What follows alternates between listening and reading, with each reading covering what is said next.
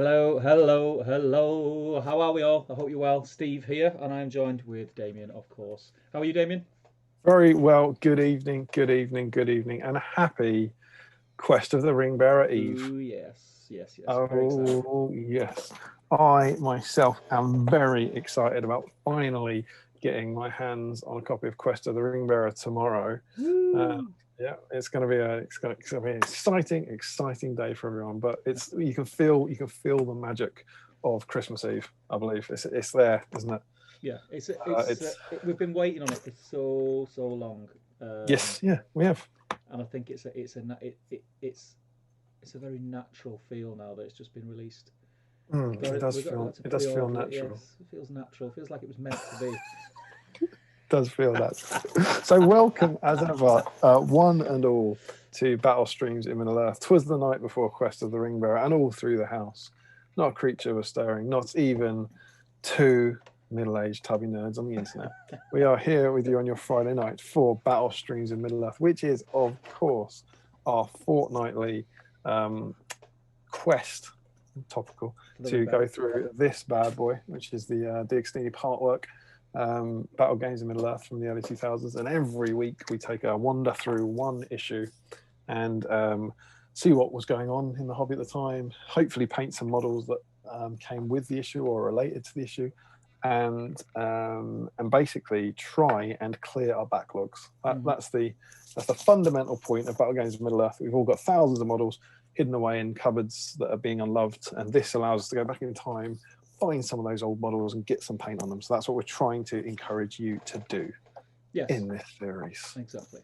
To go alongside the stream tonight, as per always, there is a thread over on the Great British Hobbit League Facebook group, which we like to call it the Whip thread. That's kind of become the nickname for it. It is what it says on the tin. As you're painting along tonight with us, if you post your work in that thread at some point this evening, we will get that thread up on screen and we'll discuss it, talk about it, and all that malarkey. So yeah, that's pretty cool. That's up there now, so go and check that out. What else, Damien? Well, I was just saying that I was going to say that as ever, you have that thread to put stuff up. But if you are working on the theme of the week, you get instant into a chance to win one of our forthcoming Battle Streams in Middle Earth dice. Sexy dice. So, as I said, the idea is not that you just keep painting whatever you're working on, but that you actually stop, go and dig around in those dusty cupboards and find something old. So, Stephen Crow, Yes. here's a memory test. You didn't know at the end of the last stream. What model did this issue, the start of the Moria campaign, focusing on the Watch in the Water, what model did it come with? None. Came with paint, my friend. Oh, he's forgotten again. Or was it the horse? There you go. Yeah, There you go. Better answer. yeah, You're right. yeah. You're right. It did come with paint. It did come with paint, but it also came with Aomer's horse, of course. I knew really. Topical.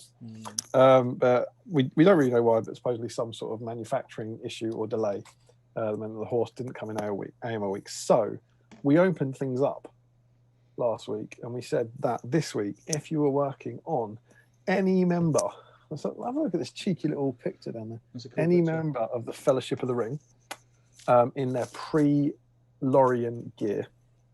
So that means you can have Gandalf, but none of them can have Elven cloaks. And you can have Bill the Pony. So any of them. If you're lucky enough to have built a pony. Yeah, I've got a certain someone's Yes, Bill the Pony up you there. have got a certain sort. I've got a handsome send it me. Bill. I'll send it straight back. I'll send it Oh, I straight should have back. actually. That was No, about no. 3 years ago. Oh, I'm going to keep that actually. Keep it forever. Or the Watcher in the Water in either of his two versions, the full model or the tentacles.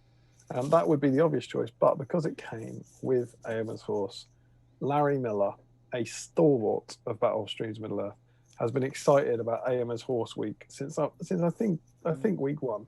It's the reason we started these streams, to be honest. Yeah, we've all been building up to Aomer's horse week. So Larry Miller, we asked him what his I don't know, guidance would be, and he said any horse.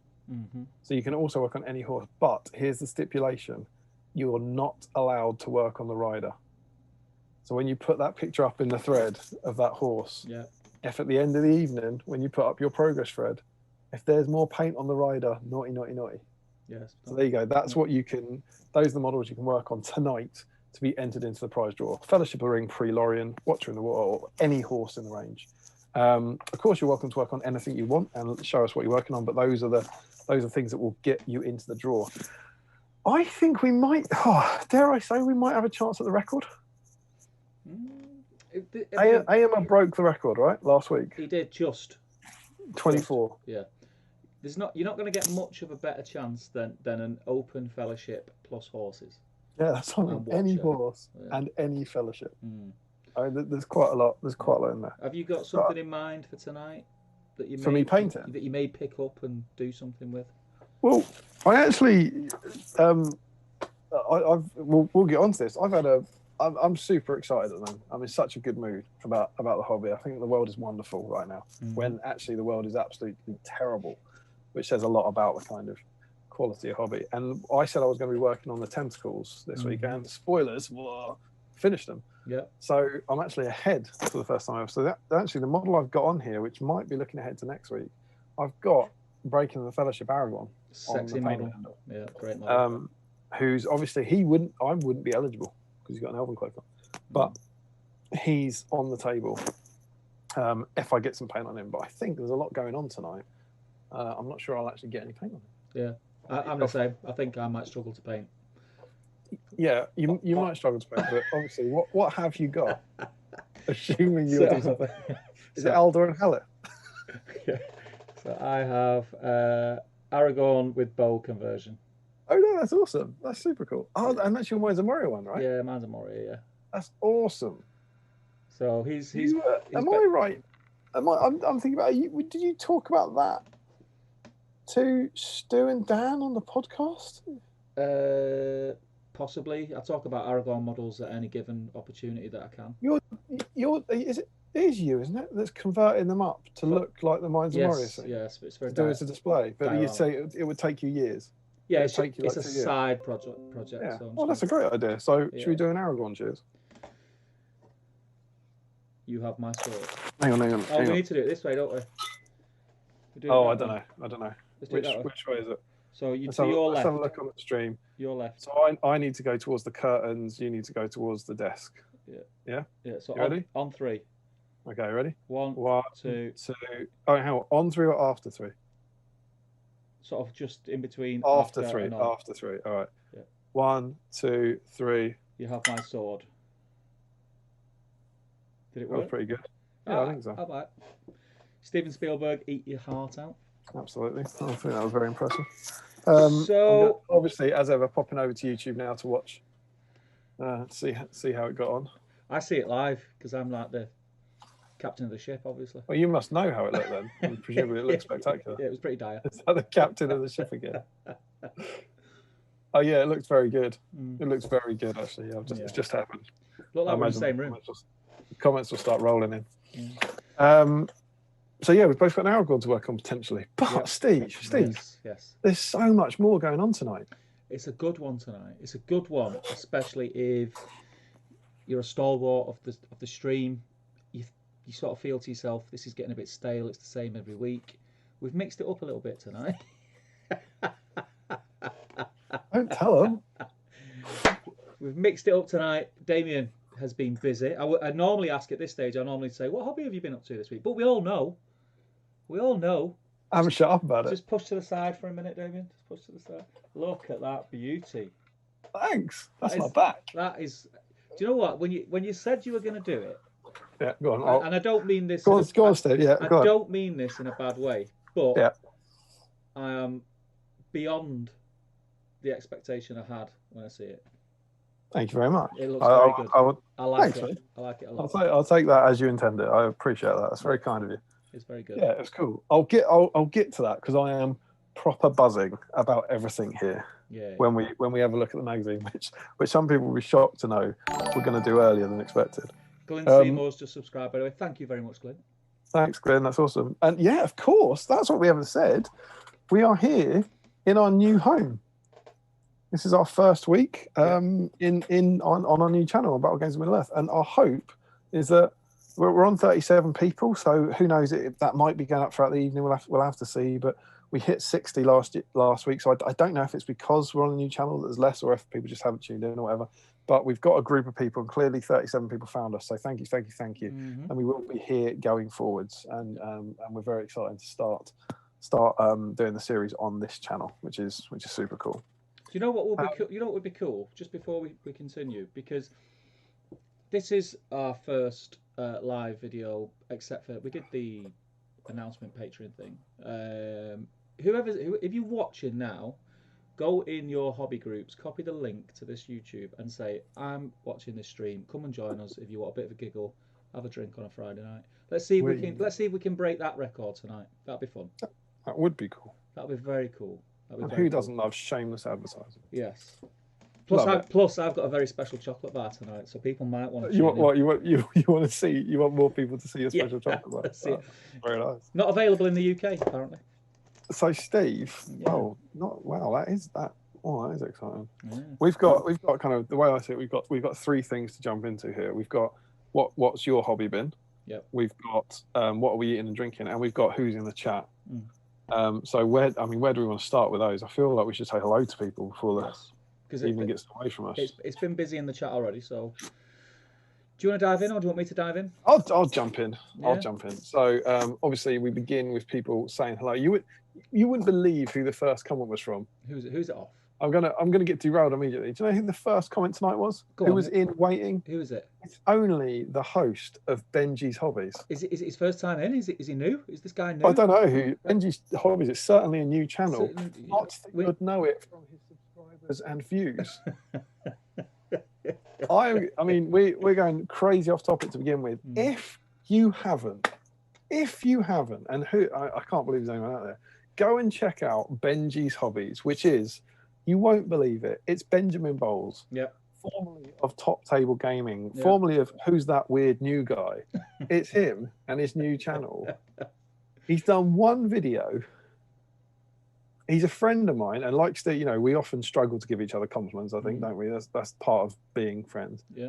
It's possibly the best hobby video I've ever seen on YouTube from like our lot. I thought it was spectacular. I said I think it was you posted it on the podcast Facebook page. Yeah. And it's kind of that moment where, because I spent a lot of time with Ben on Top Table videos, a lot of time in the studio filming battle reports, time in the evenings talking about YouTube, talking about filming.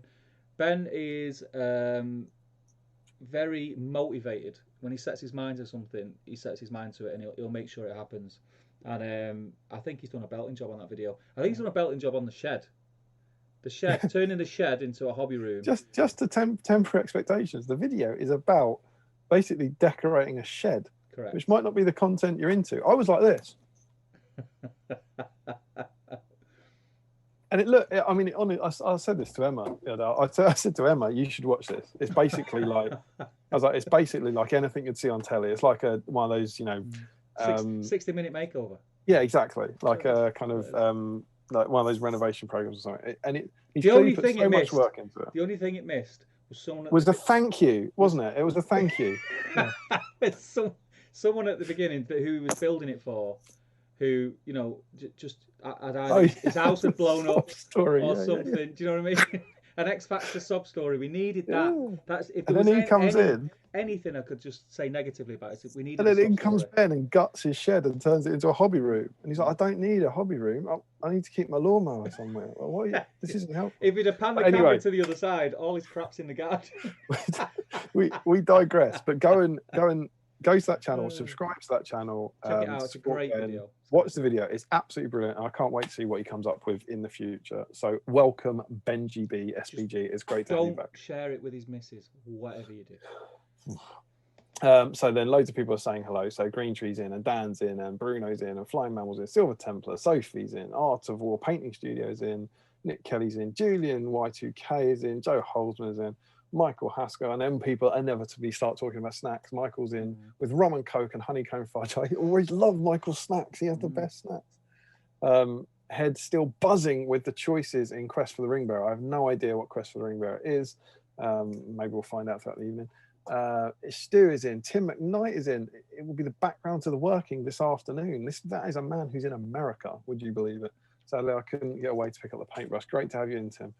Gary's in. Can't believe I've nearly finished all my chocolate. Classic battle streams.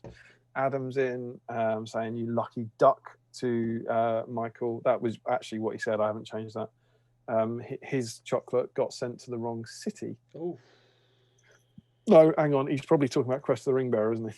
He's probably not talking about his fudge. He's probably talking about. Oh, I'm sorry about that, Adam. That sucks. Dan suggests that Gary doesn't need more patience. He needs more chocolate. Ian's in. Is there another Adam Davis in the world eating chocolate right now? He might be really happy. Ian's suggesting that Adam's chocolate has been sent to the wrong place as well. Pat Block is in. Adam's in. James's Miniature Space is in. Ian Whitehouse. Everyone's commiserating with Adam about his book being sent to the wrong place. Chris Murphy is in. It's been a while since I've seen you, Chris. It has been a while. Hope you're well, Chris. Great to have you back, mate. Adam Davis is still in. Max Malice is in. Been looking forward to the Tubby Nerd streams in Middle Earth all week. We got you covered for that. Battle Games in Middle Earth. Harry's in. He says, "Greetings, gents. Managed to persuade my better half to dip in for an hour or so before date night starts." I think date night started. Yeah. If you're watching battle streams, if you started date night here, you've got to end date night here. That's all I'm saying. And is it me, or I'm just going to read what he's written? But now imagine this is the most suggestive comment you've ever heard, right?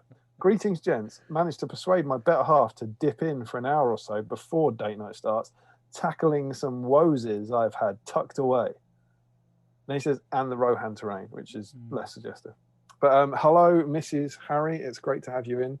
I think we suggested this to Harry. I think during the week, Harry said he couldn't make it because it was date night, and I said, bring her.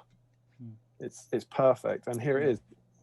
Mrs. Harry, let us know her name. Otherwise, that might be weird. Yep. Watcher in the Water v the Fellowship live. Whatever you had planned with Harry Parkhill. Ain't gonna beat this. Chris is no. Oh no! It jumped, Stephen. We got to Chris Murphy. He says, "Sadly, no hobbying tonight for me as I'm working. Although I did buy a Watcher in the Water tonight." Oh, fantastic! It'd be interesting to see how many Watchers, how many Watcher in the Waters, how many Weathertops, and how many Fellowship models have been sold in the last couple of days. I know what has. We should get on to Rob about that in the morning. It's like Barney when we sometimes say, "How many watches did you sell last night? Yeah, can I have some of that money?" Are you carrying on from Patlock? Yeah, I can do. Patlock says the Polish Battle Games in Middle Earth 19 had some paints included. Firefoot came in number 18 along with his master. So it's just. You're right. You're right, Patlock. But are you sure? That's what's meant to happen, that's what the magazines tell you. Yes. The magazines tell you that you got paint in 19. And you got AMR and his horse in 18, but apparently, if you go and search images of it, the horse came in 19. Now, of course, it is possible that the Polish didn't have that mistake. So who knows? Ronald says, "Howdy everyone, sunny day in California. Sunny feeling in my heart for." He says BS. I hope he means battle streams in Middle Earth and not something else. Yeah. Glyn says, "Good evening all. How you doing, Glyn?" Glyn, nice new profile pic on Facebook, looking very dapper, my friend.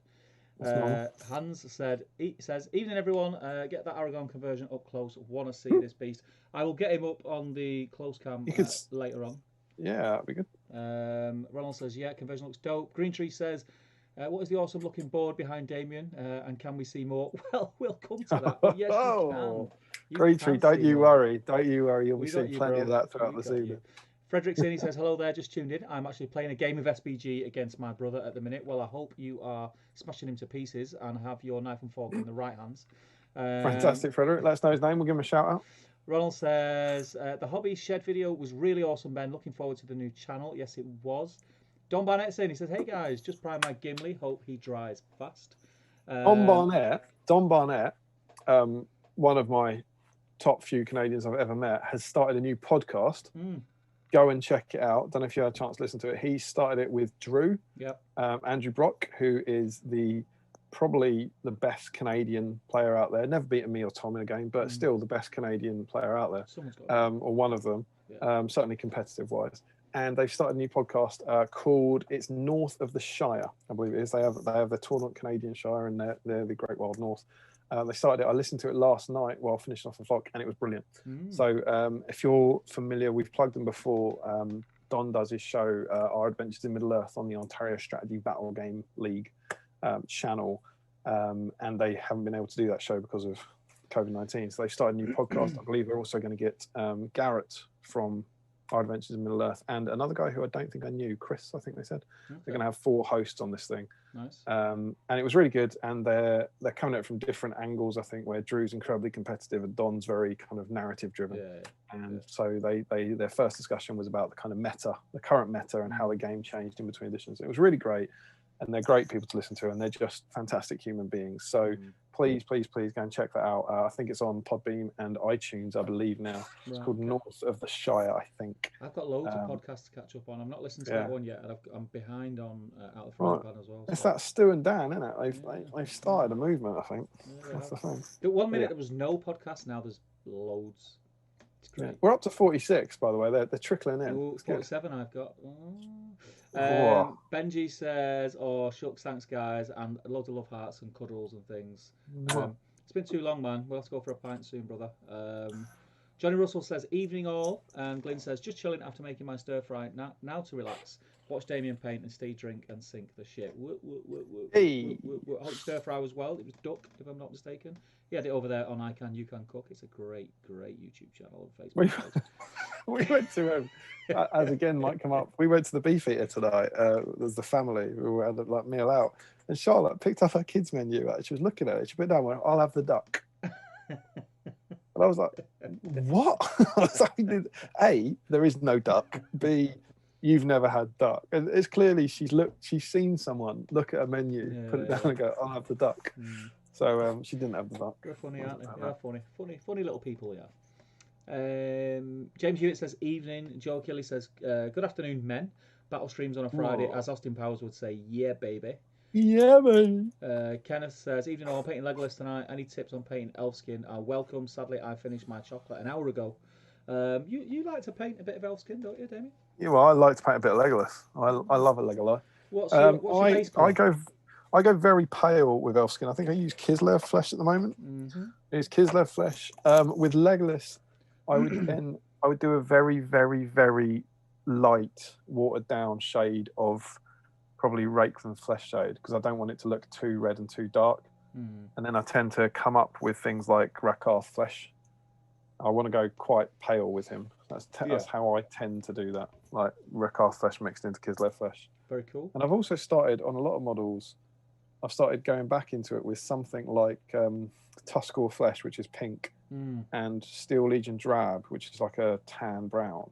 Mixing them together, watering that down after I've highlighted, and then shading with that, like really, really watered down, kind of dark pink color. And putting that into the kind of hairline to kind of, so you don't get that kind of pink and yellow bit between it. I've started doing that a fair bit, and that seems to be quite effective. I think that's what I do. There you go. Full of tips, aren't we?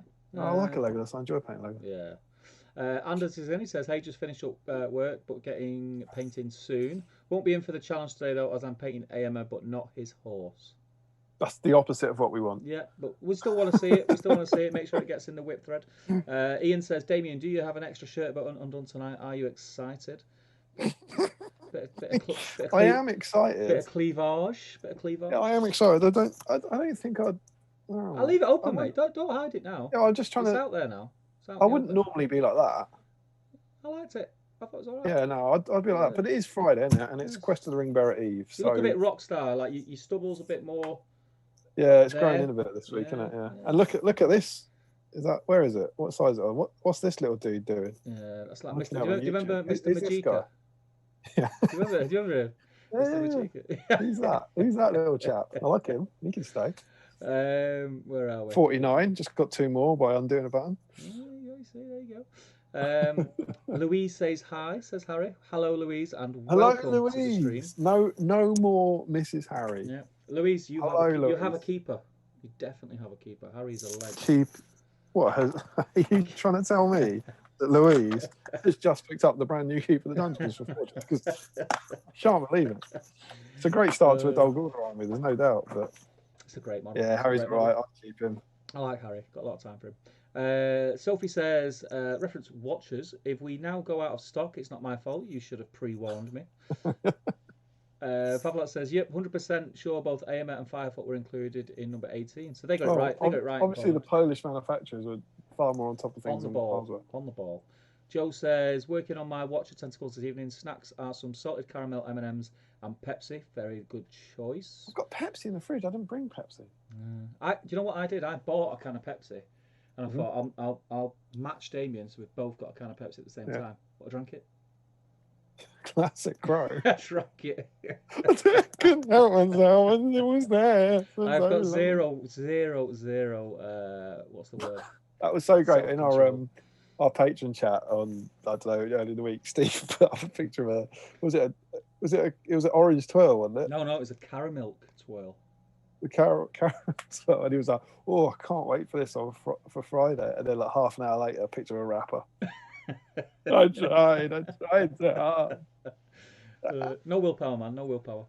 Paplot says, I don't think any mounted hero had a separate issue than their horse/warg here in Poland. Green Tree just become a patron. Thank you, Green Tree. Green Tree, thank you. Greatly appreciated. We did say that after last week we weren't going to make a big deal about it, and we're not. But if you are interested, if you would like to join our wonderful patron family, the link is in the description below. And you can head over there and join us for as little as $1.20 a month, including that, and join up for various benefits. And certainly, to my mind, the best benefit is our wonderful, wonderful Facebook chat community, which I truly adore more every single day. I put a note on there today saying this is just the best thing ever. So we basically get it's what you're seeing now, but all week long with super cool people being super nice to each other and just chatting and sharing progress and stuff. It's great. Lots of snacks in the chat tonight. Lots of snacks. It's good. If you are interested in such a thing, you would like to support us, please do go and join over that. But there is no pressure. No pressure. Zero pressure. Johnny Russell retracted a message, so he must have commented on the extra chest on show tonight. Green Tree says, I owed you the Patreon for the creepy song last time.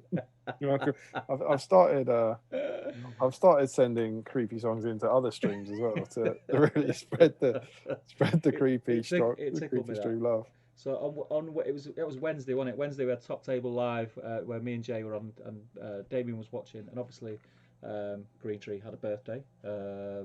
Damien then recorded said happy birthday song, which has become renowned across the Middle Earth community, and I played it out loud on speaker. It was touching. I was touched by it. Yeah, right down in your soul. Yeah, I was touched. I don't know if I was touched in a good way, but I was touched by it. Stephen Sparks says, good afternoon from Arizona, gents. Been looking forward to the stream. Well, welcome, Mr. Stephen Sparks. I hope you are well in Arizona. Johnny Russell says, what would be good colours for a Moria cave troll? Grey and beige. I can't remember what I used. Mine is oh god, I'm right at the end of my tether here. I'm looking. Can I get him? I think I went the Fang and a Shelter. Okay. So mine is a really long time ago now. This is like 10 years old. Let me see if I can get this down there. How's that? Is that any good? Yeah, you can see it. Yeah. So that was mine from a long, long time ago. I think it was mainly dry brush and stuff. It was a sort of Codex grey in the background, I think, and then what's probably like bleached bone and I don't know really. Back then, it looks a bit Steel Legion drab in the background now. That's the sort of thing I'd go for. If I was doing it now, I'd probably do Steel Legion drab as a base and work up through Baneblade brown and Rakarth flesh, because there's not a model in the world that isn't improved by putting Rakarth flesh on it. Yeah, and then the grey is probably Corvus black through Storm Vermin fur and up to Dawnstone or something like that. Yeah, I think I used the Fang and a Shabti and then sort of different blends within. The Fang's got a bluey hue to it. Yeah, I use an airbrush, so I got the blends really nice with it. It was really good. I've got space for an airbrush. Yeah, I'm not surprised. I've seen the state of your room the other day. It was a shocker. It's pretty beautiful now. It's in a good state at the moment. I had a proper clear out. I tidied it up a bit. You're I only, like this. you're only kidding He's yourself, Damien. He's a very old model of mine, but I do like him. I've got another one in there. Cave trolls are great. Got one with I two posted it in one of the groups the other day. Like cave trolls, still up there for me. They're still some of my favourites. I think it's because of early the now as well. visual. Yeah. Where are we? Paplot says, I don't blame Damien for his looks. My shirts unbutton themselves whenever they see Steve too. Yeah, boy. It happens. It does Yeah, happen. it's an affliction. It's an affliction. Ruth says, happy birthday to Green Tree. Yes, happy birthday to Green Tree. And Ruth, I hope you're feeling better. I know you were poorly the other night, so I hope you're feeling a little bit better. Sending all our love. And Green Tree gives a thumbs up. And we are caught up on the chat. We are not quite caught up. Okay. You wouldn't believe it. There's another person sneaking a view in who isn't in the chat. It's only Rob Cron, one of my favourite Americans in the world. He's watching for a while. Sneaky watching. But he wants to say hi. He's not on. I don't really know. He's not on YouTube. I think it was him that can't comment on YouTube because either he's inept or because Steve hates him. Remember, like his comments weren't showing up. So maybe it's that he's there, but he doesn't trust the YouTube commenting service, so he's messaged me. But yeah, Rob's watching as well. So great to have you in, mate. It's awesome. So there we go. We are caught up on chat. What's your drink and snack of choice tonight? So I have gone with the old classic Budweiser.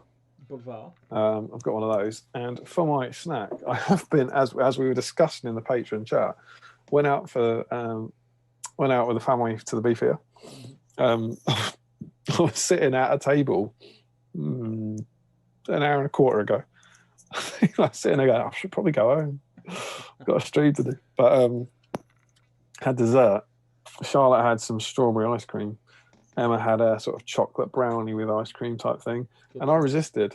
Because I was like, well, you know, I probably need to save space for the battle stream snack.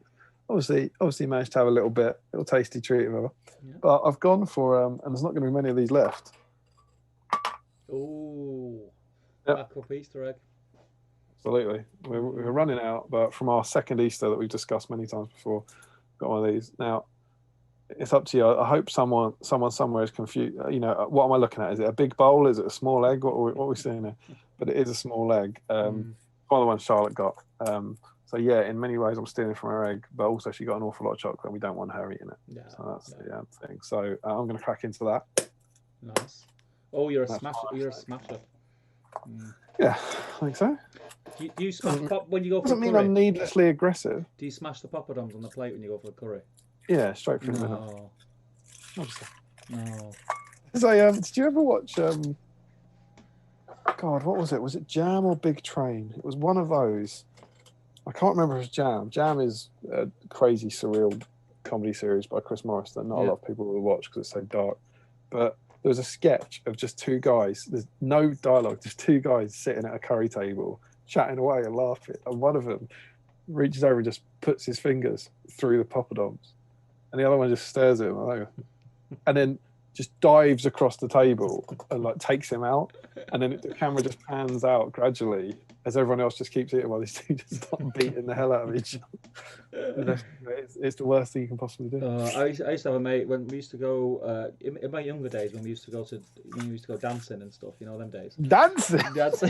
And dancing bears.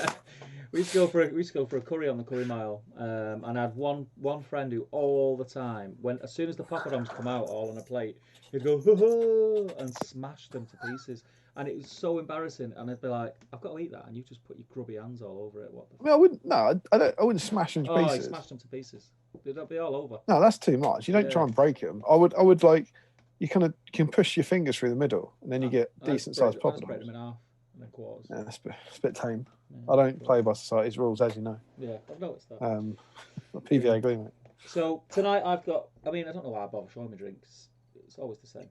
Never change. Consistency, reliability. They're good qualities, man. And then this is I'm excited for this. Same chocolate bar which I previewed and couldn't resist. So I went to the special shop and bought more. It's a caramel twirl. Not available in the UK. Is this the one you ate in the midweek? Yeah. You have to go and buy another one. I have to go and buy another one. Excellent. Yeah. Caramel twirl. £2 each then. £2 each. So talk me through this. Like 12's Cadbury's, Yes. which is British. Yes. So why is it not You can't available buy. in the UK? So they don't do these flavour twirls in the UK. This is apparently only available. I could be wrong, but I think it's Australia. Australia? Yeah. No wonder it costs £2. Yeah, £2 they are. So there's a Get shop. lucky onto it. There's a shop. We've got like the Manchester Ship Canal goes past where all the farms are near me. On the other side, there's a little village and there's a shop there. And for some unknown reason, just bizarre reason, their gimmick is that you can get treats from there from around the world. So they've got like American treats and everything like that. I mean, it costs an absolute fortune. £2 each those are. So I bought 10. 10? I've got about 3 left. Did you say it was around the corner from you? And there's 2 here. Well, is that because you've actually got 2 left? It's about. There's 1 in the fridge. There's 1 in the fridge for the final episode of Des tomorrow. That hasn't got a chance of making it to the final episode of Des. So, how far away is this shop from you? About 15-minute drive. 15-minute drive. Yeah, that's worse getting 10 then. I thought you said it was around the corner. So what's that's caramel? That must be caramel. What's the milk bit? Is that the milk chocolate? Them chocolate bars, Caramac. Yeah. It's like that flavour flake covered in normal milk chocolate. It's very nice. Very cool. That's a good chocolate bar, man. As always, guys, let us know what you are working on eating-wise. That's just as important part of your whips. Remember, as ever, if there's anything like that you want to share in the whip thread and confuse the hell out of everyone on the GBet show, that's absolutely fine. We entirely endorse that sort of thing going on. But yes, so there we go with our snacks and so on and so forth. A couple more comments. Gary's suggesting that maybe my shirt button popped off and it might be in the bin. There is a reference to bin gate from last week. The bin has been moved to this side of the room at the moment to prevent it from. It's actually working as a handy table at the moment. Green Tree, his snack tonight is Cadbury's Dairy Milk with Dime Bar pieces. It's very cool. I love a Dime Bar. Battle Games in Middle Earth, cup of tea and Smarties, classic date night. Classic date night. Also love Chris Morris. Brass Eye is legendary. Yes, it is. Dan Colliston says, yeah, it was jam. Kevin Eldon is the Poppadom Smasher. And yeah, I think that's honestly all I could possibly say about jam on this stream without offending someone. But if you are over the age of 18 and you're not easily offended, you could do far worse than going and checking out Jam, which is the funniest and weirdest show I've ever seen in my life. Chris Murphy is working on Tea and Fox Classic chocolate biscuits. So we're caught up on the chat, which is very exciting. We should briefly touch on, I think it'd be mad not to, the craziest exciting thing that's happened. It is Quest of the Ring Bearer Eve. It is.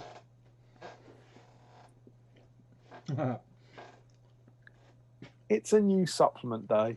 And it is a new supplement day because we're going to see you in. It's like one of those telethons or whatever. We're going to get past midnight. It's going to be Quest of the Ring Bearer Day. I was delighted that this arrived today, completely out of the blue. Yep. I'm going in.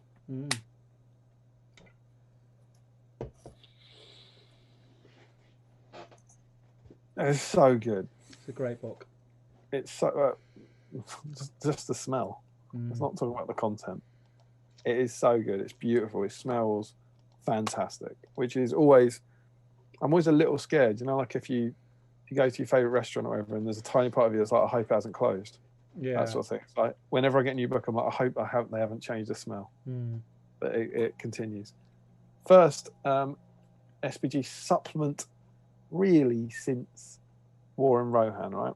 We've had the match play guy, we've had the best of White Dwarf, but in terms of kind of juicy supplement, it's good. We chatted about this. We did. We're not going to talk about it tonight. No. Like, certainly much. A lot of people won't have it yet, and we don't want to spoil it. I haven't read most of it. I was delighted when I got it and kind of flicked through it and checked out a few bits and bobs. But I love getting a new book and reading through it, and we don't want to ruin that for anyone. So we're certainly not gonna be going through it. I believe. Are you guys filming an unboxing tomorrow or an unreading or whatever it is? Yeah, so we When it do arrives? a quick review over on Top Table Gaming. Cool. It'll be out at 10 o'clock.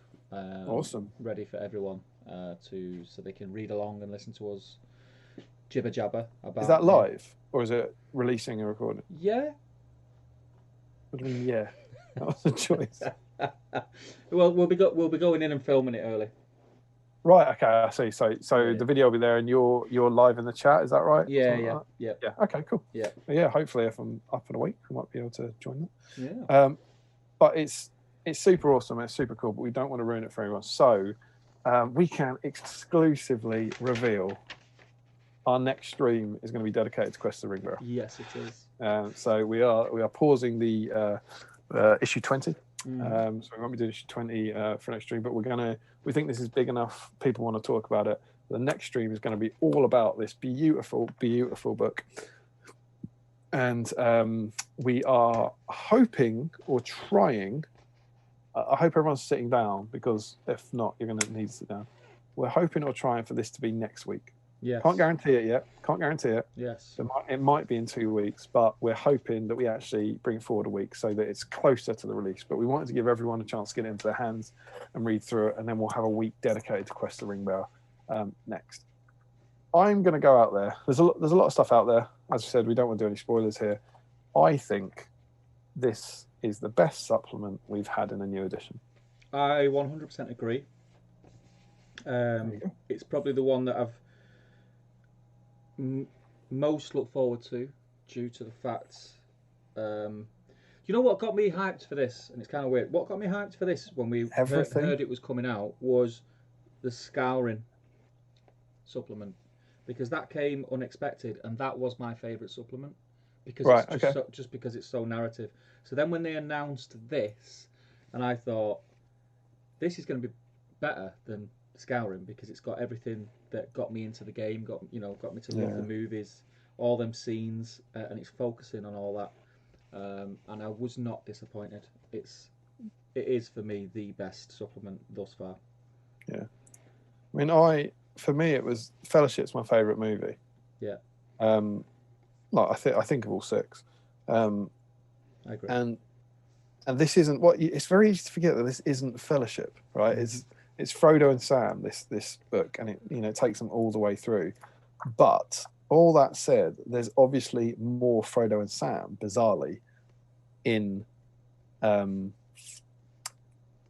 Fellowship than in the other twos. So a quick count: 1, 2, 3, 4, 5, 6, 7, 8, 9, 9. So there are 28 narrative scenarios. Is that right?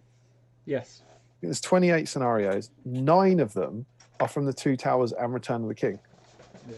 So that means 19 of them are from Fellowship of the Ring.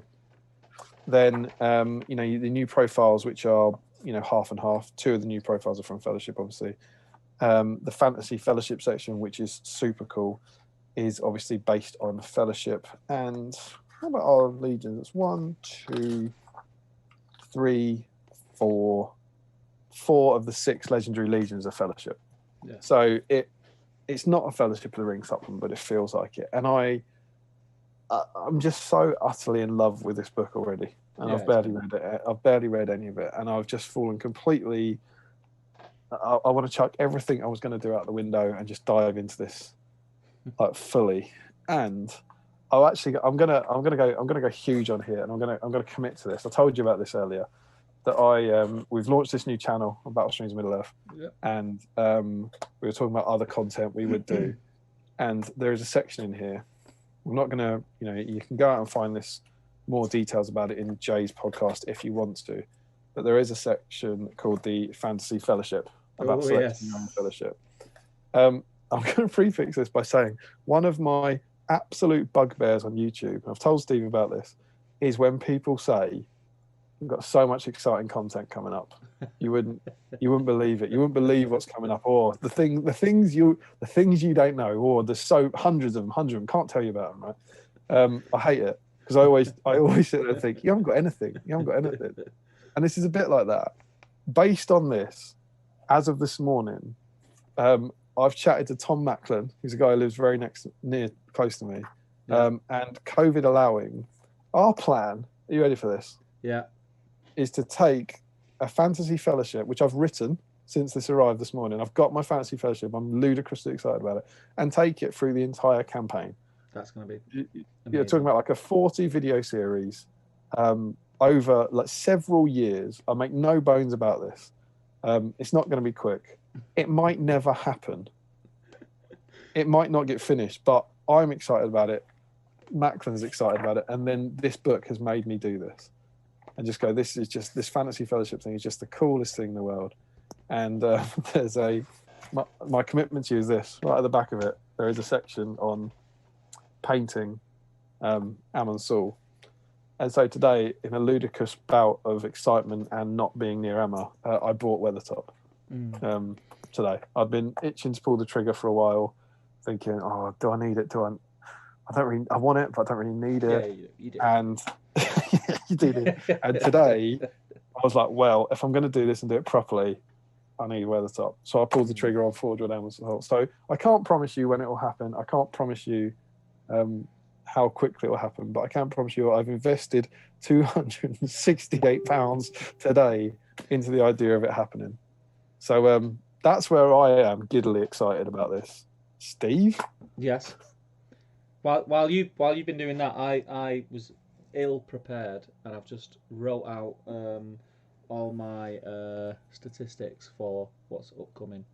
Oh, very nice. Yes, but yeah, I'm excited for that. That sounds really good. When you told me about it, I was like, yeah, it is a good idea. It will definitely start. It will definitely start. Definitely start. I can't tell you it'll finish, but it'll definitely start. What about you? Have you got plans for this? Yes. So there's loads of plans. There's stuff that I want to do. You're gonna say it, aren't you? You're gonna say it. What? There's so much exciting stuff coming. Got so much coming. No, the thing I'll tell you what I'm most excited about. Well, there's two things actually. So the first thing is the Fantasy Fellowship, obviously, because me and Jay are going to build our own without seeing each other's, and then just announce them, and we're going to have a face-off with the two fellowships on a 2x2 board just for lols. Very cool. That's going to be cool. But the main thing I'm looking forward to, this book has got me so hyped for getting back into terrain building and board building, because it's been a while. It's been 6 months since I did anything. And every page I turned through the scenarios, I was like, I need to build that board. I need to build that board. I need to build that board. I need to build that board. So yeah, I can't wait. And I'm gonna do some terrain videos. They'll obviously be over on Top Table. But I'm really just can't wait to get stuck in. Cannot wait. The other thing about this is, and we saw this in the first Warcom article about this, the photography in this is amazing. Yeah. And in all the other supplements, I haven't thought the photography is bad. But the photography in this is through the roof. So I won't do all of them, but look at that. Yeah. Look at the end of all things. Is that all right? Mm-hmm. Yeah. See that photo? Totally agree. Amazing. They've got proper artistic photos in here, and they all look like they're on different scenery. They don't look like they're on the same kind of hills and woods and just jiggled around. Yeah. It's absolutely beautiful. Yeah. It's just, and then the legions are fantastic as well. For match play, match play is not a particularly big thing at the moment, given there's no tournaments. But the Breaking the Fellowship looks amazing. Kira Thungol, Black Riders, and there's 4 of them that are really exciting. Lurtz's Scouts for me is one I'd really want to try. It looks like it's just a lot of fun. Yeah, I don't really care about the Rangers of Ithilien because I haven't got them. Yeah. And the Moria one again, I haven't got a Balrog, so it doesn't really do anything for me. But the other 4, I'd love to try out. I think they're super cool. Yeah. So, 100%. If it hasn't arrived to you yet, you're going to have the best weekend ever. This supplement is amazing. Yes. And I reckon in our next stream we'll take a really good dive into it and chat about everyone's favourite bits and stuff. But let us know. We'll try and keep this spoiler free in the discussion, I think, today, because we don't want to ruin it for anyone. But those kind of instant, super awesome, fun reactions, we'd love to hear from you. Yeah, I'm looking forward to the chat next week. Yeah. About the Fantasy Fellowship. Yeah. What people are going to think of taking and why. There was a moment today where I had like 4 of them that I knew who they had to be, and it has to be 750 points. And then you're working the others out, and oh, that won't work, and oh, in my timeline he's dead, and oh, that won't work. And there was just a moment where I had 150 points to fit my last 3, and it just suddenly it worked. I was like, it was 150. I was like, I was like, that's it, it's done. I was like, you can like stepping away so you don't knock it over. I was like, that's it, it's complete. Yeah. And it's better than the real Fellowship. No. Are you going to give your ring bearer away? Who's your ring bearer? I will I can give away the first 2, but my plan, genuinely, which I'm proper excited about, is that you won't know until you meet them in the campaign. Yeah. That's how I want to do it. Yeah. I'm going to start it. It's going to be young Bilbo. So Martin Freeman Bilbo as the ring bearer. Yeah. And it's going to be set after The Hobbit, and when he's come back to Bag End, and then basically I'm going to jump the timeline forward. So they find out about the ring earlier. Yeah. And then Bilbo has to go off. And so his companion is going to be Balin. Nice. As Balin comes to visit him at Bag End. Yeah. So Bilbo's the ring bearer and his companion's Balin. But that is all you're getting. Yeah. For 6 to 7 years. Yeah. Yourself? I'm like you. Young Bilbo is kind of top on my list just because I really like him. Although there is a big chunk of me that wants to have Smeagol as my. Yeah, that's cool. Yeah. So I don't know which way I'm going to go, but yeah, it'll be. I think it's going to be young Bilbo and one of the 13. Obviously, I don't know. One of the dwarves, should I say? Oh, I see. Got you. One first coming. Yeah, it's the rest of it is up in the air. Haven't got a clue. But I might. Scarron in the Shire has done so much for it, hasn't it? Because you've now got 13 other or 10 other Hobbit heroes to put into the mix. Super cool. Yeah. But right, anyway, listen, we're going to be talking about all that next week, aren't we? Yeah. So tonight, are we timescale wise? Are we thinking? Yeah, I think we can jump in. So we'd normally be doing this at about midnight, but the whole point of this issue, of course, make sure you're getting your pictures up in the whip. Sorry, by the way, so I'll have a look at this. Whole point is to have a dive through one of the old issues, and we are on issue 19, which is the Watcher in the Water attacks the Fellowship. And it's got this really quite spectacular, I think, little image there. Yeah, it's cool. Looks awesome. And then this kind of bigger one here, which is super cool. And this, of course, this is incredibly creative as an issue because it comes from a time when there is no Watcher in the Water available at all. So we get this, we get a kind of classic entry to Moria. And then inside our playing the game section is linking battle games. So I'll read you the intro paragraph. The battles of the Fellowship are set pieces in a greater story. Beginning in this pack, we follow the heroes through the mines of Moria, where they face a series of deadly encounters. Here we look at how you can link your games together to tell an ongoing story. So with this issue, we're starting I think it's a 4-issue narrative thing through Moria. We just had the 3 issues through Wrath of Rohan. We've now got the next 4 are all going through Moria. And you have this article. So we've got this double page spread here. And I think there's another 2 pages. And it's all about linking games together. And in 2020, this is really interesting. It's nothing groundbreaking. It's nothing that is going to blow your mind now, but they're really, really good ideas. And they look back at previous issues and suggest how you could link things together. So they talk about the Moria one. They've got little previews here. So they talk about, I don't know if you see that, how you go from like Moria to Balin's Tomb to the Dwaradelf to the Bridge of Khazad-dûm, and all that sort of stuff. And then they talk about linking your games. They talk about weakening your heroes. So they the battle report we played on your board with Gandalf v the Ring Race. Yeah. They talk about that and the idea that he starts off weaker. That might be something you want to do in your narrative games. They talk about adapting your existing scenario. So this is quite cool. So, for example, the Burn the Village scenario from Pack 9, which involved a band of Uruk-hai pillaging Rohan farmsteads. That was a few issues ago. And then after that, you play the Wrath of Rohan scenario. So 2 completely unrelated scenarios. You can play them together to be a kind of ongoing story. And then they also talk about adapting things. So like changing the combatants in some of the old scenarios that we've already played, which is good. And then talks about balance and stuff.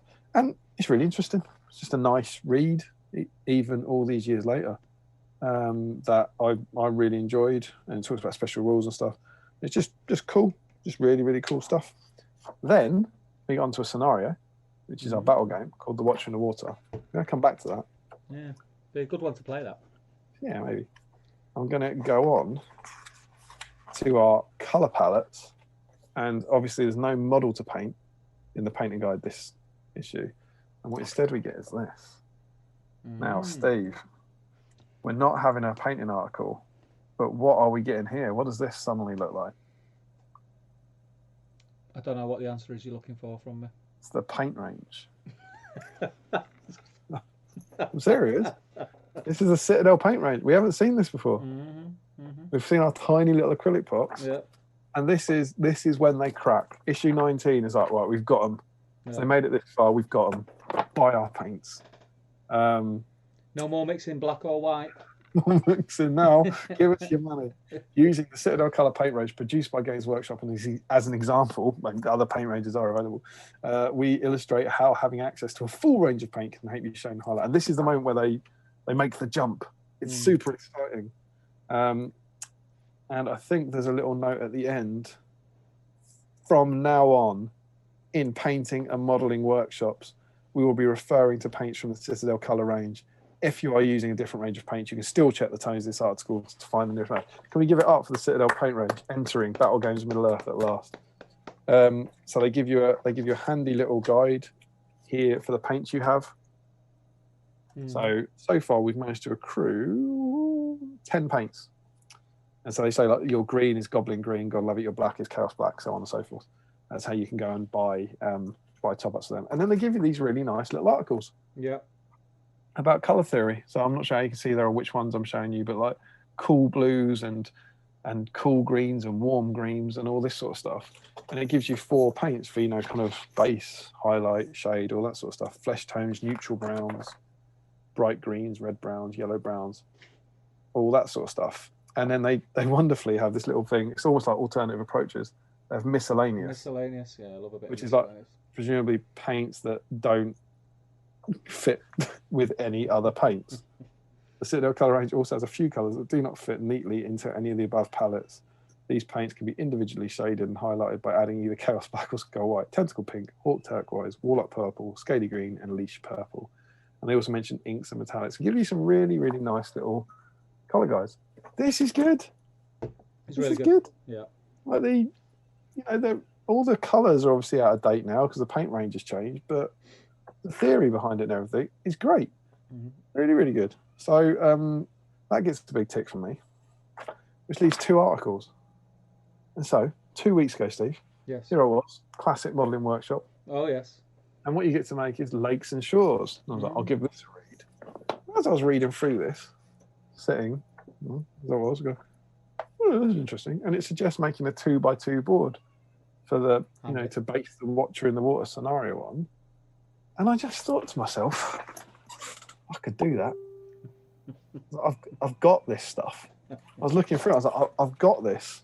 And so, in true, I went full Lachlan Linton Keen. And I was like, why not this week Grew for the your fun? hair? Yeah, grew my hair, lived upside down. I was like, why don't we have a crack at doing it?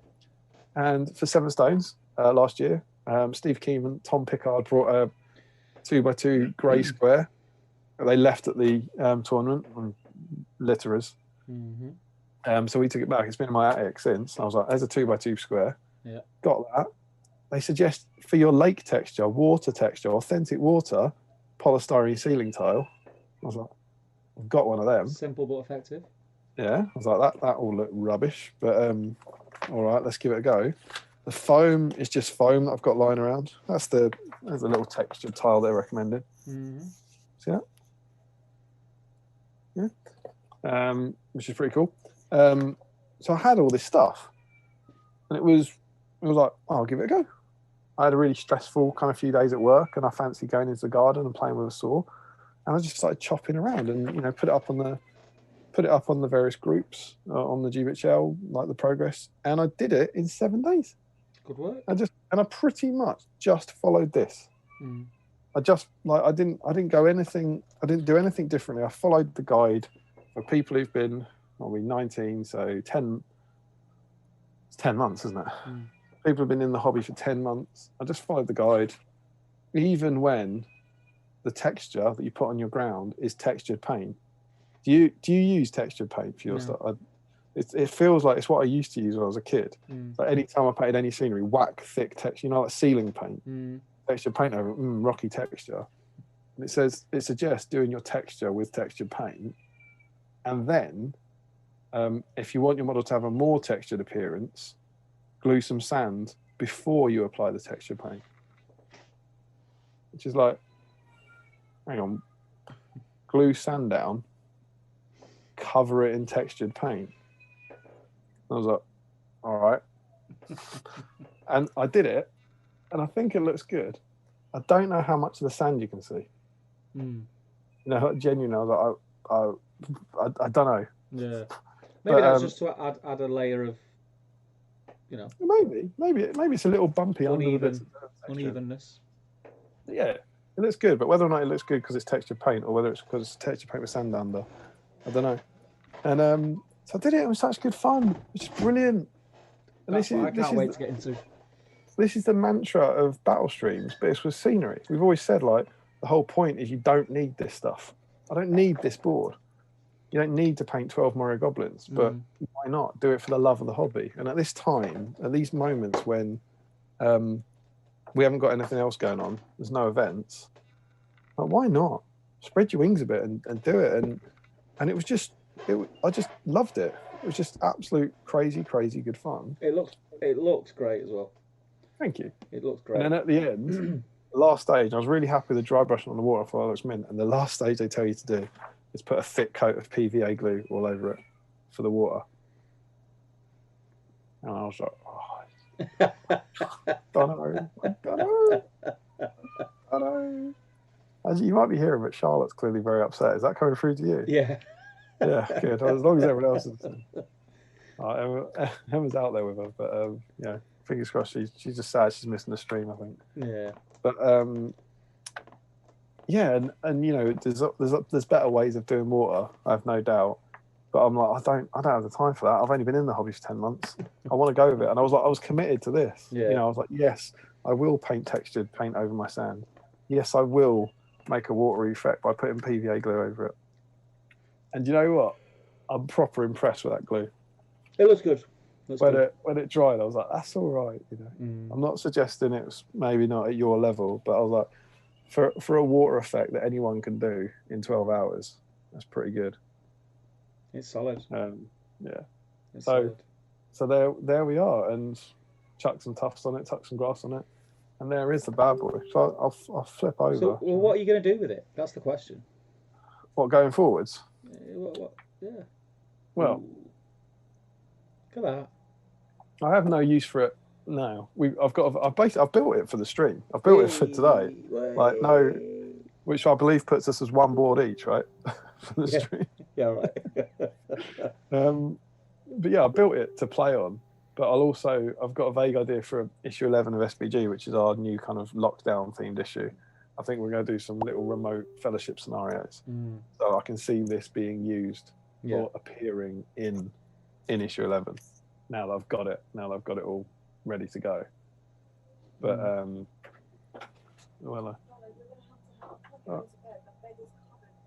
right, I'm coming. All right, well, you chat to the guy. Okay. And we'll be back as soon as possible. I'll jump back in the chat with everyone. Okay. Where were we up to? Let's have a look. Let me find where we're up to, and I'll run through the chat. We did Green Tree's birthday. Johnny Russell says, I'm on cornflakes as I have nothing else in the house. There's nothing wrong with cornflakes. Cornflakes, I remember as a kid with cornflakes, I could only eat cornflakes with a thick layer of sugar over the top of them and drenched in loads and loads of milk. I can eat them just on their own now, but as a kid I hated them on their own. Cornflakes are a good shout. Harry says, what do you guys think about Spoilergate? Spoilergate's one of them things that I think if you frequent Facebook, you kind of just got to accept it, I think. I don't mind spoilers. I would happily not have them, but I don't mind them. They don't, if I see a post that's obviously a picture of a book that's coming out or a model. If I don't want to see it, I'll just scroll past. But I do understand how it can be frustrating for people. But that is the internet, and I think if you sort of start fuming about it and smoke coming out your ears, you're only going to end up doing your own head in with it. What about you guys? What do you guys think about it? I don't mind it, but I can take it or leave it. Ronald says, glad Jay nailed the smell of the book. Yes, can't beat a new book smell. Dan says, I'd go a step further and say it's the best Middle Earth book, full stop. I'd have to agree with you, I think. And I'm only just, I've only literally just like thumbed through it a little bit. I read about the Fantasy Fellowship, how to build that, because I was interested how that would work. We've had a look at the scenarios, not in depth, but I really like the book. I think it's. There was a little bit of me that was worried because I was looking forward to it so much, and I kind of hyped it up in my own head that it was going to be great. I was worried that I was going to be disappointed with it, and that wasn't the case. So that was good. That was amazing. Chris says, if you're looking for more content ideas, how about getting Damien sitting on a sofa with a bigot and talk about washing machines, dado rails, Freddos, and cups of tea? We need that back, don't we? We need that 100th episode, I think. They need to make it happen soon. Really do. I miss it. Harry says, you can't make those promises when the 100th episode of Rocks Weekly featuring MESPG is yet to be released. Exactly. Paplot says, can't wait to see at least one episode of Damien's Fantasy Fellowship. That's going to be awesome. I'm looking forward to that big time. Really looking forward to that. My compadre Jay is in. How you doing, Jay? Good to have you, pal. Green Tree saying hello to Jay. Art Wars, Gaz is saying hello to Jay. Paplot saying hello to Jay. Michael Haskell, Damien, did you fess up to Emma then? Oh, what? Don't know. What Oh, Forgeveld. Yeah, it must have been, yeah. He's probably talking about Weathertop, yeah. Funny story, I told her. And she said... Could you not tell by the tone, Michael? turns out if you cover the bed in stuff during the day that you don't tell your wife about, when she tries to carry your crying toddler into the bed in the dark, she'll be furious. Pro tip. Like, yeah, there is a lot of stuff on the bed. You're right. It's a fair point. So I said to her, we were chatting about it, and I said I bought Weathertop, and she said, how much is that? And I said, so what did you do today? And she told me about a day. And I was like, oh, I've never actually seen that work before. Got away with it, mate. Got away with it. Yeah. Got away with it. Let's just hope she doesn't watch these back. That's the thing. I don't think that's a risk. But we talked about it later. She was like, because she said, is it triple figures? And I was like, yes. If you have the pennies, it definitely is. Yeah, I was like, yeah, it is triple figures, yeah. But it's not just triple figures. Yeah. It's some way up. But she's cool. It's all right. Yeah. Fine. You earned it, mate. You earned it. Yeah, I did. Gaz and Jay are talking. Green Tree's asking, is the Watcher in the Water model plastic or metal? It's Finecast, right? Or yeah, Citadel resin. Citadel resin, yeah. Paplot says the currently available one is resin, yeah. The old technical one is metal. Jay says to Gaz, just adding finishing touches as we speak. He's talking about the battle report for Sunday. Paplot says, my pleasure. James Hines says to Paplot, I'm good, mate. You? No, Ollie isn't cool enough to join the stream. Who's Ollie? Ollie must be... Is that Frederick saying that? No, that's Paplot asking James Holding. Oh, I don't know then. I thought it might be Frederick's brother that he was playing a game with. Green Tree says, Jay, when are we getting that battle report? Is it this weekend? Yes, and Jay's confirming it is on Sunday. Is that Finnegan? Yes, Mr. Finnegan. Oh, he's in. Didn't realise. Good to see you, Jay. Thanks for fighting my corner the other day with Steve. Appreciate it. Everyone knows the truth. They know the truth. James says, oh yeah, I forgot there's an age threshold for creating a YouTube account. Poor Ollie. Ollie must be maybe his son. He says, doing well too, had a pretty exciting week. Green Tree says, awesome, looking forward to it. James says he does actually have a YouTube account, he's just not here. And then he says, is this James Holding, you're saying? Yes. I'm pretty sure that's a brother. Is it a brother? I think that's a brother of James. Okay. Ollie. Okay. He says, can't wait to see whatever you post in Paplot's Painting Corner. Joe Hosman says, so Frosties Wednesday. Yeah, pretty much. I love Frosties. We talk about cornflakes. They're great. Someone's eating cornflakes, and I was saying, as a kid, if I used to get, when I was in like primary school, I used to get cornflakes in the morning for my breakfast. I used to wait for them at the table. My mum would bring them in, and then she'd go off and do whatever else she's doing in the morning, getting things ready. I'd then sneak back into the kitchen and put about 3 tablespoons of sugar over the top. yeah. Homebrew Frosties. Yeah. Not as good as Ricicles, but no. God rest their soul. Yeah, it's terrible. Why would they do that? I don't know. For Icicles. Paplot says there should be some new photos tomorrow. At the minute, I'm working on 6 Rohan horses. No access to a camera now, unfortunately, says Paplot. James Holden can't wait. Paplot says glad to hear that, James. Ollie's confirming. James is confirming Ollie is his brother. So that's good to know. Andrew Brock says hello, gents. Andrew Brock, because I live and breathe. Thanks for the shout out on the podcast. I did lose to you, Damon, but it was still my favourite game of MES. Still my favourite game of any SBG of all time. You're a top class player and an amazing guy.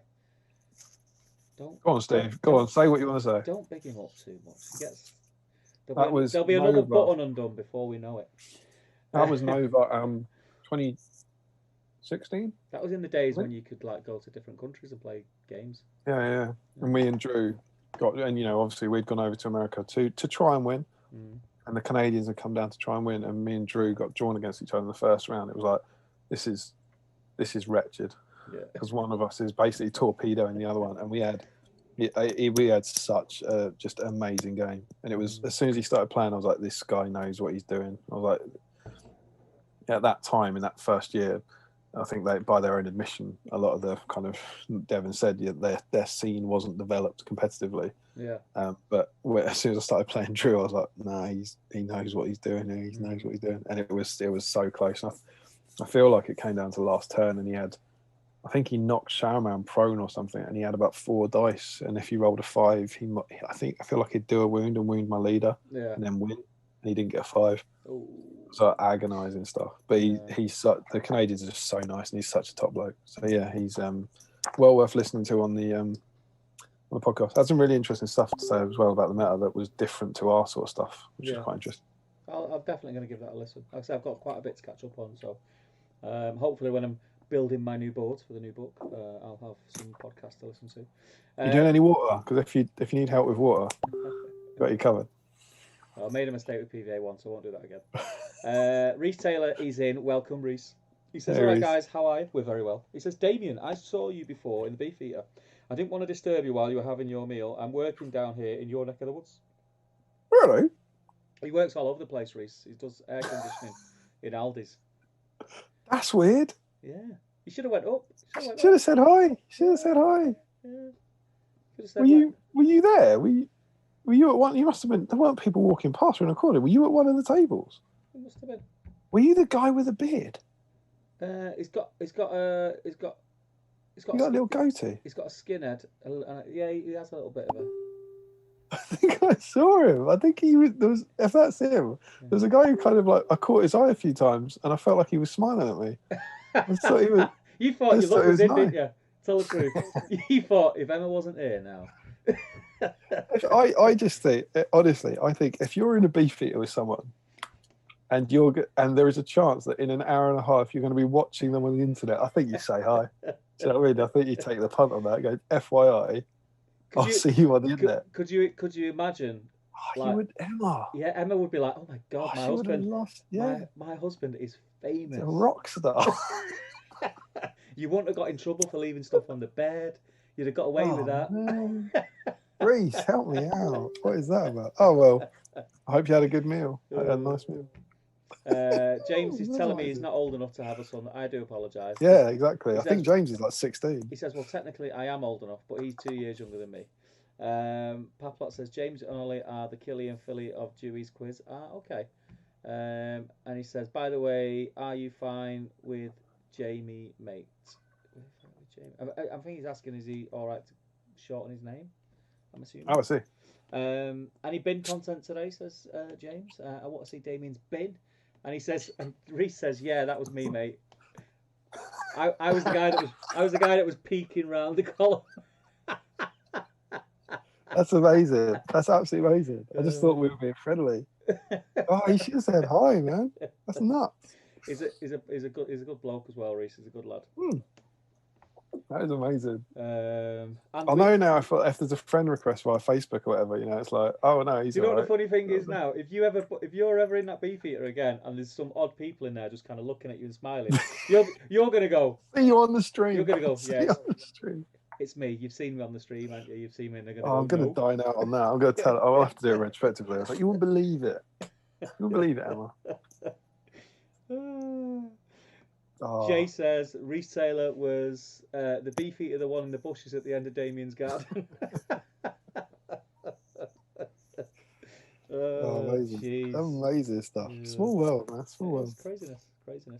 We're caught up on the chat. So, do we have anything special that we're doing for these guys tonight? But yeah, we do, because we have one article left to talk about in the magazine. Okay. Just before we get to that one article, I know Larry's not here, but he'll be coming later. He'll be furious if we don't. Alternative approaches for the lake. Sadly, it's not to put the lake on a hill. It's different bases. Nice. Because this is actually suggesting, I've made a board. It's actually suggesting you make this to put on a board. Okay. So it also you base the ceiling tiles. This is going to make you throw up. The ceiling tiles are the base of it. Right. So I've glued a ceiling tile onto a piece of foam, whereas they're saying you just have a flimsy ceiling tile. Yeah, a 2x2 ceiling tile. And if you actually see their final thing, which still looks pretty good, you can see it's 4. Yeah, you just can't touch it though. Yeah, obviously you can't move it.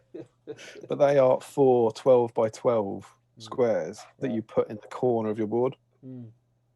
So they basically made a lake to put in the corner of a board as opposed to making a standalone board, which is of course more useful. And the alternative approach is don't put it on a ceiling tile. That's mental. It's while polystyrene ceiling tiles are easy to work with and widely available, you may prefer a more hard-wearing base material. Yeah. And then it's saying glue it to hardboard. For the love of God, glue it to hardboard. Good advice. Solid advice. A few pages into the tutorial, After you finish making it. That's not alternative approaches. That's like, right, planning the lake, making the base perfect, make a different base. What? Hang on. What is?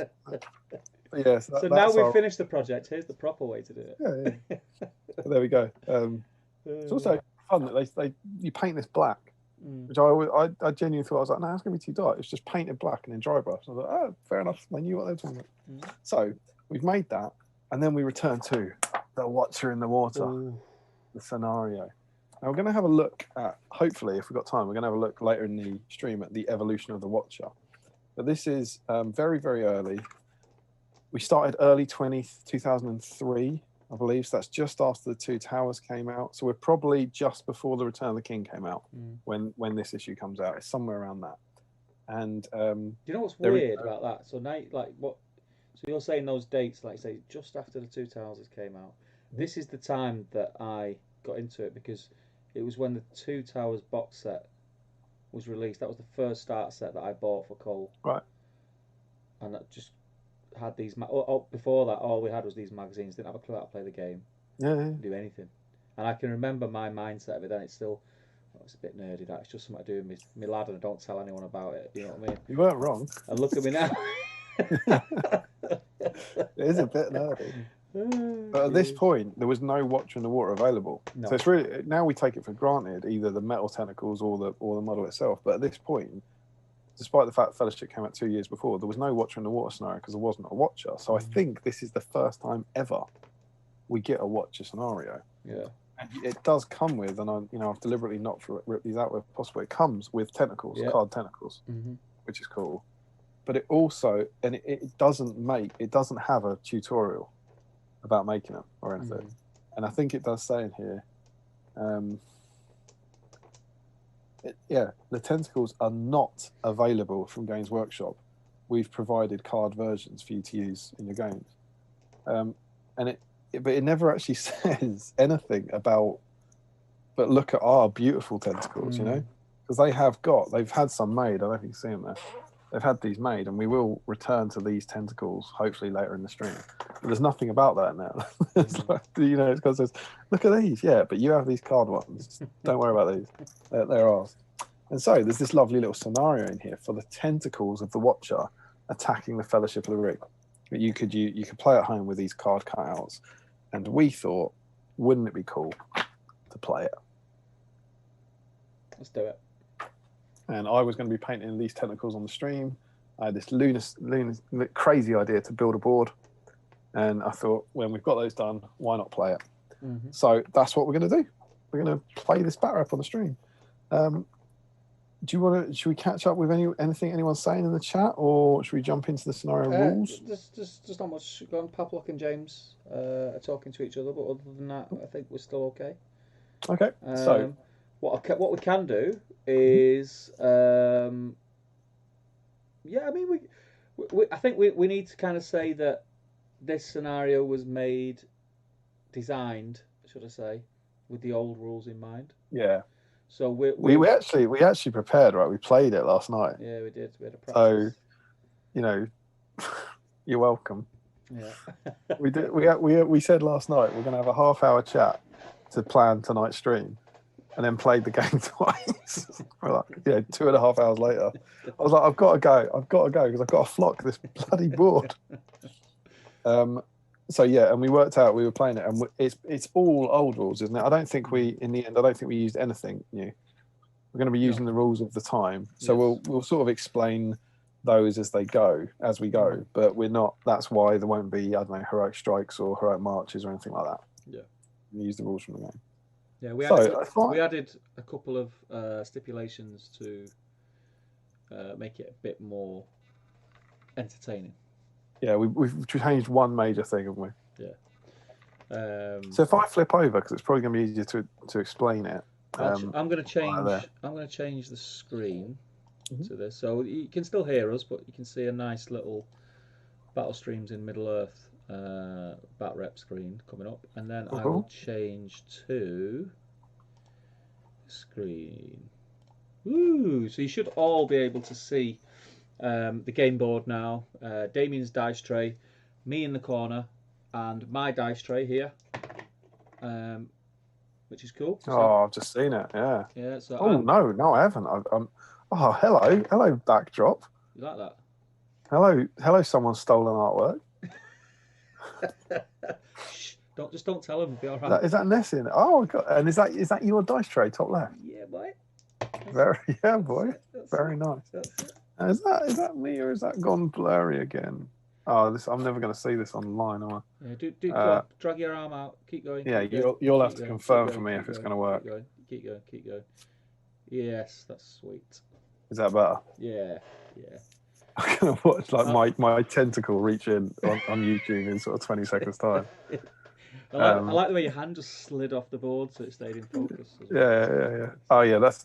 Hang on, I think that's already improved before my tentacle came in, and now my tentacle's going to kind of ruin everything. Oh no! People are getting excited. Colin Brown says I've arrived just in time for the bat rep, and James Miniature's faces were treating us. Michael Haskell also asks if the pictures end up becoming the real tentacles, and I'm going to say no, they don't.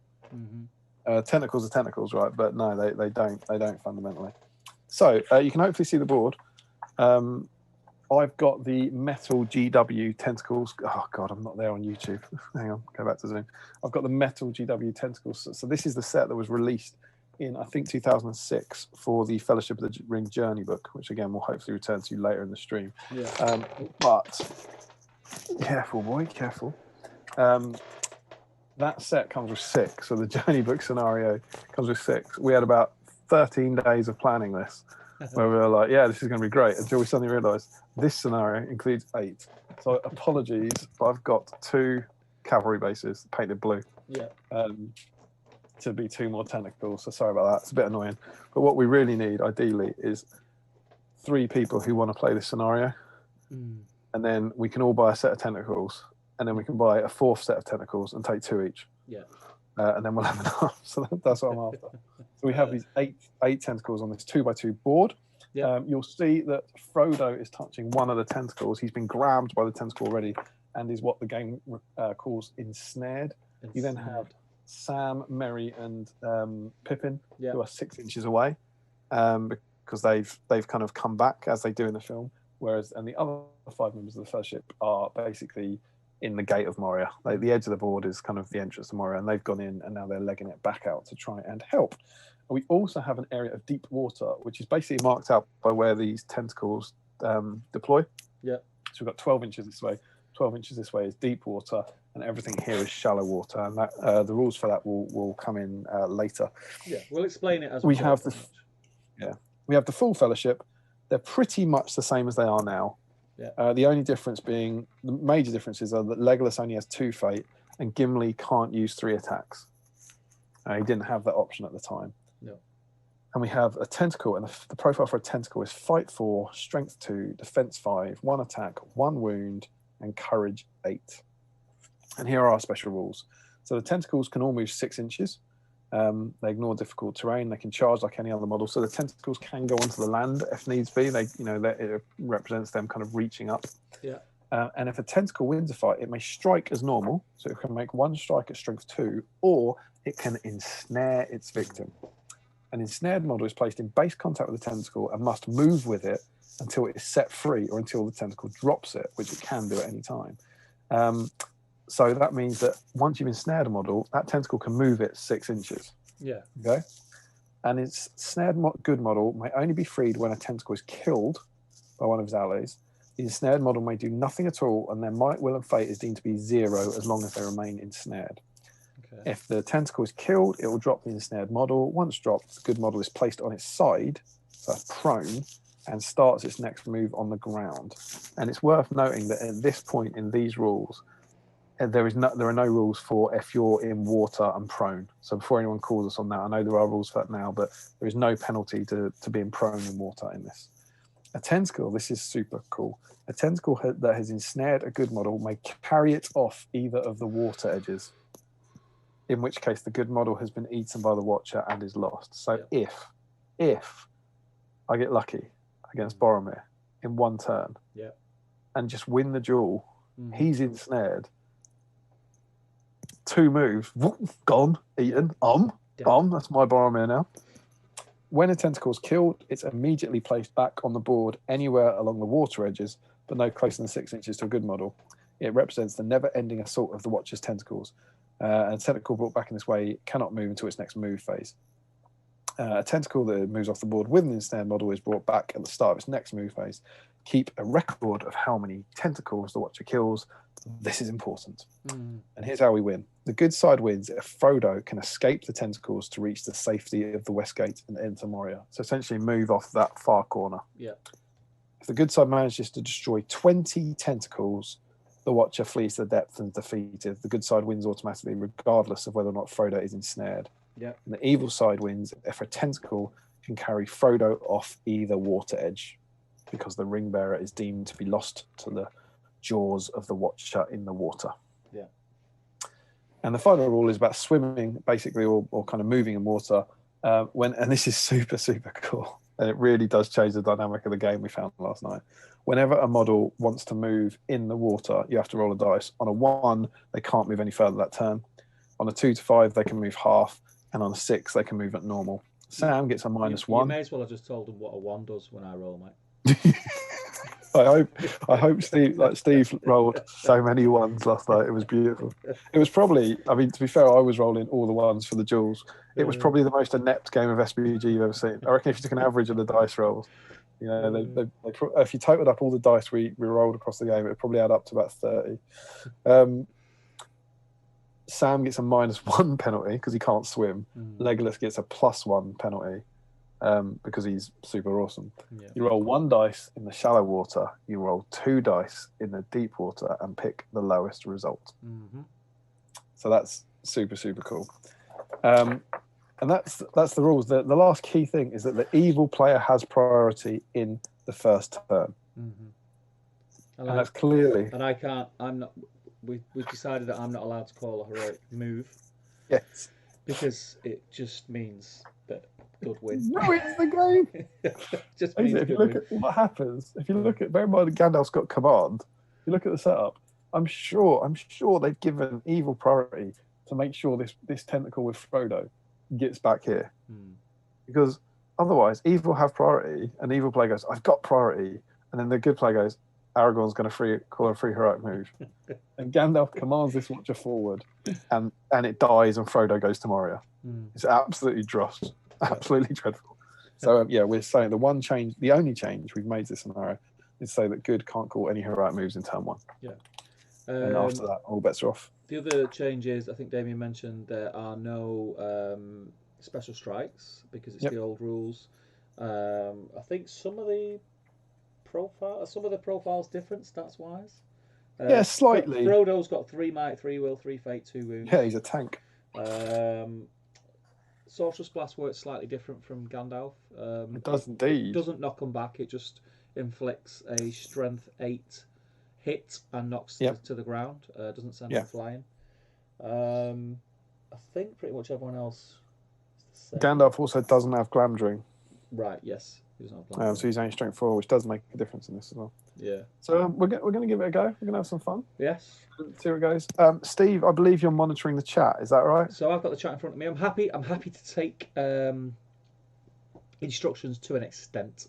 Bear in mind that you guys, there is a delay to the play. It's not a lot, but at the same time, we don't want to have a 6-hour battle report.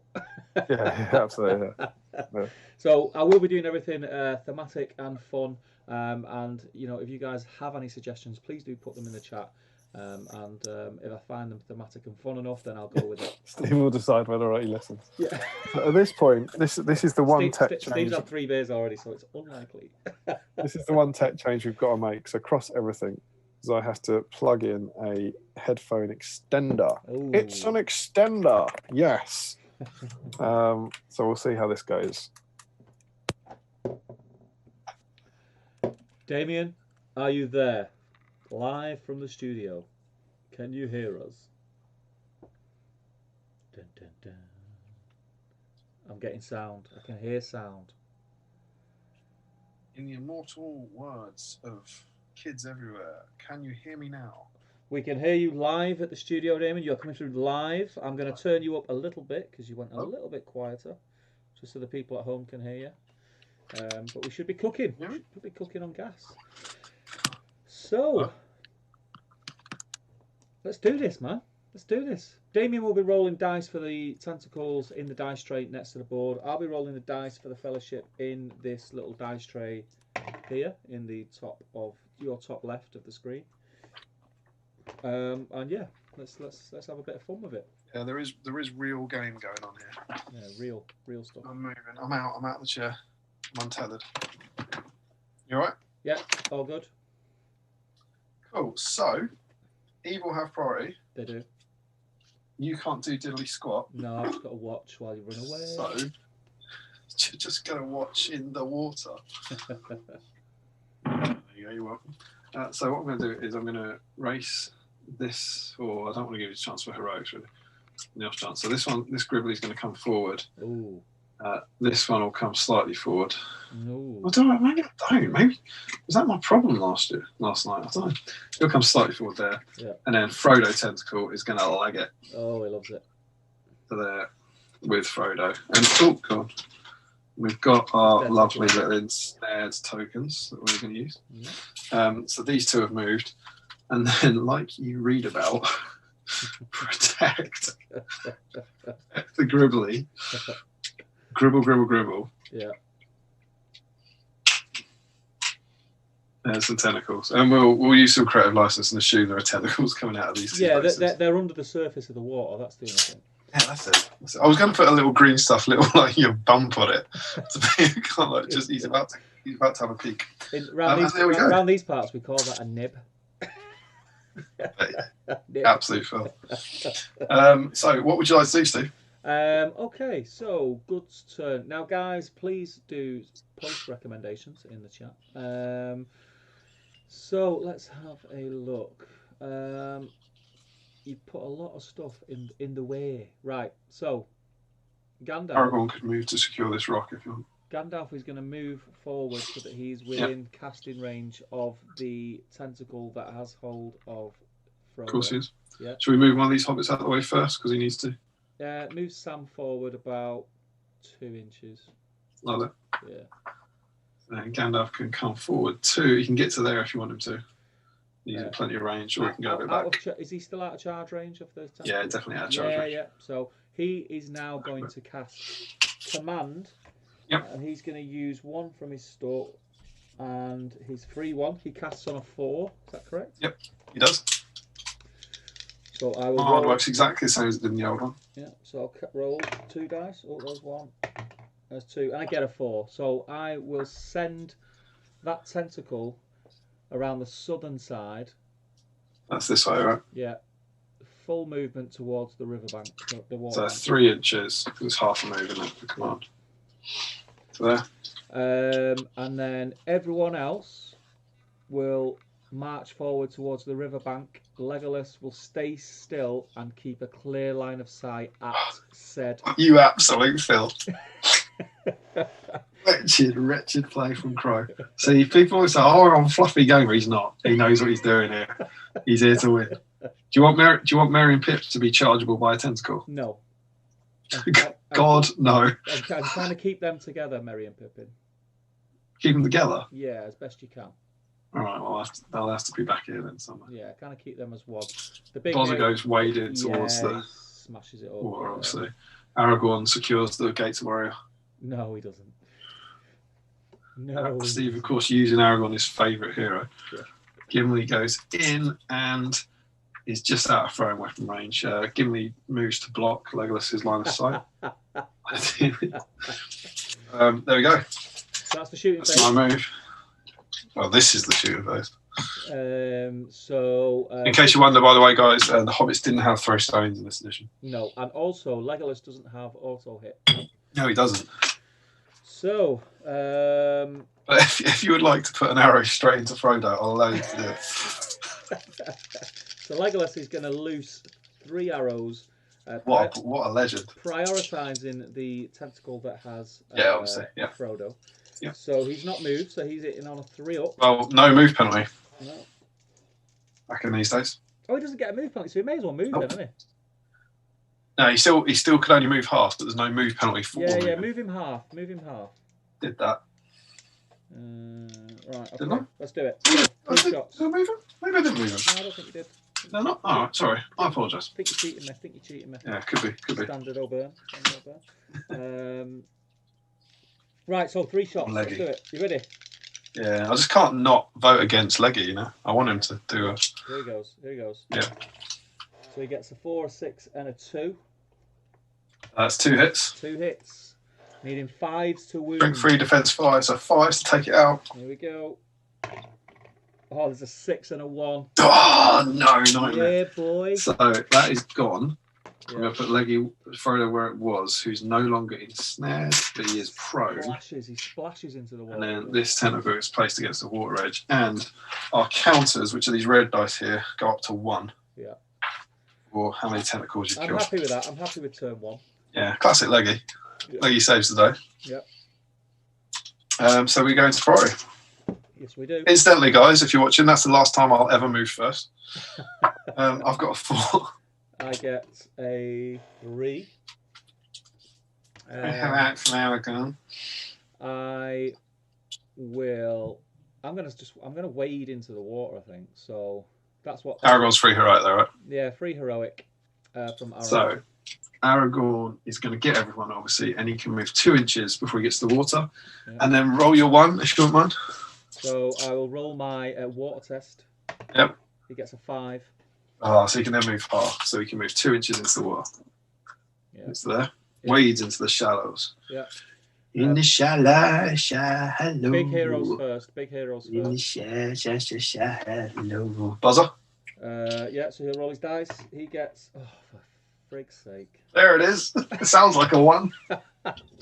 You got to understand, guys. I can't see Steve's dice because I'm in the past, geez. So I don't get to see him roll these beautiful, beautiful ones. I just get to hear his size. Yeah. So that will be Boromir not moving any further, will it? Yeah, Gimli. Beautiful. Gimli's going to move head sort of between Boromir and Aragorn. Okay, so I'd say he's 3 inches to there. Yeah. And then 1, please. He gets a 5. So he's got 1 inch left. Yeah. Gandalf. Gandalf will. Let me have a think about this. So Gandalf, Sorcerer's Blast doesn't work the way we want it to. Yeah, well, Sorcerer's Blast also crucially you have to have clear line of sight. Oh, that's true. Yes, that's true. You can't pick a model, which is actually really nice. You can have models in the way though, as long as you can see it, right?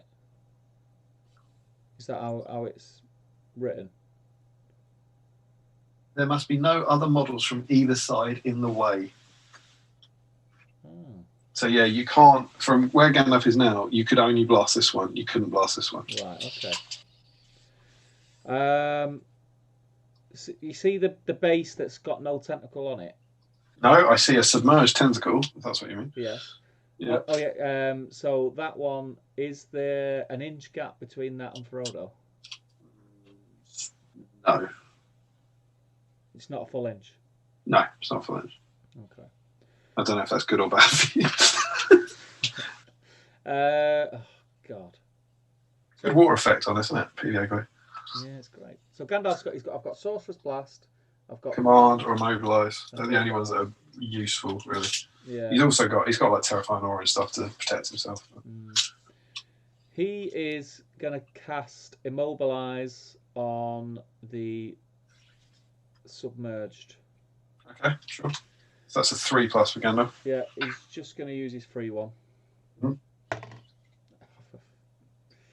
He gets a 1. Sounds positive. He gets a 1. He is going to head towards. He's going to head towards Aragorn. All right. Okay.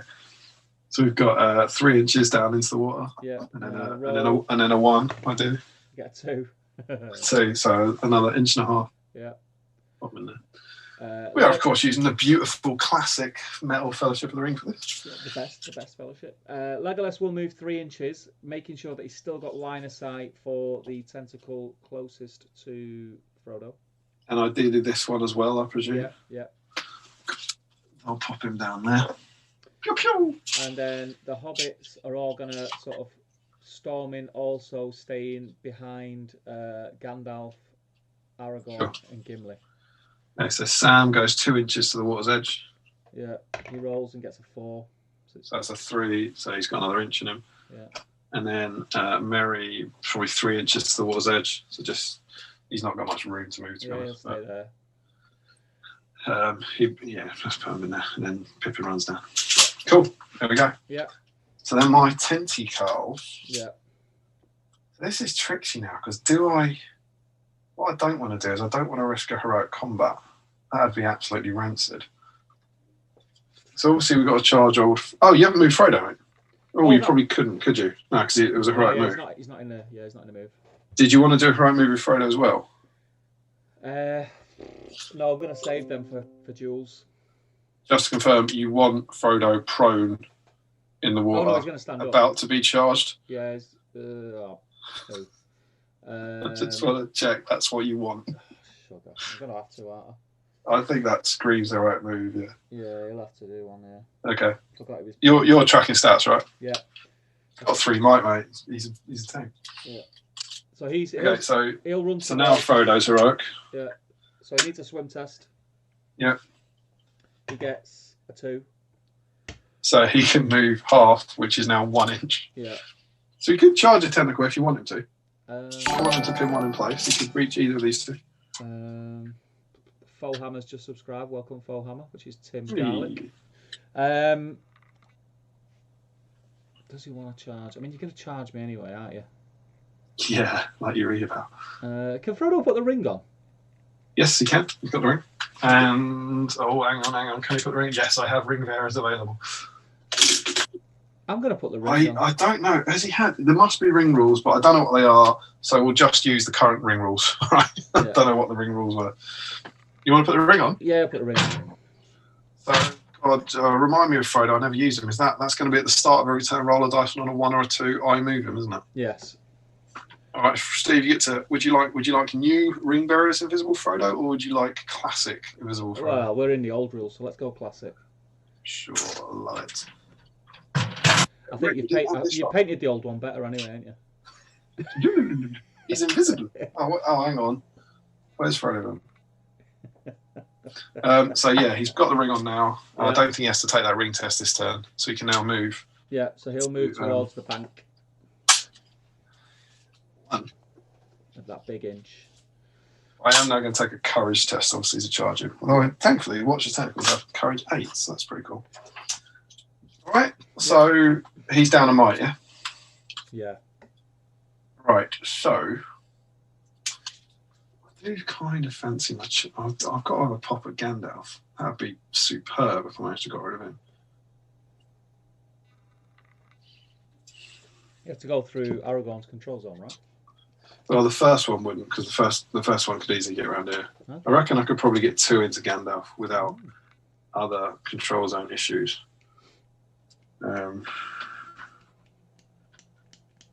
So, is that an inch? Do you think this thing's an inch? Colm's hoping that the dice I'm rolling, the keep rolling ones, are not Battle Streams in Middle Earth dice. So there's Aragorn's control zone for you, right?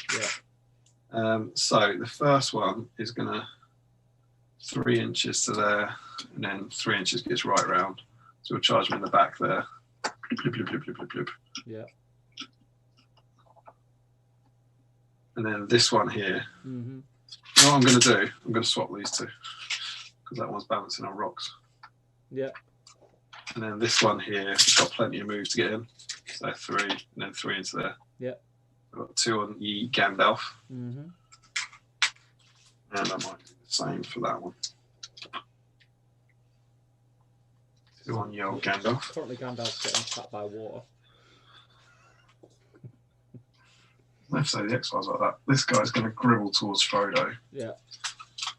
Well, we've got to try and get Frodo again. So we're going to take some courage tests. So this one is an inch away. So that's a courage test of -1. Yeah. So 7. In your face, O'Brien.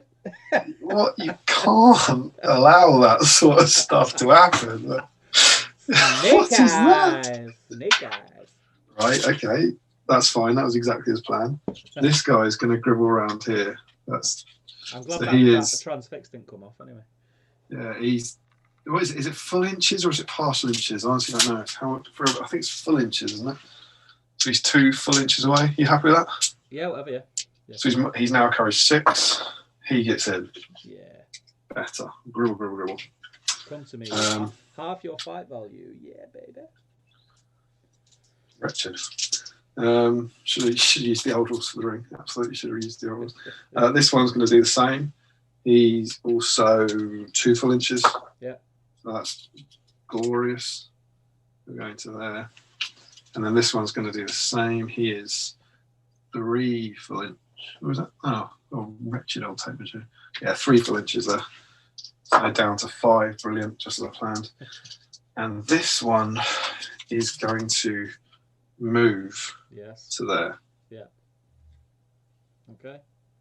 These 2 idiots failed. Yeah. That's it. Okay. Shooting. So your shoot phase. Okay. So in these rules, Legolas still can't shoot into combat. No, yeah, he's just got 3 shots. So Legolas is going to shoot at the one that you've just moved into position to trap Frodo. I'd shoot at that one if I were you. Why's that? Because this one's really important to me. So yeah, I'll stick with my original target. Okay, sure. 3 shots, prioritising him and then going on to the one behind him. Yeah, sure. Yeah. So 3s. 3s. I get 2 6s and a 4. Oh, come on.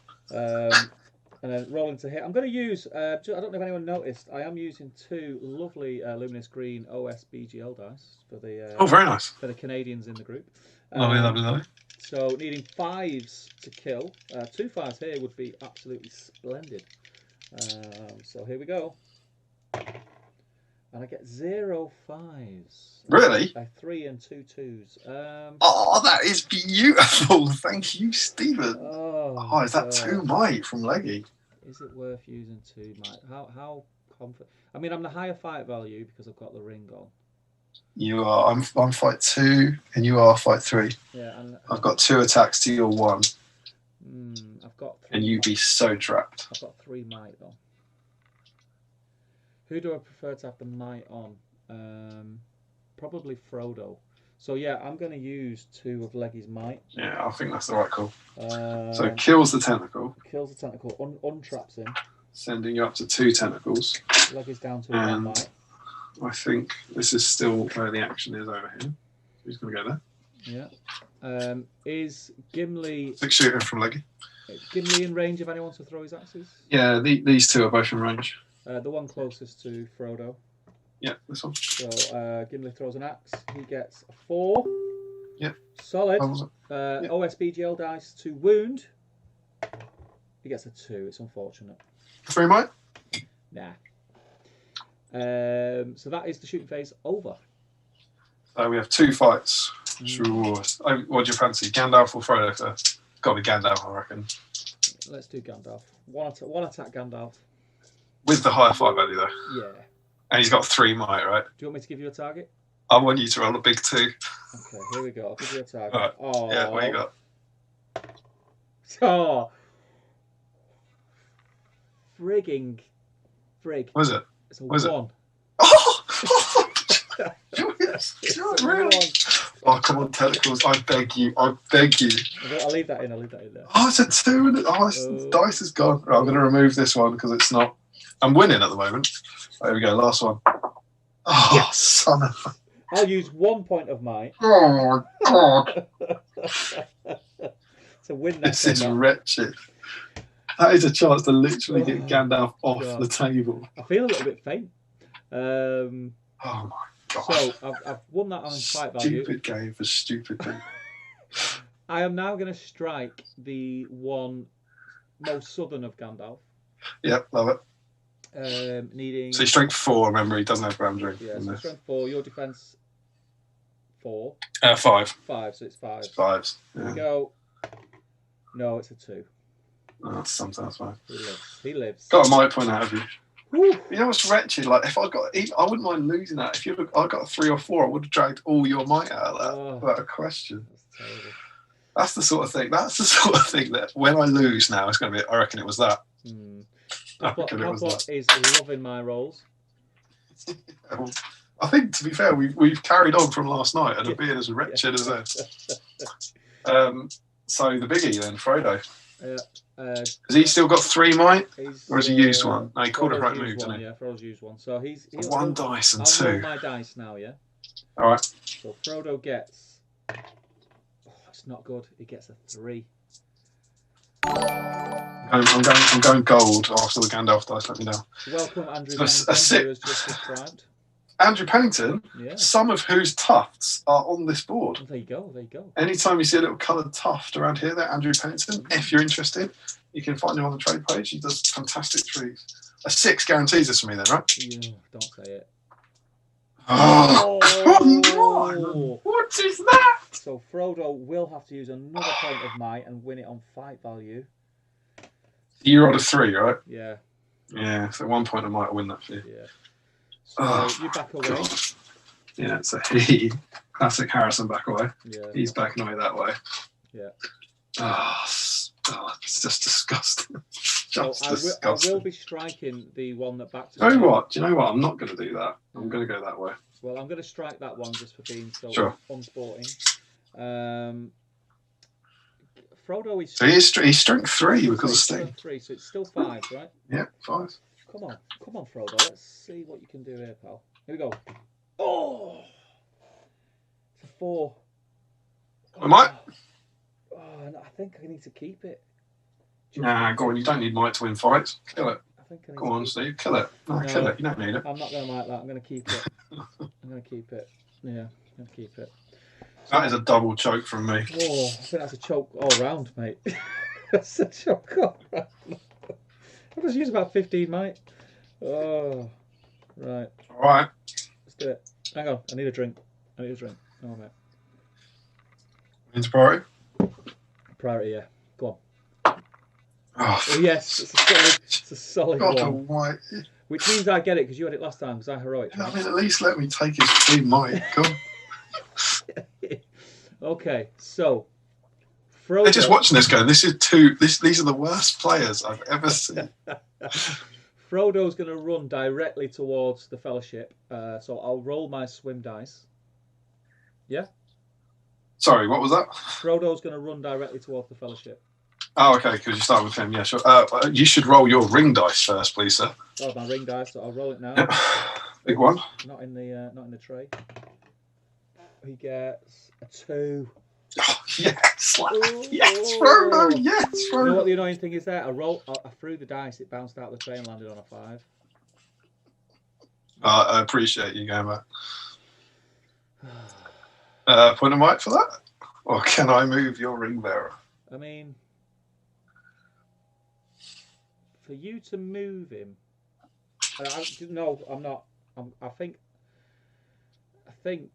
Oh, flipping it. He's just out of deep water, which is agonising.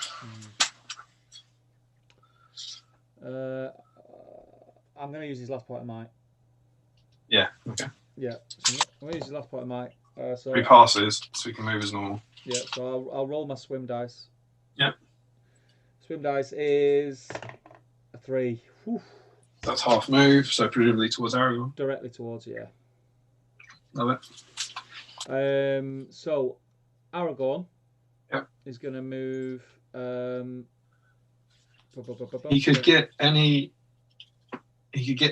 of these 3 on a 6. Oh, by the way, it's probably worth saying this, guys. We decided last night that the Fellowship couldn't might the water test. Yeah. To keep things interesting. That's why it doesn't say that they can on here. Yeah. And we decided that whilst you normally can might that kind of test, we thought it's a really important dynamic for stopping the Fellowship occasionally. So yeah, we decided not to. So Aragorn can, if he rolls for half. Yeah. Where can he get? How close can he get to Frodo? He could touch Frodo. Yeah. Certainly. Yeah. But he wouldn't be able to get a tactical. So I get to roll my swim dice first, though, and then I'll make a decision. Yeah, absolutely. So I'll roll for Aragorn. Oh no! The one. Come on. Jesus. I love this. Is better than seeing the dice. Just hearing you react to the dice. How many? I'm watching it on YouTube. I just want to wait. I just want to see this one arrive. It's a beautiful moment for everyone. I was convinced, though. I said to myself, "You rolled that many ones." Oh, there it is. Last night I rolled so many ones. I thought tonight, I know I'm obviously going to roll better because it can't be that bad again. You obviously do work on your conditioning all day. Jesus. Right. Okay. So.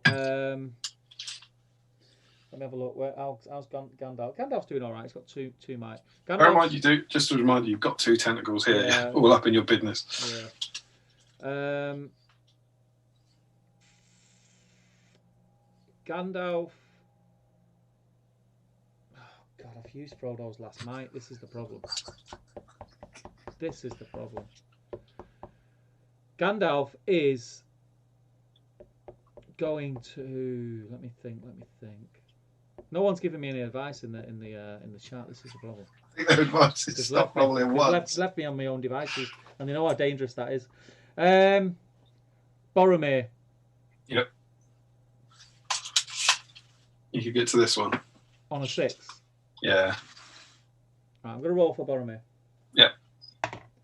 Boromir gets a 5, so Boromir's going to go directly towards Frodo. Okay, so 3 inches forward. Yeah. I'll kind of leave a bit of space for leave a bit Gimli and the hobbits to get through. So Gimli is going to go through that gap. I'm going to roll the dice. Mm-hmm. He gets a 6. Oh, full powers forward 5 inches. He's just out of charge range though, sadly. Right next to... Do you want him up there? I want him right next to... so he's kind of in the way of Frodo. For any of those that go to charge him have to Not like there. Go the long way around, Okay. Okay. Gandalf. I'm going to roll for him first, and then I'll decide what I'm doing with him. So I'll roll for his water test. Yep. 6. Yes. Oh, disgusting. Come on. Is he? Shows Aragorn how it's done. Is he in range to charge that southern one? Yeah, absolutely. So he's gonna. He could even get both of those if you wanted him to. Right. Okay. So he's going to attempt to do that, I think. Okay. But on his way in, no, he's not. I'm talking absolute nonsense. Yes, he is. He's Gandalf. He's protecting Frodo. He's going to do it. He's going to charge Classic those. Gandalf. He's going to charge those 2, but on his way in, he's going to charge. He's going to cast. Yeah. Immobilize on that straggler. So the one, yes. This one? No. This one? Correct. That one. Okay. So you don't want to cast on this one who can't affect you this time. No. So he's going to charge. No. He's going to charge into those 2, and he's going to cast Immobilize on his way in. So I'll roll for Immobilize. Yeah. You are absolutely kidding me. Yeah. Is it good news, Stephen? Is it good news? You are taking the biscuit. What did you get? What do you think I'm flipping? Is it a 1? It's a 1. Is it a 1, Precious? It's a 1. Who might to immobilise a tentacle? No. I'll take the hit. So yeah, he charges those 2. Okay. Oh, Splosh! Fool of a wizard. That's fine. He is still out of deep water, though, you'll be pleased to know. Yeah. So Legolas is going to charge that tentacle on the land closest to him, but he's going to charge around the backside, the water side. Into here? Yes. So he's going to charge. So wheel. Let's be clear, Steve. If he's going into the water, he'll have to take a water test, and you will roll a 1. No, he won't. Do you want to charge on this side or this side? That side, what you're at now. Right. He's going to charge there. Yep. And take the water test. Yeah? No, he doesn't. Well, if he's charging now, he doesn't need a water test. All right. So, whereas as soon as you enter the water, he needs to take a water test, and you'll roll a 1, and he won't be able to charge. But can I not charge and with the rest of my move wheel round him into the water? No, because you'll charge him there on land. Yeah. Or you'll choose to go into the water, at which point you have to make the roll. Okay. I'll stay on the land then. I thought you would. No, do you know what? I'm gonna go for it because I need him in a position for a heroic combat. Are you serious? Yeah, I'm gonna go for it. All right. I'm gonna go for it. So I'm gonna take a water test. I'm like, I believe in you. I'm gonna roll. He gets +1. He gets +1. You're laughing. Oh, You're fine. So he gets a 3 anyway. Yeah, he gets +1. He's golden. Yeah. Classic Leggy. And then all the other hobbits, which are still on land, are gonna trap that last tentacle. So they're not all on land. Pippin is, so Pippin can leg it round the back there. Yeah. Both of these are in the water. So I'll roll for the first one. Merry? Yeah. He gets a 5. Yeah, so that's golden, so he can get onto there. Yeah. And then Sam has got like about an inch of water to go through. So Sam rolls and he gets a 3, so it's down to a 2, so he's okay. Yeah, down to 2. So half move through the water, so that's 2, and then 2 inches gets him up there. Yeah. Lovely stuff. And Aragorn can't move. I think that's everyone moved, right? Everyone. Yeah. Yeah. Wow, there's opportunities there, definitely. There definitely is. But do you God, the Gandalf? How many mites Gandalf got now? 2. Oh, you've got to hope for a Crow 1 there, haven't you? But Mate, Frodo. The odds are on for it. Let's be honest. Frodo is the target. Oh, I need one more tentacle. Can I have one more tentacle? No, that's all I want. No, that's all I want. Can't do it. I can't. I'd love to, but I just can't. I really would love to. Dan's saying he's not seen this many ones since taking on Stu in a death match, saying that I need new dice. It's not new dice. It's just I must have been a horrible git in a previous life. I think I've got to go for Gandalf. That Gimli positioning of yours is awesome. Right, so this one is going to charge both of these two. Yes. So he's charged. Oh, how the hell does that work? He charges Gimli and wheels into Frodo. And then wheels into an invisible ring bearer. But you'd have to take the test because how the hell does that work? You have to take. Do I have to take the test because I'm charging both? Yeah. Don't you dare try and game the game. Don't game the game, Damien. He's 3 inches away. So that is down to courage 5. Yeah. But I could just charge Gimli with him. It's times like this I really wish that I brought some honey roasted nuts tonight. This is outstanding. Do you know what? I'm just going to charge Gimli with him. Okay. I'm going to charge Gimli right around there. It's risky. It's risky. Is it? Now, this one here is going to charge Frodo. Yeah. He is only 1 full inch away, so he's down to courage 7. Loves it. Loves it, mate. He loves it. Like you read about. I'm going to push him through there just to make sure there's room for one. Yeah. On Gandalf. Yeah. And then that one's going to charge into Gandalf. Oh. Okay. Okay. I see you. So I see what you're doing, boy. I see you, boy. I see you, boy. And my little straggler, Straggles McGee. Look, I'm watchering down the board. Lovely, lovely. Surfing up the beach. Right, so there's no shooting. No shooting. Everything's engaged. So it's combat phase. Yeah. Any heroics? Of course there is. Is it going to be Gimli's McGee by any chance? So Gimli's going to call one. Yep. That's his first. Legolas is down to 1 might. And I think he needs to use it here. Oh, the Legolas and Gimli double combat. Just as a warning, I'm going to ensnare both of you. I've just got a feeling. I've got a really good feeling that by the end of this turn, Legolas, Gimli, Gandalf, and Frodo all ensnared.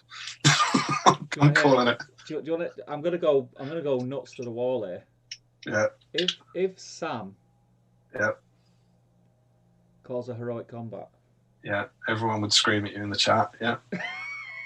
Why? Is it? Are all of them in range to charge the one that's in combat with Legolas? Oh, the old combat combo. Yeah, that's good. Sam definitely could. Pippin could, and yeah, Merry could. Oh, do we use that is a solid move. Do we use I like that? Do a I would. I think that's great. Let's do it. I don't think there's a risk there. Let's do it. So Sam will call one. So Sam's Legolas cool. And Gimli, and Sam. Yeah. We'll do Sam's first. Oh, Legolas is first. No. So you do have. I have the fight value though. All I need is a big 6. Show me what I'm fighting. Right, I will roll first. So I've got 3 and dice. You've now got no might in this combo. No, so it's just right. Whatever naturally rolls. Yeah. Which hasn't. In the chat, guys, tell me gold or white dice. Gold or white dice. First answer, I'll roll. He gets the 6. He's a 6. Come on. I've offered it out though. I need to wait for someone to write gold or white. Come on. I don't think I've rolled a 6 yet today. Just roll the frigging dice. Come on, I've put it out in the chat now. Put it out there. Put it out to the kiddies. Still waiting. They're a little bit behind though. Yeah, they've got the little lag. I want to keep you sweating. Gold. Someone said gold from Pat. All right, you ready? Here comes the Wandering 6. Can't see it. Yes! Get in. Oh, right. So you are trapped, my friend. Oh yes, you're all strength 2 though, so it is 6s. It is 6s. No might. No might. Come on. 6 dice though. Come on. Oh, I'm scared to roll them. Yeah, I bet. Yes. OSBGL 6. Come on. Down he goes, and I still think this is probably the best area though. And then, are you all going on to Legolas's one? Yeah. Get all them dice in on Leggy because I need to guarantee this heroic combat. Yeah, lovely. Well, you do have the high fight value. Legolas is now out of might though, right? Legolas is out of might. He's got 2 dice. I've got 3 hobbits in there. I felt good about that gold dice. I'm going to go first here. Yeah, go on. It's a 2. It's good. It's impressive. Nice. So, rubbish gold dice. The boys get 6 on the ring. So. Sorry, you just gone up a tentacle as well, by the way. Obviously. So I need to double these attacks, don't I? Yeah, absolutely. So I'm going to roll in twice because I haven't got enough dice. So, actually, well, Legolas needs 5s. Legolas needs 5s, yeah. Yeah, so the green dice need 5s and the white dice need 6s. Here we go. Yeah. I get 6s with each, so that's all right. He's gone. Yeah. So I'm going to pop him back. Yeah. Here. So now Legolas is going to take a water test, and he's going to attempt to charge one of the tentacles that's in on Gandalf. Yeah, it's the closest one. You'll need to move half, so you're golden because it's Legolas. Yeah, so he rolls just for the sake of it, gets a 4, which becomes a 5. 5. So in on one of the ones for Gandalf. Yeah. That is solid heroic combat in from Crow there. Yeah, and then Top table gamesmanship. Gimmers. Mm-hmm. Only 2 dice. Only 2 dice. Do you want to give me a target? Yeah, here comes the big ensnare. There you go. Oh, he's got a 6. How much might's Gimli got left? He's got 2 left. Oh, 3 eyes, Steve. Come on, 3 eyes. You know you want to. Let's make this. No, you want to. Let's make this a full house. Come on, Steve. Sounds sad. Sounds sad. Come on. Oh, 1 bounced out, but the one that stayed in is a 6. I can confirm. Absolute rancid jerk. So Gimli also needs 5s, correct?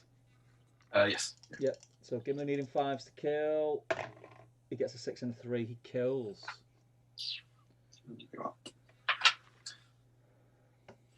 He will join in. Do I want him to join Frodo's fight or help Gandalf again? Frodo's out of might. Frodo's the one I've got to save. He's going to join Frodo's fight. Okay. Here you guys. Yeah. So now we've got Legolas, Gandalf, or Frodo and Gimli. Let's continue with Gimli. Gimli and Frodo. Yeah. So I've got two from Gimli, which are mightable, and 1 from Frodo. We use that same 6 dice. It's a 1 now. Wretched. With a fight value. Are you trapped? Yeah, absolutely. So Gimli's dice are white and Frodo's are green. Gimli needs 5s, Frodo needs 6s. Oh no, Frodo needs 5s as well, doesn't he? Yeah, 5s all round. Yeah, so it's 5s all round. Am I rolling too many dice there? Yes, I am. 5s all round on 4 dice. The green ones are mightable. Don't need it. 2 6s and a 5. Don't need it. Don't need it, mate. Don't need it. That is some really good heroic combat. I'm going to put a tentacle over here. They've done well, the boys there. They've done well. Yeah. Let's do. Could still have some good news though. Leggy against 1, and he's got no might now, right? No might. Go on, then you go first. I've got a higher fight value, so here we go. Legolas gets. Oh, it's not good. He gets a 3 and a 1. Oh, I beg you, ensnare that filthy elf. Oh, for God's sake! This is wretched. This is absolutely wretched. Can I just ask, on a scale of 1 to 10, how gutted are you there? Just disgusting. I mean, I think we're both rolling dross, but I need to convert those. I think you've got some redundancy when you make terrible errors. But I've got nothing here, man. Okay, rolling to wounding with 5s. Yeah. Here we go. Oh, I get a 6 and a 5. He's loving life. I have a feeling I didn't nudge this up for your last kill. You're currently on 5 and there's 4 here, and I feel like you killed 1 last time. Yeah, you moved 1. You should be on 6. Yeah, you moved 1 up the box. Yeah, you're on 6. Yeah. And now you're on 7. Yeah, so he's dead. Now this is the important one. Yeah, I'm gonna have a reinforcement here. So how many mites you got? 2. 2. So come on, Steve. You give me a target. The 5. Oh, come on, Steve. Big 2 highest. Big 2 highest. Gandalf, come on. Come on. Let's do it. Come on, Gandalf. What did you get? Oh, I got 5. I got what did 2. you get?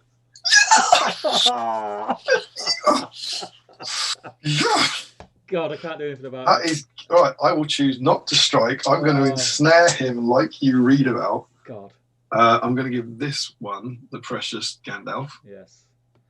Hashtag so ensnare. Oh, that's a shocker.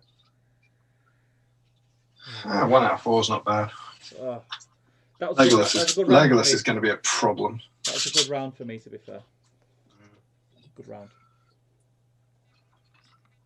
In any of the games we played yesterday, I've yet to carry anyone off the table. So True that. The joy of potentially carrying someone off is quite high. Yeah. Okay, cool. So priority. There we go. Priority. Yeah. Yeah. I'm going to jump quickly in the. What did you get? Yeah, absolutely. I got a 4. I'll roll now and then I'll jump in the chat. So Yeah, I sure. get a 4. Okay. So you get it because I had it last time. Yeah, swings to me. So just jumping quickly in the chat. Larry's joined us. Welcome, Larry. Hey, right there. Just talking about chat, saying about gold dice. James says, "Always believe in your soul." Gold. Obs. Now they're singing lyrics. Big thumbs up. James is laughing. Reese is gold also. Right, okay. So you at the moment have got priority. Obviously, I'm going to call her. Oh, can I also say, because I'm still getting comments because you're just ignoring, but Rob is in. He's saying he's on mobile. I'm not sure I can comment. Rob, you absolutely can. And he says, watching this stream is bringing me so much joy. All the hobby funk I've been feeling is just disappearing again. Loving this bat rep. Thank you, Rob. That's awesome, lovely feedback. It's glad to know that everyone else is loving his bat rep and we're hating it because we can't roll for shit. So you've currently got priority. I'm obviously going to call a heroic move with Aragorn's free might. Yeah, he will get everyone. So everybody's in. Aragorn has to move first. So I'm going to roll for his water test first just to see what happens. Yeah, he'll roll a 1. Oh my. Are you kidding me? Like seriously? Oh, Steve, you know what that means, don't you? They've got to stay within 6 of that. Yeah, they've got to stay within 6 of him. Idiot. I don't think it's a huge problem. No, I think we're losing Aragorn because he's like stuck in the mud for 2 turns. It's quite a problem. He has done nothing. Why would you wear a long jacket in the water? What an Right. Okay. So he's indeed. Yeah. The next song is obviously Frodo. Frodo is gonna walk. Frodo's gonna roll his ring test, mate. Yeah, that's what Frodo's gonna do. He's gonna roll his ring test, which he gets off of.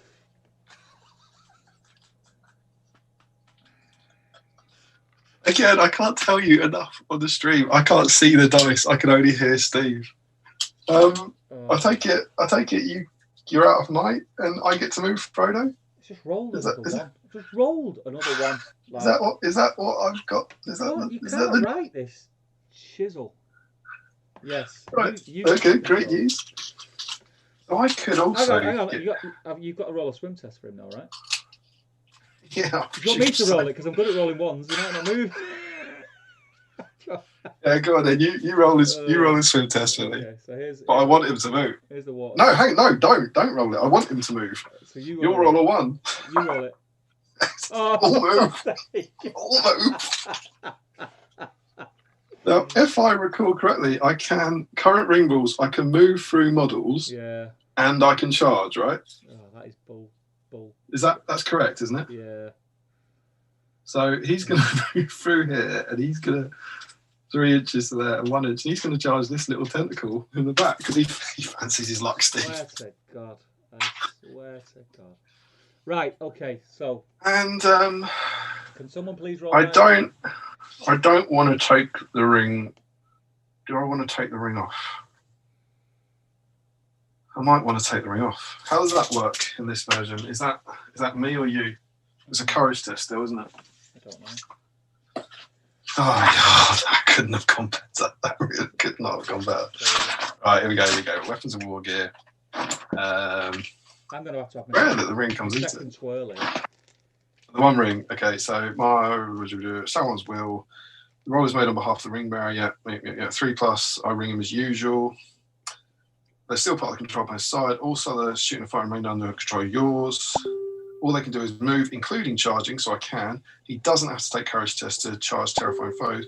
They cannot perform heroic actions, can't put it up. They can't be forced to perform actions that would cause direct harm to the model or be moved off the table. Okay. So I can. It's another thing that Glenn's just reminded me of. Yeah. Frodo's got to end within 6 of Aragorn. Wow, Glenn. He's very close. It's only a fraction away. So, thanks, Glenn. Feel free to leave. So I think, as far as I'm aware, I can take the ring off. Okay. I can't see anything that says otherwise. We'll do that, and if anyone knows for sure that I can't get him to take the ring off, please do. But I think I can, because I think that's quite heroic. You know, it's thematic. So, yeah, if the controlling player wishes him to take off the ring, and I'm the controlling player, so I need to pass a courage test to do it, though. Okay. So he's courage 6. So he passed his courage test. If I rolled a double 1, can I burn your will on that? So I'm really, really keen to take this ring off. So back comes Visible Frodo. Delicious, delicious Visible Frodo. Yeah. Okay, so your heroic move's going well so far. Aragorn's stuck in the mud, and Frodo's charged into the lake. Anything else? Crazy. Yeah, so is Boromir in range to charge Frodo's tentacle? Well, yeah, if he gets a 6, yeah. Okay, so I'll roll for Boromir. Yeah. Oh, he gets a 5. Oh, so 3 inches towards the tentacle? Straight towards, yeah. Legolas, in fact, Gimli. Legolas, who's quite frankly is keeping you in this game at this stage. Yeah. Gimli, what do I need to roll for Gimli to get into Gandalf's tentacle? It'll be a 6 for Gimli. Need a 6. Yeah. Yeah, he's just over half. Legolas is definitely in there because he's he'll get a +1, so he's guaranteed. I was thinking of Gimli to. I'll roll for Gimli first, then I'll make my mind up what I'm doing with him. Sure. Yeah. So Gimli to the water test. Yeah. Oh, gets a 2. So he'll charge into Frodo's. Steve, you'll be pleased to know Gimli is in deep water. So could you please roll 2 dice for that? Oh, freaking hell. Yeah, he gets a 4. So it's 2. So in deep water, you roll 2 dice and you pick the lowest. Yeah. So you can move 2.5. So you can charge Frodo's one if you want. Yeah, charge into Frodo's, yeah. And anywhere in particular next to Frodo? Put him in a position so he traps it against his own tentacle. No. Oh, there? Yeah. Okay, cool. Got you. Legolas will charge Gandalf's tentacle. We're going to swap a base for a tentacle, right? Yeah. So Legolas will charge Gandalf's tentacle. Yeah. Do you want me to? Do I need to roll for it because it gets +1? You need to roll to see how much movement you've got, really, if you want to move someone different. So he gets a 1, which is a 2. Damn, Legolas. So he's only got 3, so he can get to halfway around here if you want him to. Or he can be here where he's potentially a bit safer from these ones. Yeah, keep him out of range of the ones on the side of the board. Okay, so I'll put him as far away from all the other tentacles as possible. Yeah. One was, I think he's out. This is the only one who could charge him. Okay. So the hobbits on the beach. Yep. Have they got enough move to move down the beach and then jump into the water and charge that tentacle? Only Sam. Right, that's what. And it'd need a 6. It'd need a 6. Yeah. Do they have to take the test? Can they not move to the water then take the test? Or do they have to take the test at the start of the move? No, they have to take the test of something. They have to take the test as they enter the water. Okay. I don't think it'll make a difference. I mean, he could run along the bank, I suppose, which would be 3 inches, leaving him. Yeah, we'll allow it. Yeah. Because he's got an inch left, and we'll say that's half an inch. Yeah, so he can't really fail. But well, it's good old Sam, isn't it? Let's not forget. Come on, Steve. Do what you want. Do what we want. Roll a 2. Roll a 2. I'm going to use one of the OSBGL dice. I'm going to use it. Yeah. Come on, boys. Send me some luck, man. Send me some luck. Big two. Yes, gets a 4. So heroic Sam into the water. Yeah. Loves it. And then the other 2 hobbits will just run along the beach towards Sam. Yep. But out of range of a charge from them that are coming on the board. Okay. That's fine there. Yeah. I'm going to go out and say that this is already the best version of this we've played. This is brilliant. It's the most. It was the second version. Version. The second version yesterday was great, but this is already better. It's far more dynamic. Okay. Over to me. Yeah. All right. Gribble. It's fairly easy. And then you'll be pleased to know that there are 3 tentacles in range of Frodo, which is just super news. And Gandalf's currently entangled, so I can't really do anything there. So I think we got to go for it. Yeah. I don't actually think though I'll be able to get all 3 in because this one, whilst they are all in range, there won't be room. Yeah. So that one's going to charge Sam. Yeah. That one can't charge Sam. So that one will charge Sam. That's fairly easy. Yeah. Sadly, you have saved Legolas, which is going to make that fight a bit annoying. So I think I need a blocker up here as much as possible. Yeah. And then this one will go as far as possible into Frodo. And this one into Frodo there. Yeah. Frodo. Oh, a bit more dynamic tentacle placement. Gribble, gribble, gribble. That's two of my biggest heroes that have not touched the might yet. I've done nothing. Have you seen my dice? Nothing. Okay. No shooting this turn. Any heroics? Aragorn can, right? Aragorn can. Well, I don't know because he hasn't got a shoot value. Oh, right. Yeah, but remember that. Yeah, no, he hasn't. He can't. In here, he hasn't got a shoot value, so I don't think he can. Right, fair enough. Which is really weird. I mean, although to be fair, Gimli doesn't have a shoot value either. It's very odd. I'm not sure. Do you know what, Steve? Do you know what? What? It says they are armed with the stuff they have in Pack 14. Mm-hmm. And in Pack 14, Aragorn has a bow. So we're shooting him? In Pack 14, Aragorn doesn't have a shoot value, but he does have a bow. Well, guess what? I think they. I'll probably roll a 1 anyway. So it's obviously. I think what they were doing is I think they said he hits on 4s rather than giving him a shoot value. Does that make sense? Okay, I don't know. So yeah, go on, Steve, have a shot. So he goes to shoot at the one that's just this coming guy over. or this guy. This one. Which guy or which guy? You got this one or this one. Yeah, that one. Okay. So 3+. He has used his free might this turn though. Here we go. He gets a 6. Ooh. Strength 2 bow, so a 6 to kill. Here we go. Oh, it's a 5. Point of might. Is that tentacle actually doing anything though? Not this turn. It's not. No, and it's not. He's not gonna stop anything because. I mean, you might look at it the other way. It's the only thing Aragorn's going to do in the whole game. Yeah, do you know what? Sod it. Use it. Use it. You're right. He's got to do something heroic, right? So I'll kill it. I'll kill it. I'll kill that. That's a real might point. This guy's definitely going back here. Yeah. Ooh. Up to 8 tentacles, by the way. 8 tentacles. Right. Okay. Good shot, Aragorn. I'd already used my free might, Hamdizzle. Yeah. He used it to heroic move and then got stuck in the mud. So the most heroic. Heroics now for combat phase. It's my hang on, it's my priority, isn't it? Yeah. So hang on. Oh right, yeah, of course. Point to Gimli for me. Oh my god, that's 6 Gimli is here. Okay. Gimli is gonna call a heroic combat. Yep. He must be low on might now, isn't he? He leaves him with 1 left. Right, okay. I know you know this. I'm not saying you would have used it, but you know Gimli can go 2-handed if he wants. Just to put that out there. Yeah. Legolas is out, so yeah. Let's do Gimli's. 2 dice, 1 might. It's definitely chokeable.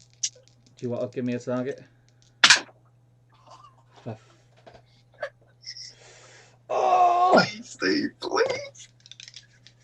I mean, he has got a point of might left. God, 4 highest. Come on. I want to hear the sigh. Gimli, do not show yourself up in front of that. Cross everything. Watch your fans. Point your ear, Delph. Here we go. Yes, it got a 6.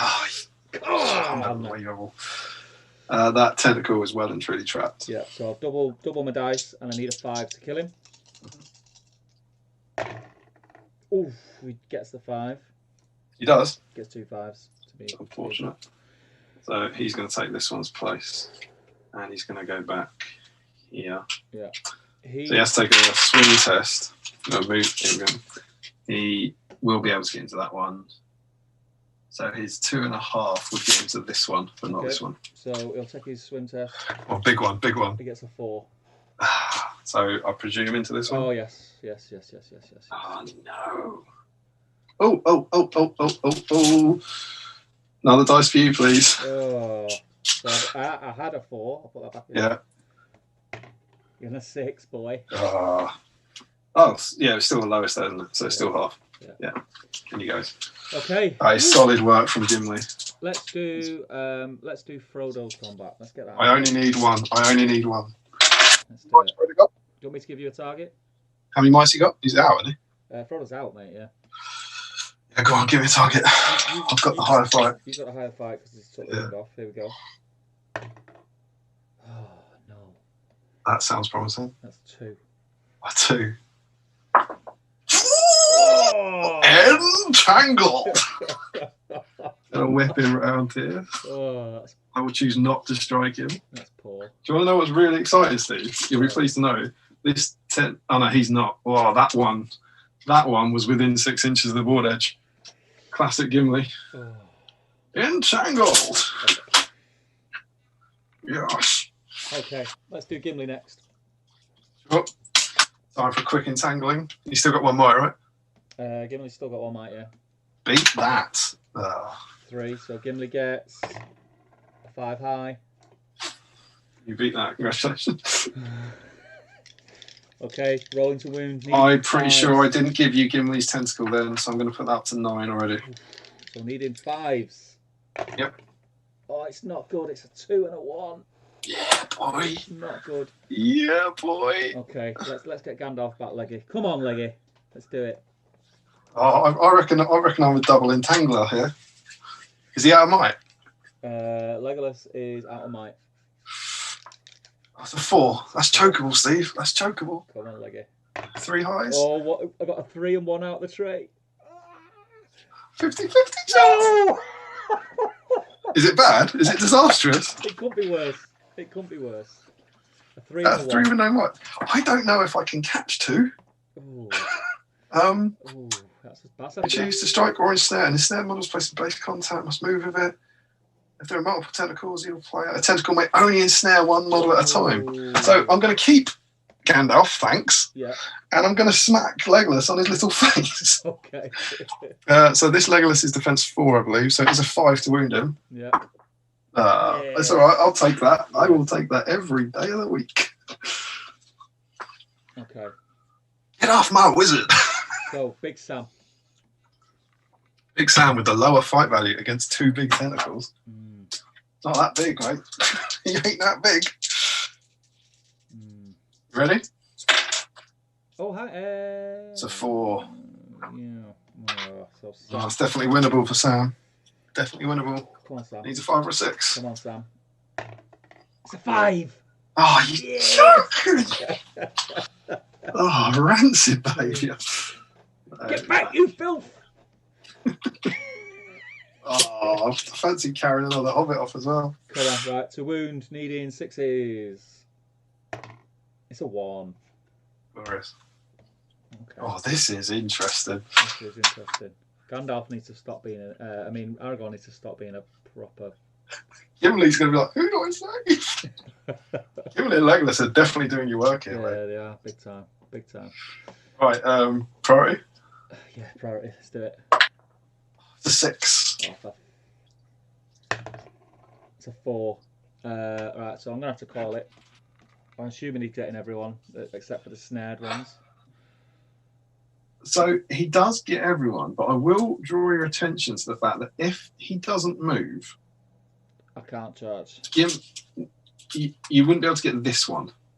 You'd be able to get all the others, but you wouldn't be able to get to that one. And you know he won't move. Right. So it might, it's up to you whether or not that matters. It might be worth a heroic with someone else. No, I'm going to do it with him. Okay, so 3 heroic with Aragorn. 3 heroic with Aragorn. Gets everyone. Take the water test of 5. So we can move half. Oh, So wading just 2.5 inches forward. yeah. Can he? Yeah, he can't get to anyone, can he? Oh no. Just 3 inches. He could inches. get. Oh yes, 3. 3 inches. Come on. Right. Okay. So. I'm just not used to him moving. So, here we go. Gimli. Yeah. He's going to charge the tentacle that's got Frodo. Yeah. But he's gonna, anywhere in particular? Yeah, around. Well, see how much move you got first. Yeah. Roll a 1. That'd be super. You get 2. Oh, so half move. So as far as you can round here, Yeah, I presume? as far as you can, yeah. It's out there. You can chuck a throwing axe. Don't you even think about it. Throwing axe, no. Good luck. Good stuff. Boromir will charge the... Roll a 1, please. Boromir will charge the 2. So the one that's got Gandalf and the other 3 one next to Frodo. Ooh, I'll have a go if he makes it. You'll need a 6, but I'm not sure he'll be able to get both of them. I think the gap might be a bit too big, but I'll try it. Ooh, okay. You need 6 anyway. It's never going to happen. If he gets... can he get any with a half move?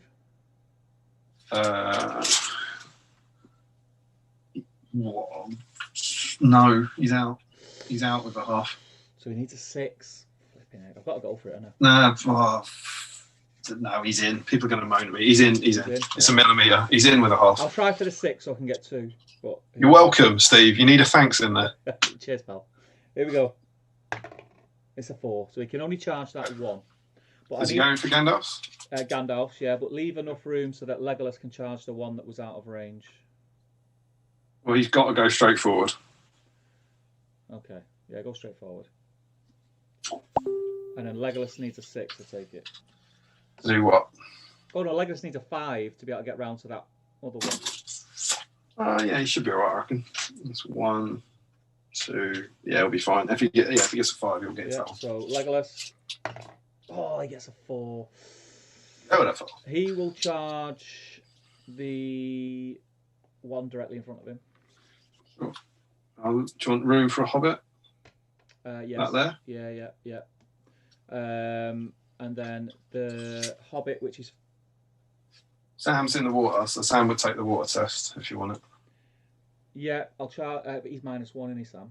Yeah. Yeah, well, I need to take the test with him anyway, so I'll take the test with him. Mm-hmm. Good news. He gets a 2, so he's a 1. So it's a 1, yeah, doesn't move. Okay, so this is now tactical with Merry and Pippin. Is Merry or Pippin furthest south? Pippin. So Pippin is going to charge that one that's on the beach. Mm-hmm. On that, yeah. Leaving space for Merry? Let me think. Or do you want to keep him out of charge range of this? I want to keep him out of charge range of that. Okay, so then Pippin would have to charge there, and there wouldn't be space for Merry. So walk Merry to the water's edge. Yeah, call that an inch. Has he got enough room for half to charge the one that Legolas is in on? No, it's 2. It's not 1.5. Okay. I think. Yeah. We'll say if it's a 6. Okay, so if it's a 6, and he gets a 2.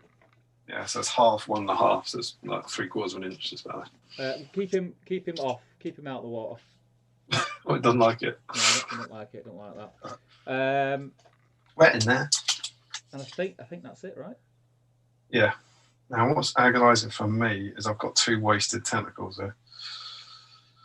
How much Mike's Gimli got? Gimli's got 1 left. And Boromir? Boromir's got 100 might, right? Yeah, he's not used anything yet. Boromir's going to win that, and he's going to kill that, and he's probably going to call it heroic combat. He's probably going to go in there. So this one is going to charge Gimli. Okay. Yeah, I think so. I'm going to have more chocolate. He's going to charge Gimli in there.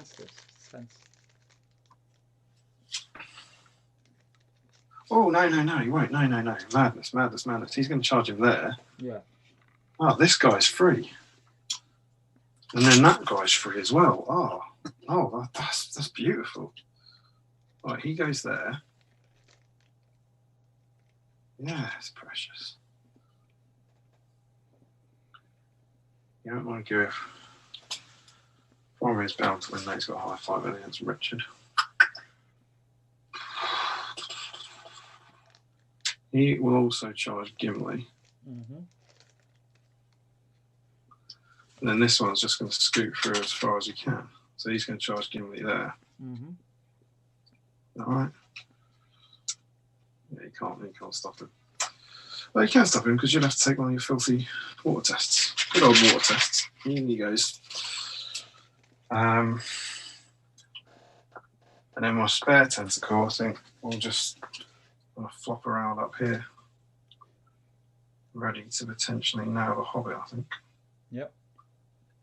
Or he'll be lying down. No, maybe let's have some flexibility.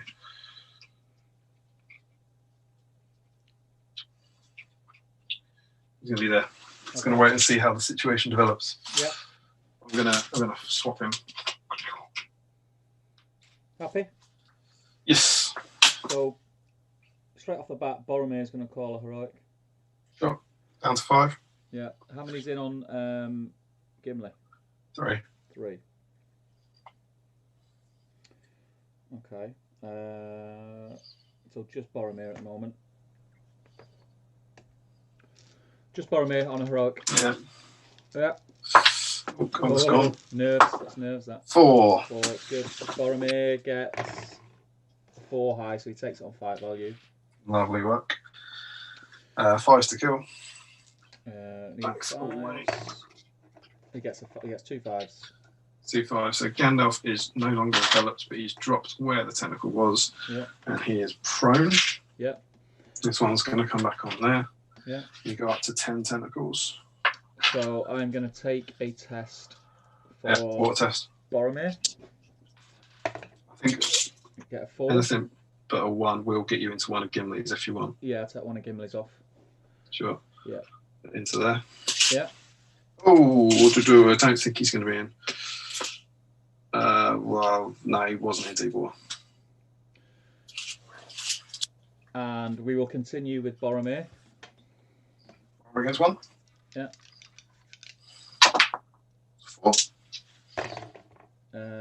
Takes it on a 4 again. Oh, wait. Needing 5s to kill.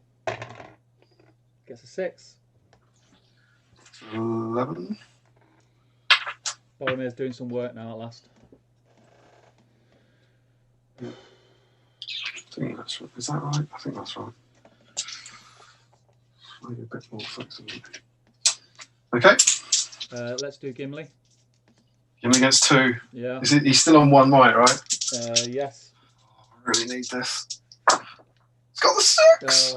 I Come beg on. you, Steve. 4 highest. You know you want to. Let's do it. 2 dice, 4 Gimli. highest. Gimli now. Come on. Really? It's a 3 high. Oh, yes. He's got 1 might, yeah? Oh, yeah. Enveloped. Nom. Oh, that is big. Oh, I've got one of the biggies down. Oh, jeez. Okay. Legolas? Someone is getting carried off the ball. Not necessarily. Oh, yeah. Good old Bozza. Bozza's there. Bozza's there to save the day. Leggy against 1. Yeah. It's a 5. It's not bad. Strong. He's out of might, right? Oh, he's out of might. 1's out the tray. 6. Oh, Okay. 5's to kill. Yeah. Oh, 1's out the tray again. No, he gets a 2 and a 3. Lovely. Doesn't kill. Pippin against 1. Come on. The little hobbit that could. Let's do it. It's a 2. Oh. Pippin, you are not going to get much of a better chance than this. Come on, mate. Yes, it's good, isn't it? Isn't it, Steve? It's great, isn't it? It's great news. He gets a 2. Envelop. Jeez. Pippin. Someone has to be leaving the table. Pippin, Someone's got to be leaving the table. Pippin is leaving the table. Yeah, Pippin's gone. I'm not putting any saving resources into saving him at all. I'm absolutely carrying. I'm taking him off. I'm just so excited to carry someone off. You let me down there, Pip. You failed me. Right. Okay. Priority. 6. It's good. It's good. It's good. Here we go. 3. So I'm going to call with. Let me have a look. They're all. I mean, the 6 who aren't enveloped are all in range of each other. Yeah. Do you want to check in on the chat? By the way, we haven't done that in a few times. Yeah. I'll check in with my Rob Cron direct chat. Oh, nothing. Maybe he's having to do some work. Where are we up to? Glenn saying might point that. I don't know which one you meant there, Glenn, because we were enthralled. Harry says, that's me out here, guys. Looking forward to watching the rest of the morning. Nice to join you again. Good to have you, Harry. Have a good night. Have a good date night. Reese is laughing at me and saying, that was shocking, Steve. Yes, I know. People are saying bye to Harry. Carl Daly's just joined us. Says, evening all. Just listening on the car on the way home. We'll have to watch this all back. Hamdizzle's saying, free mic, question mark. Shows me for half-assed mile. Ah, right. That was, yeah, I addressed that, yeah. Don Barnett saying, yes, Gimli is a beast. He certainly is. Dylan Not anymore. Dylan Patel says, evening all, just on way back from work. Just popped in to say hi. Hope everyone is having a good stream. We'll catch up on my days off. James Minute Space, good night all. Good night, pal. And Green Tree saying good night to James. And that is us caught up. Guys, just for a little bit of fun, considering the predicament that we're in, although I'm not in dire straits just yet. I mean, I am in a bit of a predicament. Boromir not rolling a 1 is huge for you. Place your bets now on your thoughts of the outcome of this scenario from this point. Right, so I'm going to call a heroic move with Aragorn's free. Sure. So he now has to move first. Big one for Aragorn. Is he in range to charge that one tentacle that's closest to him if I get half? No, not half. Oh, he has been a wet lettuce, hasn't he? Right, okay, so I'm rolling for Aragorn's swim. The 1, huh? Doesn't matter if it's half, does it? That is beautiful. I'm not even waiting for confirmation. It's obviously a 1. He's not moved for about 3 days. He moved last turn. Come on, only shot a tentacle that time. Right, okay, so he's stuck. Boromir is going to charge the 2 tentacles that both have. This is your biggest roll of the game, mate. Prisoners. So, and I am delighted to inform you that Boromir is in deep water. Oh, jeez. That's 2 dice picking the lowest. Come on, Steve. Show me a 1. Come on, brother. Come on, mate. I've got all the faith in the world in you. No. Yes, he's got it. He's got it. I can hear it in his dull, sad voice. Is it a 1, Precious? I just want to pick my toys up and go home. Oh, yeah. Trust in the Watcher. Good old deep water. Right, okay, so. You do have Gandalf back in the game, though, with his spells. Right, first off, what's going to happen is Legolas is going to charge the one that's next to the one that's got Frodo. No, Legolas could get on both with a 5 or 6. That would probably be a clever thing to do. I've got a plan, though, for Gandalf.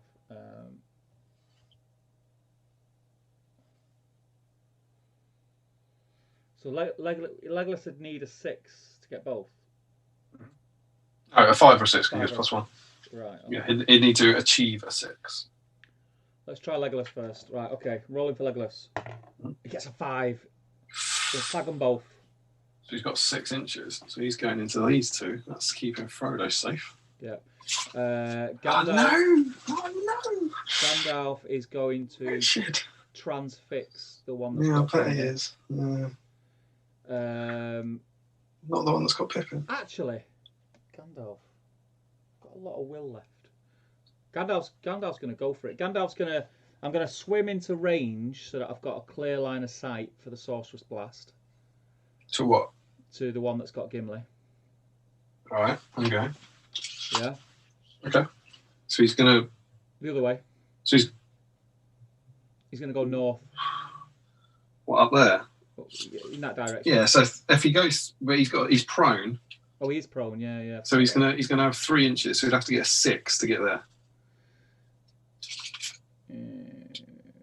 He's got 3 inches effective movement, and then he's got to make his swim roll. Can he get into Not in deep water. So he can't get in a position to do Sorcerer's Blast then, can he?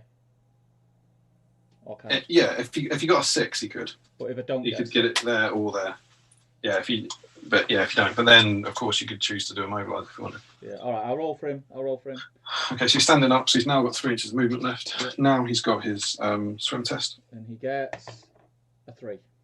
He'll move. Okay, so he can move an inch and a half. Move towards Aragorn. You don't want to charge one? Not really. Okay. He'll move towards towards Aragon. Hang on. Let me think. Let me see what's left. So back to He does get both of them if you want either of those.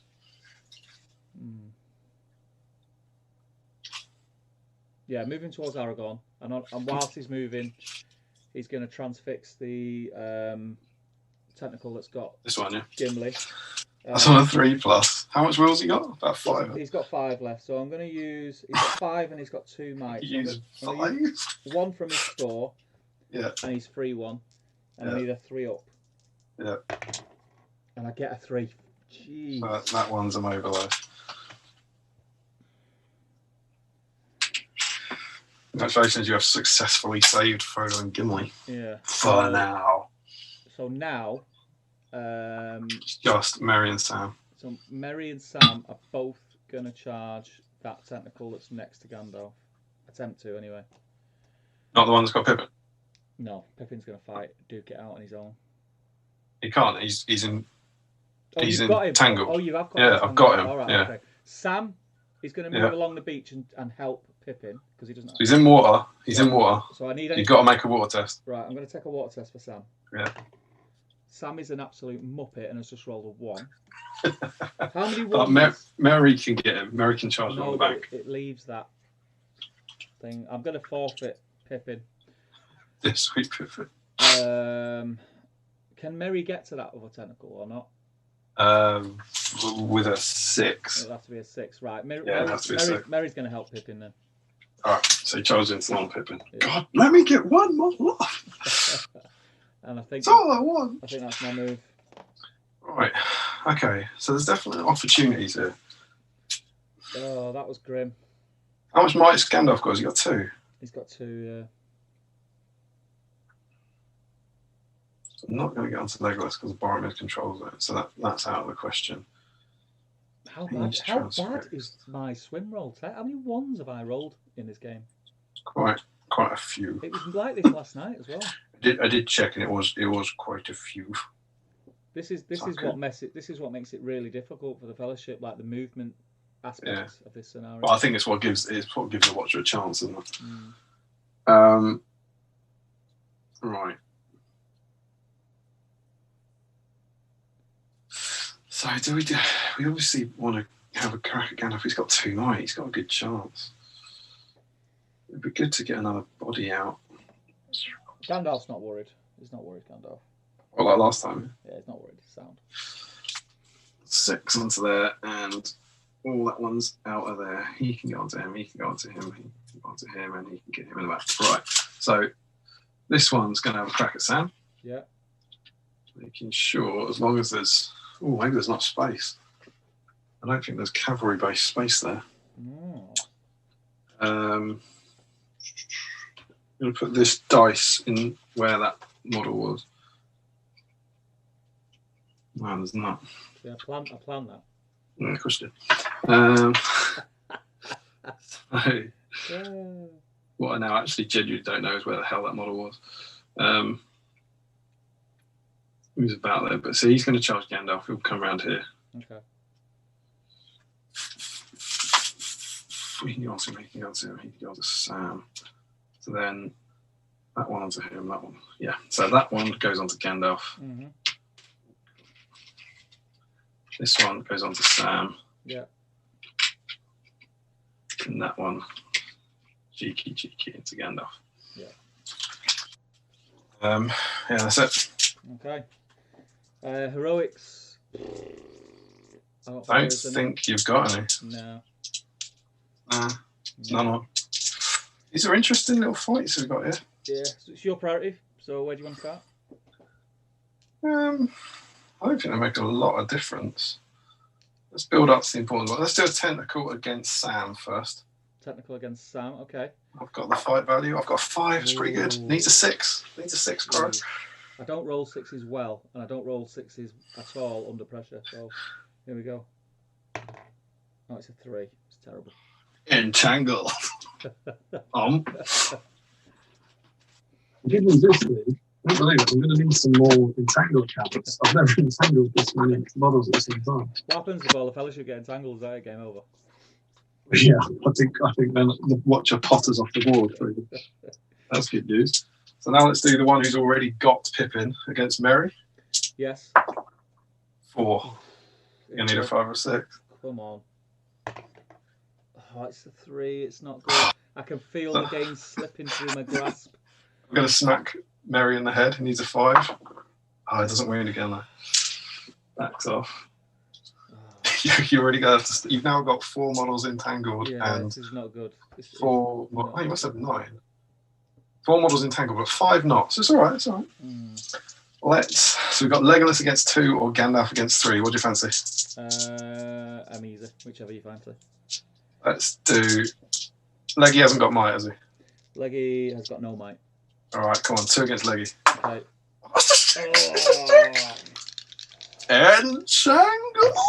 6s, mate. Double 6s. Really? Yeah. Oh, you wretched human. Come on, Leggy. Unbelievable. Good. Right, needing 5s.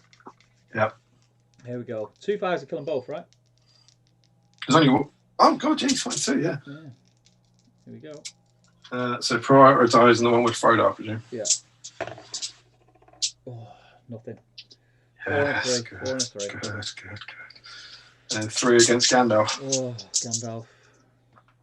There's my 6. Oh. You got 2 might there, right? Got 2 might. Gandalf. Come on, mate. That was a long sight, Steve. I'm not gonna tell you what I got. I'm just gonna let you see it on the screen, mate. Is it? I'm just gonna lean over the screen here. Just waiting for that dice tray. There's nothing at the moment. Steve's currently looking. There's my 6. Everything's going well. Steve's looking. He's looking confident. He's got 2 might. He's not worried. He's picking up his dice. He's rolled a 1.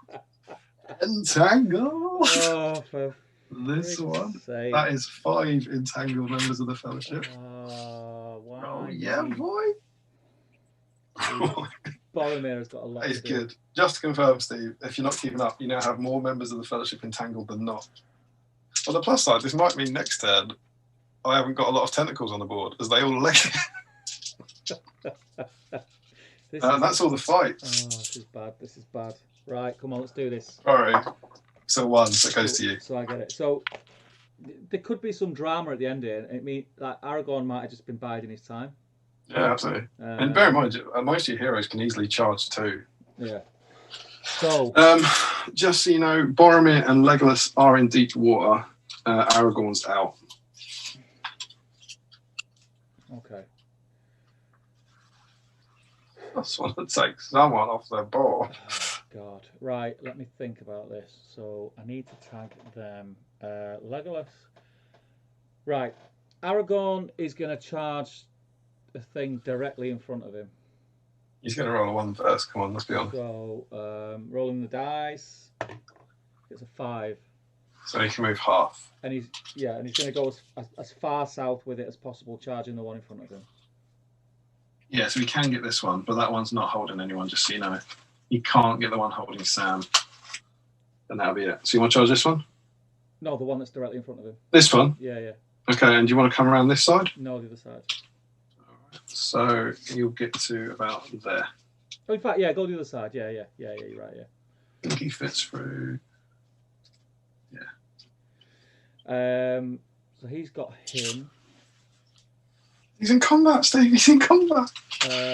Legolas will charge the 2 directly south of him. Not the 2, including the one with Gimli.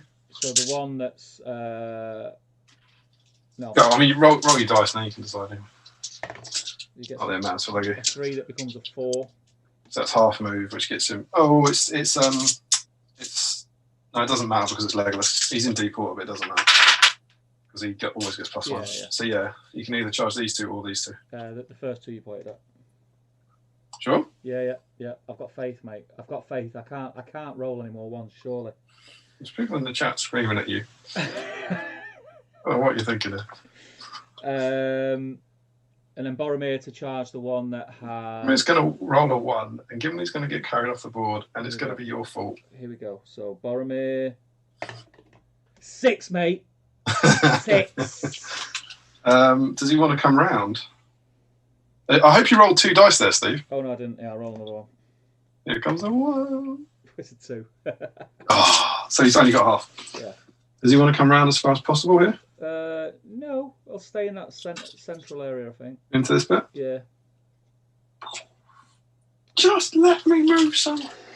So that's that done. So at the minute, Gandalf is the only one that can be carried on. Where's Gandalf? Gandalf is on this tentacle here. Yeah. In a whole world of trouble. Yeah. So, yeah, that's grim. It's not ideal, is it? That's grim, that. Yeah. And you got Mary to move. Yeah, Mary will charge those 2. 2 directly in front of him. Yeah. Which one of these has got Sam? I think it's the 2 blanks in it. I honestly don't know. Can you let us? Cause, I don't know if anyone knows in the chat which one of these envelops Sam. I feel like it would be this one. Yeah. Because I feel like Sam was there. Yeah. Yes, he was. He was. You moved him round to the back. Yeah, it's right. He wouldn't. But did he charge? Did I charge another one into him? I think you charged him like on the beach. I could be. I won't put my house on it. I won't put Does anyone know? Does anyone know? Let us know which of these 2 has got Sam. And I'll do some other moves. Yeah, the answer should be the blank one or the tentacle one. Let us know. And Steve, I'm delighted to say, if I put this down, he's 5.5 inches off the table. Yeah, he's a Gandalf is out of here. Oh, that's grim. Becoming my first ever model carried off. That is good. Yeah, I didn't want to lose Gandalf. Check the rules. I didn't want to lose a hero with 2 might and 4 will left.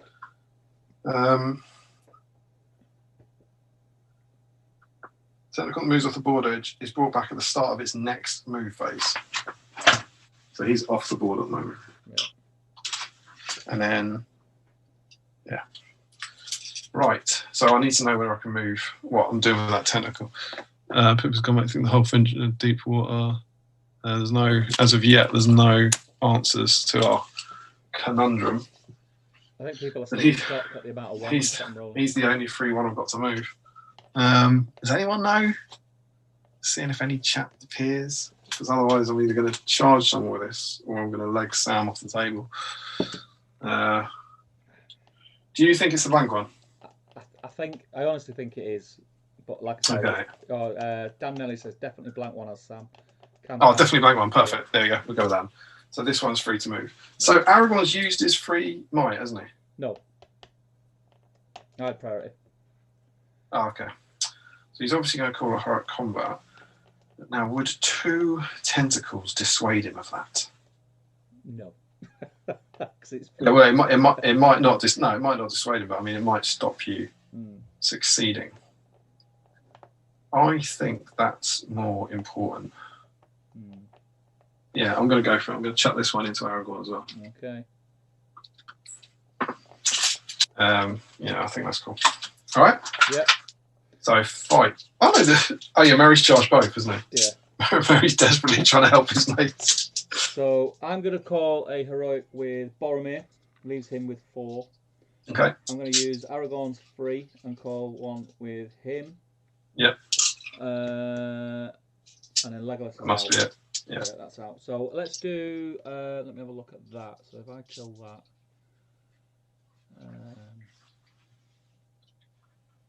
Yeah, let's do Boromir first. Okay, Boromir, come on, cheeky. It's a 1, so you've won that. Congrats. Boromir wins, so needing 5 to kill. Right. You get 6s and 2 5s. So that's dead. Gimli gets dropped there. Is no longer ensnared. This comes on there somewhere. He is prone, and you go up to 12. Yeah. I will put this. I think this is probably the right place for him, to be honest. Yeah. And then Boromir will charge into the one that's got Frodo. Yeah, you need a that will split it off from Leggy, obviously, but yeah, it's not a problem. I think I need 2 up. Yeah, 2 dice there. 2 dice, yeah, 2 up. A 6 and a 3. Happy days. So you can go anywhere on this because Frodo's just a counter. So do you want to go around the back or? Put him. Yeah, just put him next to Frodo. Okay. In he goes. So there, yeah. Nudge Frodo around a bit so we know he's. Because Frodo So we got. Frodo will land on the spot where the tentacle was if he kills it. Yeah, right? yeah. Let's do that combat now. It's Aragorn to right next. Oh yeah, it's Aragorn's. Yep. So Aragorn's got 3 dice. You give us a target.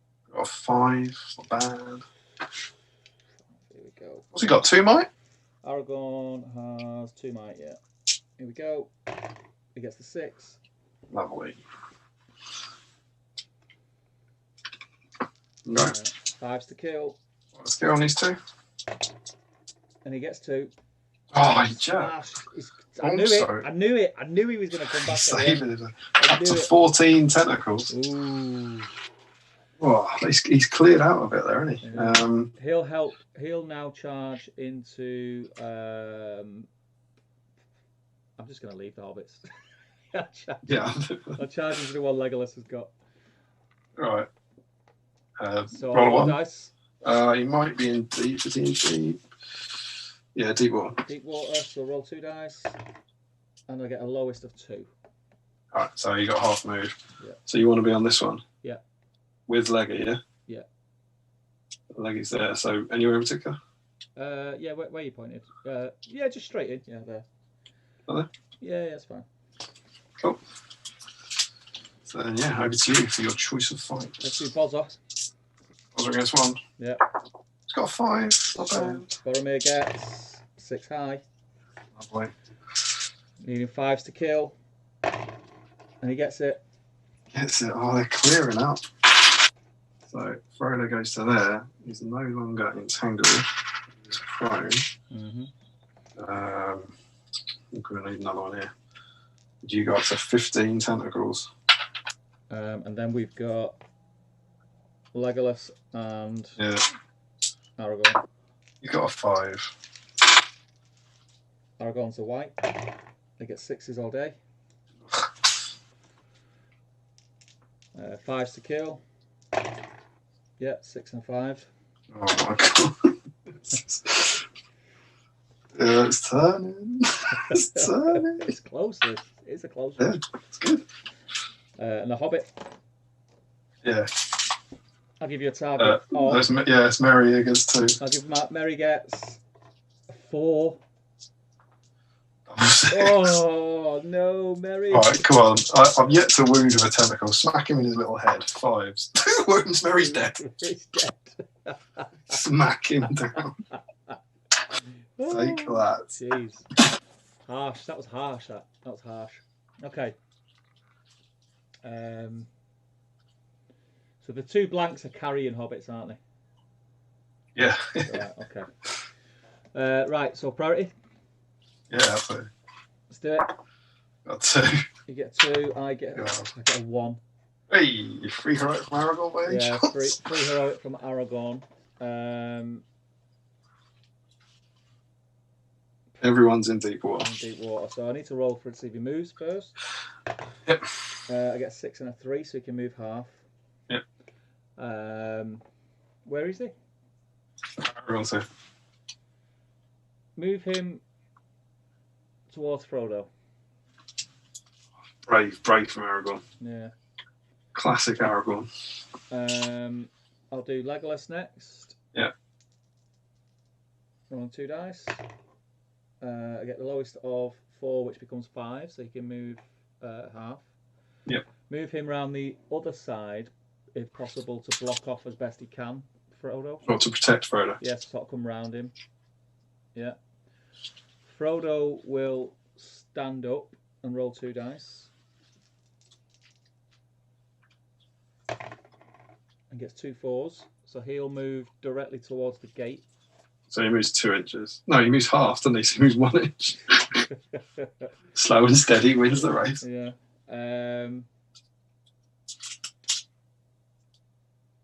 Gimli will stand up.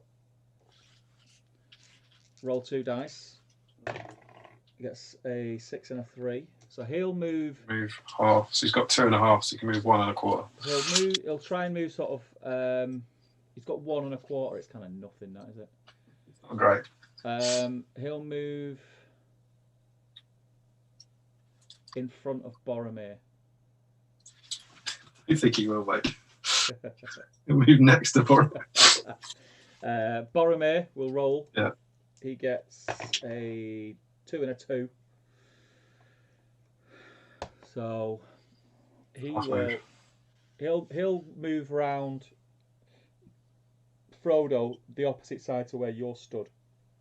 So next to Aragorn. To stop that tentacle going up and doing a left. So that's 2 inches. Yeah. That's 1 inch to there. Yeah.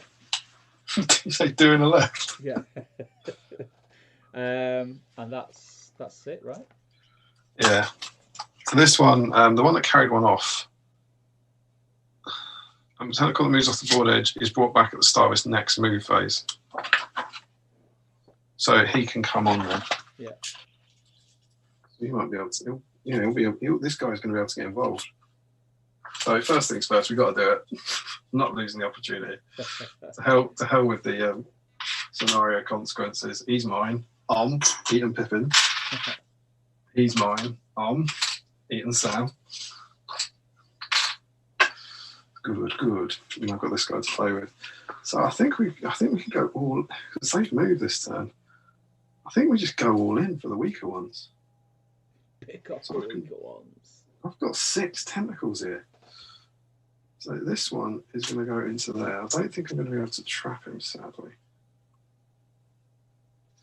This one's going to sweep around the back of Leggy.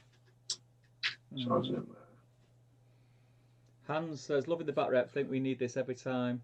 Get through the quest ring bearer scenarios. I personally enjoy being good. This one's going to move on there, by the way. Just going to Gimli. It's been a good laugh watching you two go at it. And Michael Haskell says, I've never watched the one show until tonight. Yeah, make sure he just stays out of Aragorn's control zone, which is there. I've got 3 on Gimli and 3 on Legolas. That's sound that. That's fine. Is it? I hope so. Is it? Fight value will carry me through here, mate. Losing priority there was sweet. Carry me through. Alright, come on in. Let's have it. Sean first. Let's do Gimli's got 1 point of might. Let's do Leggy first. He's got no might, right? No might. 1 tentacles. Do you work? Oh, it's a 6. Ooh. It's a 6. It's a 6. I'm not feeling confident about Legolas here, so here we go. Oh, it's a 5. He doesn't get it. Yeah, 5. Entangled. I'll give him to that one.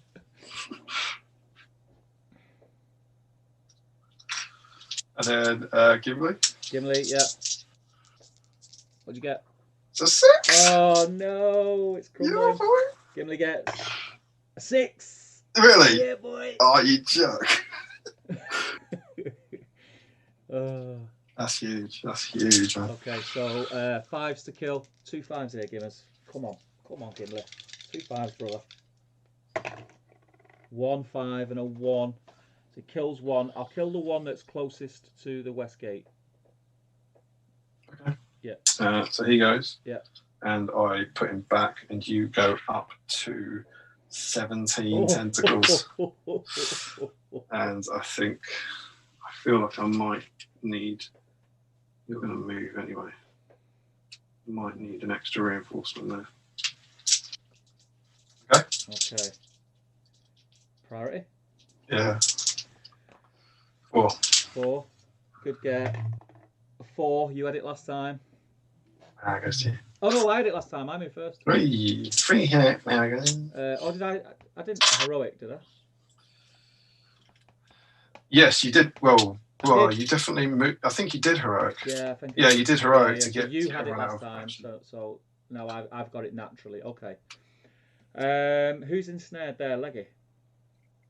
Let us know in the chat if anyone knows that. Did Steve have it last time? Can't remember. It doesn't make a difference now. We'll just decide if he wants to heroic. I feel that I did say I'm going to call heroic. Right, let's do. Which means I have priority, which means you now have priority. Yeah, let's do Frodo first, because that will depending on what happens with Frodo determines what I do with the rest of my models. So Frodo is in deep water, so 2 dice, a 6 and a 3. So half move. Yeah, directly towards Westgate. Yeah. Okay, right. Let's have a think. Ooh, this is interesting.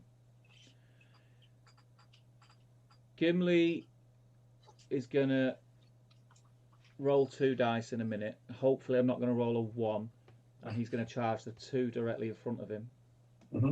I've got 1 might, so I could heroic combat. Right, he's going to roll 2 dice. Yeah. A 5 and a 3, so he gets in. Throw an axe. Yep. Oh, it's a 4. Was it a 5 with a throwing axe? Yeah. Oh, it's a 3.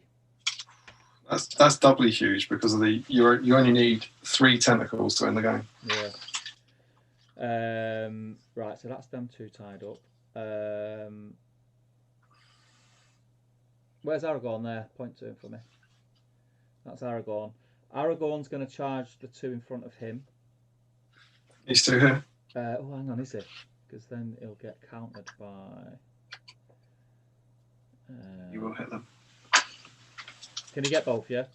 Yeah. Yeah. So I'll roll 2 for Aragorn. Mm-hmm. 6 and a 4, so he loves life. He's going to charge those 2. You are now like your swim rolls now are coming through for you. You haven't rolled any 1s in a while. Yeah. Even in the deep water. Boromir.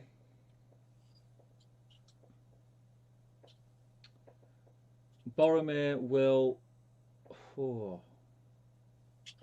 also will charge the tentacle north of Aragorn. Does that make sense? Right, okay. Yeah. The one closest to Frodo. Yeah. So I'll do a swim test for him. He doesn't go anywhere. Hey, that's big. That's interesting. Can I hang on? It's not the end of the world tentacle? for me, but I would have liked it. Yeah. I would have liked I think I'd maybe nick another hero now, but I haven't got the resources to stop you killing another 3 and get Frodo, sadly. Yeah. But, we'll give it a go. So your move? My go? Yeah. So, that's my Legolas. On. Yeah, there's nothing I could have done about that. Eaten by the Watcher. So he's off this turn. Can't do anything about that. I do have 2 more coming on, but I don't want to. See, I don't know actually what I want to achieve now. I don't want to give Aragorn more to kill. How many mites Aragorn got? Aragorn has two might in his store. These 2 are going to come on from there. I might actually just make sure they're potentially out of Boromir range, but in the Frodo range is a pleasing place to be. Because Boromir has any crazy ideas about rolling a 6. And then this guy. I don't know. Because I could put him on Aragorn and just pray. Have you used your free one? You haven't, have you? No. Steve called it right last turn. There you go. Yeah, so you do have priority. Yeah. So he's got 2 in his stores, you say? Yeah. I don't think I've got a lot of choice. I think I've got to go for it. That's 3 dice, 3 highest. That's achievable. Go on. No guts, no glory. Because otherwise, you're gonna call the heroic there. You're gonna kill 2. Gimli's probably gonna kill 1 there. It's next. I've got to go for the kill. Yeah. Got a slim chance of going for Aragorn. Okay. Let's. No heroics. So let's do Gimli first. Sure. 2 against Gimli. I've got the 6. Whoa. Stop the rock, stop the rock, stop the rock. Come on, guys. It's a 2 and a 2. It's no good. Enveloped. It's all on Aragorn, who was flopped. He'll be off. He'll be the off. whole game. If you want to save Gimli, Aragorn's got to kill all 3 of these this turn. Oh, God. Oh, can you imagine if I get Aragorn now? Can you imagine? Go on, give me Right, so I'll give you the target, yeah? Yeah. Come on, show me the sticks.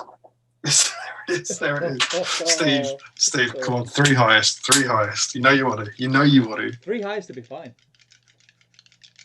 Got 2 might and a 3. Yeah. Yeah, so it's 2 highest, isn't it? Come on, Steve, you've done worse. Come on.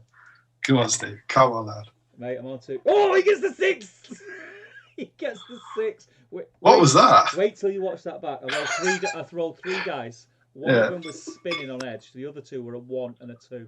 Oh, no. And then it just landed on 6. Oh, so he wins that combat. I want to see these die. Unfortunately for me, I don't have the Andrew rule, do I? No, you don't have Andrew. No. Oh God, yeah. Oh, look at that go. Oh, that is wretched. That would have been something beautiful. So just to confirm, Steve, you need 5s. If you can use your, you got 3 points of might, yeah? Yeah, 3 might. If you can use them to kill them all, you'll win the game. Let's do it. Come on, Aragorn. This is what he was waiting for, you know. Yeah, he's done all right, you know. He's turned up. Here we go. Mate, a 5 and 2 4s. I will use 2 points of might. Really? That is beautiful. Takes 3 out. So for anyone who didn't hear it at the beginning or has just joined, Aragorn, I have killed beast. 20 tentacles, which is one of the win conditions for the good side. Which, to be fair, if that wouldn't have happened, I was literally in deep water. Literally in deep water. I'm gonna snap a cheeky photo of the final positions there. That was a lot of fun. I enjoyed that. And Steve, there you go, mate. I can't actually see the live feed, but there you go. Shaky. Yeah. Epic that shaky. was awesome. Yeah, and with that, the watcher retreats because he's been battered enough. I think they take Gimli with him as he retreats. I say he does. Sadly, I think Gimli does get to stay there. Yeah, that was glorious. That was a lot of fun. I honestly thought you had that.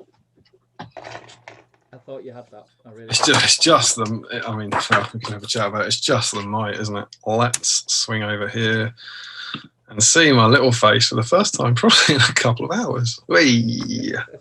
There we go. That is the end of that. Mate, that was awesome. I feel stressed. I can comfortably. Oh, hang on. Let me just unplug and go back to my normal self. It's good. I'll go pear shaped now. Here we go. Yep.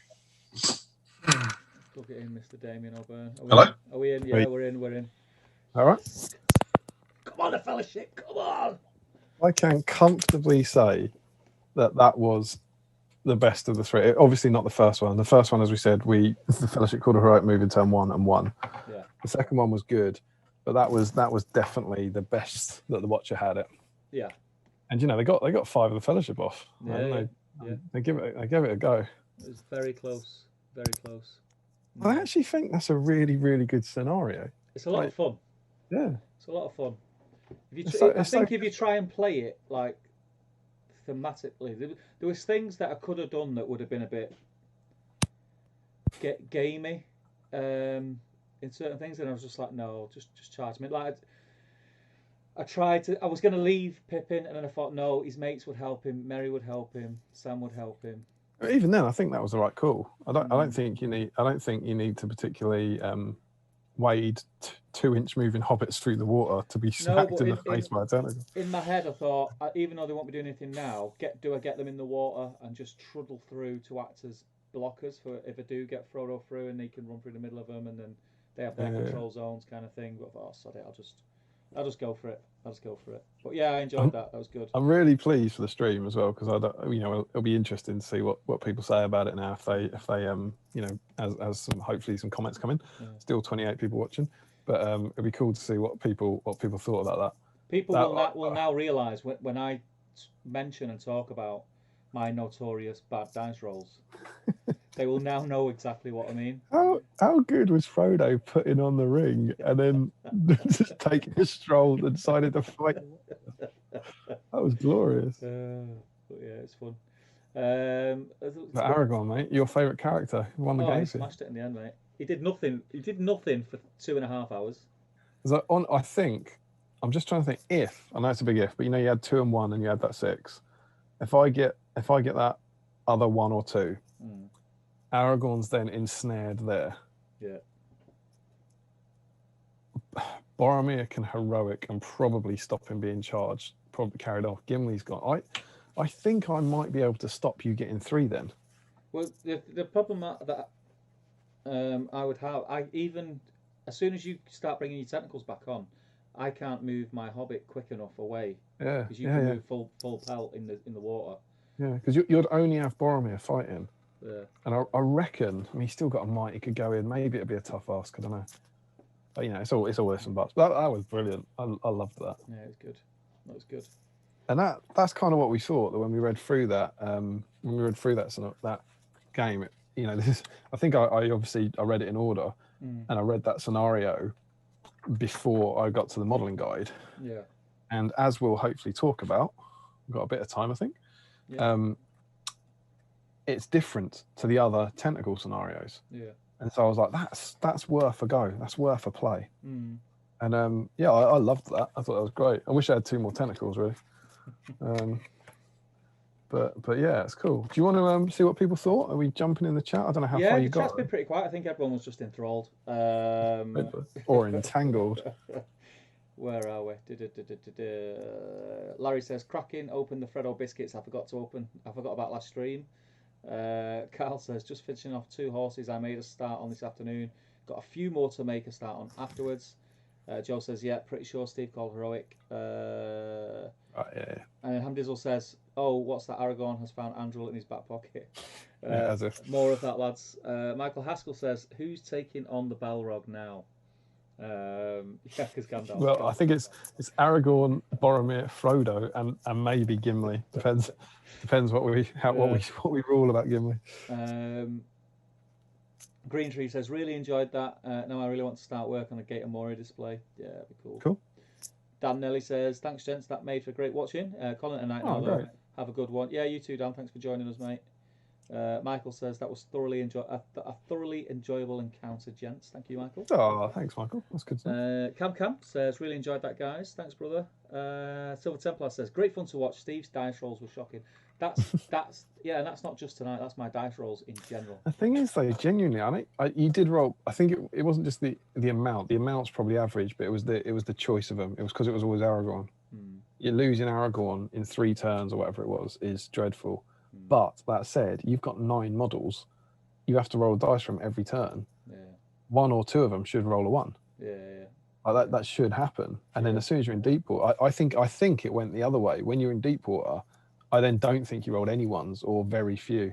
You know, when you roll 2 towards the end. Yeah, I rolled better in deep water. You roll better when you're rolling 2. It's great, and it's really good. It's a clever mechanic to give the watcher the chance to take the fellowship, because he doesn't have to wound them; he just nicks them. Yeah, I really like it. It's a really, really clever dynamic. The fact that you can just move 6 all the time. I mean, even if you take all the tentacles out of the water and you started the fellowship in the deep water, and it was just the aim of the game was just to walk off, you'd still struggle. You'd still be left with some of them stuck in the water because, like you say, you've got 1s. I would stress though, because this is quite achievable, really. You know, you could play it. Should you wish to, you could buy a watcher in the water and get the tentacles that way if you want. You know, if you've got a spare 40 quid to cut them up. But you can find these on eBay or whatever, and you can make them. Yeah. But you could just play it with cavalry bases, but you can't let the fellowship call heroics in the first turn.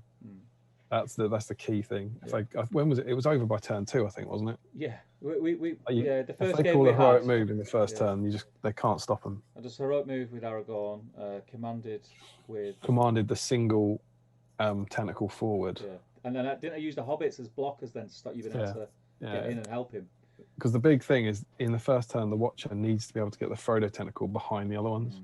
That's the big thing. And that's what brings the game into the water, which that mechanic in the water is what makes it. Yeah, you're right. Yeah. The first time we played it, all the tentacles were up on the bank, and it was like, this doesn't look very good. It made it for a better game, though. That made it for a better definitely. game. Yeah, definitely. So, but yeah, that was a lot of fun. That was definitely the best of all the time. With the 3 times we played it, that was the most fun. And you know what the twitchy thing about this is, though? Do you know what that makes me want to do? It makes me want to paint a fellowship entirely on water bases. And it's like, I don't need that. I don't need that. Or cut them in half so they're swimming. Yeah, absolutely. So wading. You need like a that's probably a better idea, actually. So you need a barrels out of Bond. Yeah. You know, just get that plastic set. It doesn't cost a lot. Get that off eBay, cut them in half. That'd be pretty cool. Yeah. Be awesome. Do it. So Alex says, awesome report. Michael Haskell says, bring the board and scenario to 7 Stones warm up on Saturday. That's a good idea, definitely mate. A good shout. I could do that, yeah. Cam says, Damien, I've been missing your hobby vlogs. Is there a new one coming anytime soon? Do you know, it's finished. It's my next hobby vlog is actually finished and exported. So it's done. It's sitting on my desktop. It just needs to be uploaded. So do you know what? Cam? For you, I will set that going after the stream. I'll upload it overnight and then it'll be published tomorrow. There you go.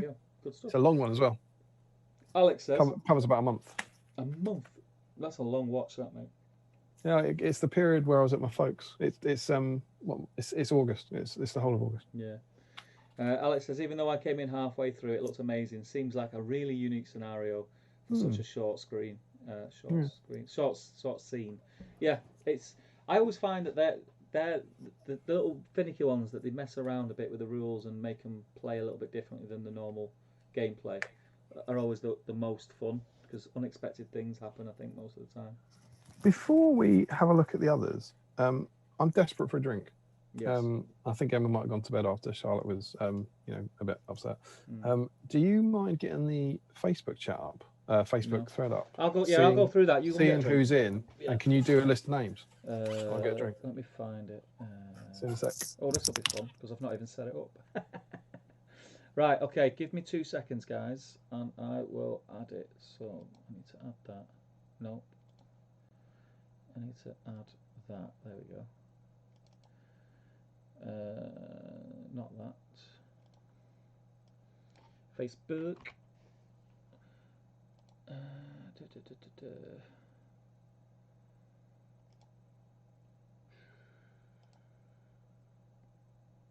I think we're there, people. Just let me get rid of that.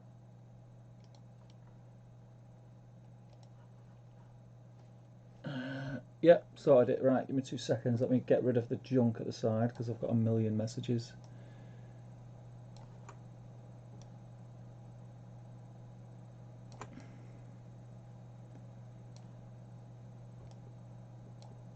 Oh, sugar.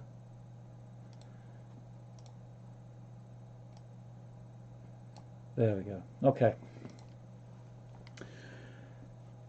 So you should be able to now see the thread. Let's go through and have a look. Do I need to refresh that because it doesn't look like anyone's posted on it? Let's see. Oh no, I've got to find it again. Flipping heck. There we go. 28 comments, you crazy people.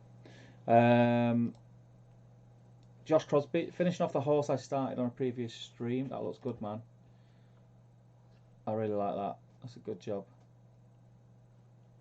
I never have the nuts to do them style of horses, but when I see other people do them, they look awesome. That's really good. Should do a tutorial for that, Josh. It's a great effort. Harry Parkhill should be finishing off his Easterlings, but in honour of the stream's intended goal, here's some Rohan stuff and Woses. Yeah, getting the houses. I love them houses. I still got my stronghold to build for my Rohan board. Oh, hello. Hey man. Joe Holzman, he's got his Watcher tentacles and some salted caramel M&Ms this evening. He's got Watcher tentacles. Awesome. Yeah. Get them over. On Max. for Pepsi. Oh, you on Pepsi? Yeah, I feel like I need the sugar more than the beer. Max is painting Aragorn from the Break-In, Legolas, Gimli. You taking the list, yeah? No. Oh my God, that's literally the thing I said. Make a list. I didn't know that's what you said. I wasn't listening. I was still stressed, mate. I was still stressed. I've not gone far. Anyway, I think we're all right because at the minute all I've done is Josh Crosby's, which is a horse. So he's done a horse. Hope he's not painting the rider. And it's a great horse as well, by the way. Cool. Looks really cool. Bit of cool. Serpent rider horse looks like. Harry Parkhill's not played by the rules, but he's still posted a whip, which is cool. So have you got a pen there? Yeah. I've got my phone. All right. So Josh Crosby's in. I'm just trying to find the find the thread so I can see the stuff. Joe Holzman is in. Work in progress thread. Okay. Joe Holzman. He's in, yeah. Max Bolter Drill is in. Oh, this looks nice. Mr. Will Lavis. That is a nice Pippin. That is nice work, my friend. What is Max isn't in? Why is Max in? They're post Lorien. Are they? Oh yeah, they are. Yeah. I mean, he even writes it. Oh. So this is why you're not in charge. Oh. I'm just going to go back and check Joshua's to just confirm that is a horse. I'm having a look at Will's Pippin. That's really nice. I like that Pippin. Oh yeah, that's beautiful. So he's not elf cloak, so he can come in. Yeah. Adam Sparks Davis, Gandalf. Oh, that second photo of Will's is gorgeous as well. Yeah, really nice. Oh, it's beautiful, beautiful Gandalf from Adam. Ronald is painting Aomer. Doesn't get involved, unfortunately. No. Oh, Frederick was playing a game, and he wasn't playing tonight. Let's have a look. Playing a game? Playing a game? That's not what we're after. Looks like lots of fun was had. Dan is having a world-class evening. Dan Collister. Glass of red and a box of after eights. After eights, I could smash. Hashtag what a night. Oh, and Thranduil's horse. I nearly missed that. Oh, that's yeah. Oh, yeah. It's just, you don't see that a lot, do you? No, sneaking over the edge there, I think that's the best model in the range. It's certainly, to my mind, the best mounted Thranduil model. Oh, you naughty boy. Dav Nelson, Ballard's Tomb, Gimli, and Camille's horse, both getting some love tonight. Very nice. Very nice. Do you know what's good? I don't know if this is the beer or the stress from the game. For Dan Collister, I've written Thranduil's horse.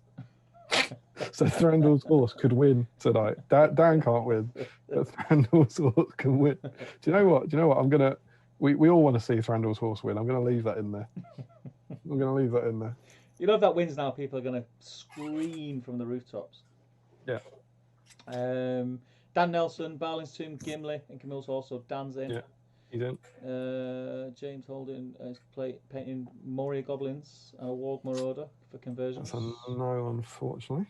Good to see that. Gary Cassar, yeah, just a Rohan horse. He's legit painting Aomer's horse. Yeah.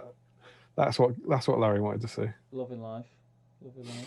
I still find it funny, you know, when someone posts a screenshot and we're on a screen in the background. That's very strange. Is that me? Yes, see you, brother. Yeah.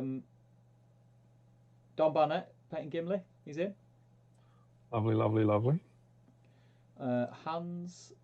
As ever, we hope you don't win, so we don't have to ship it to Canada. Hans has gone all out. He's painting several fellowships all at the same time.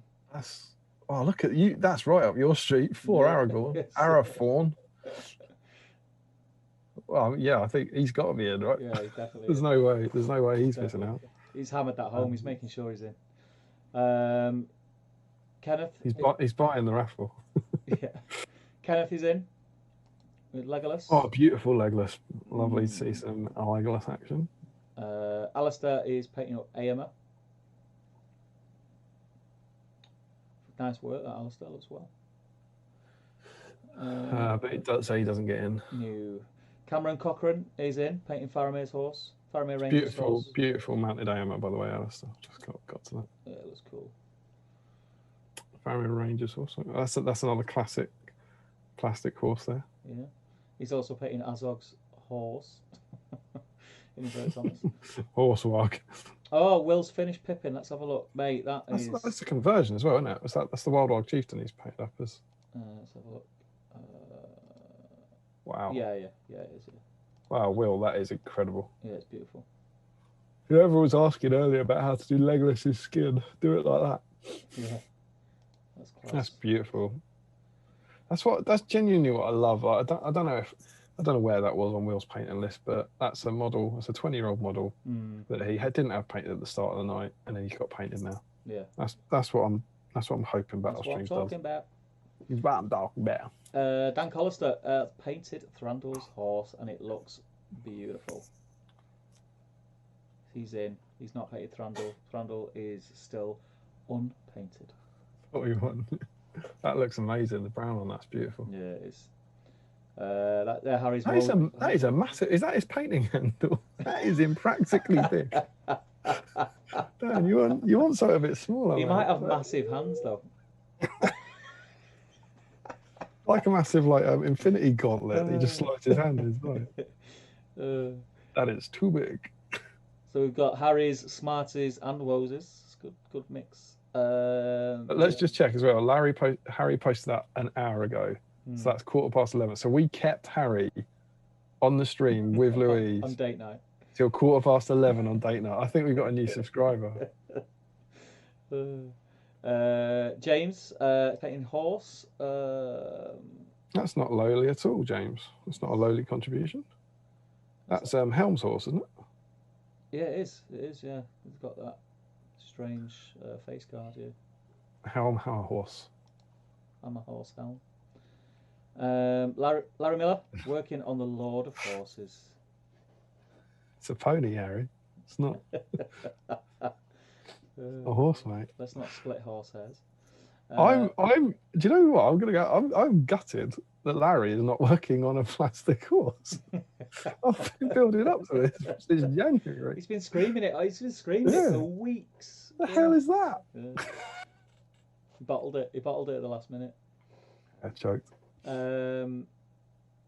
Yeah, Carl's working on plastic horses. Lovely work.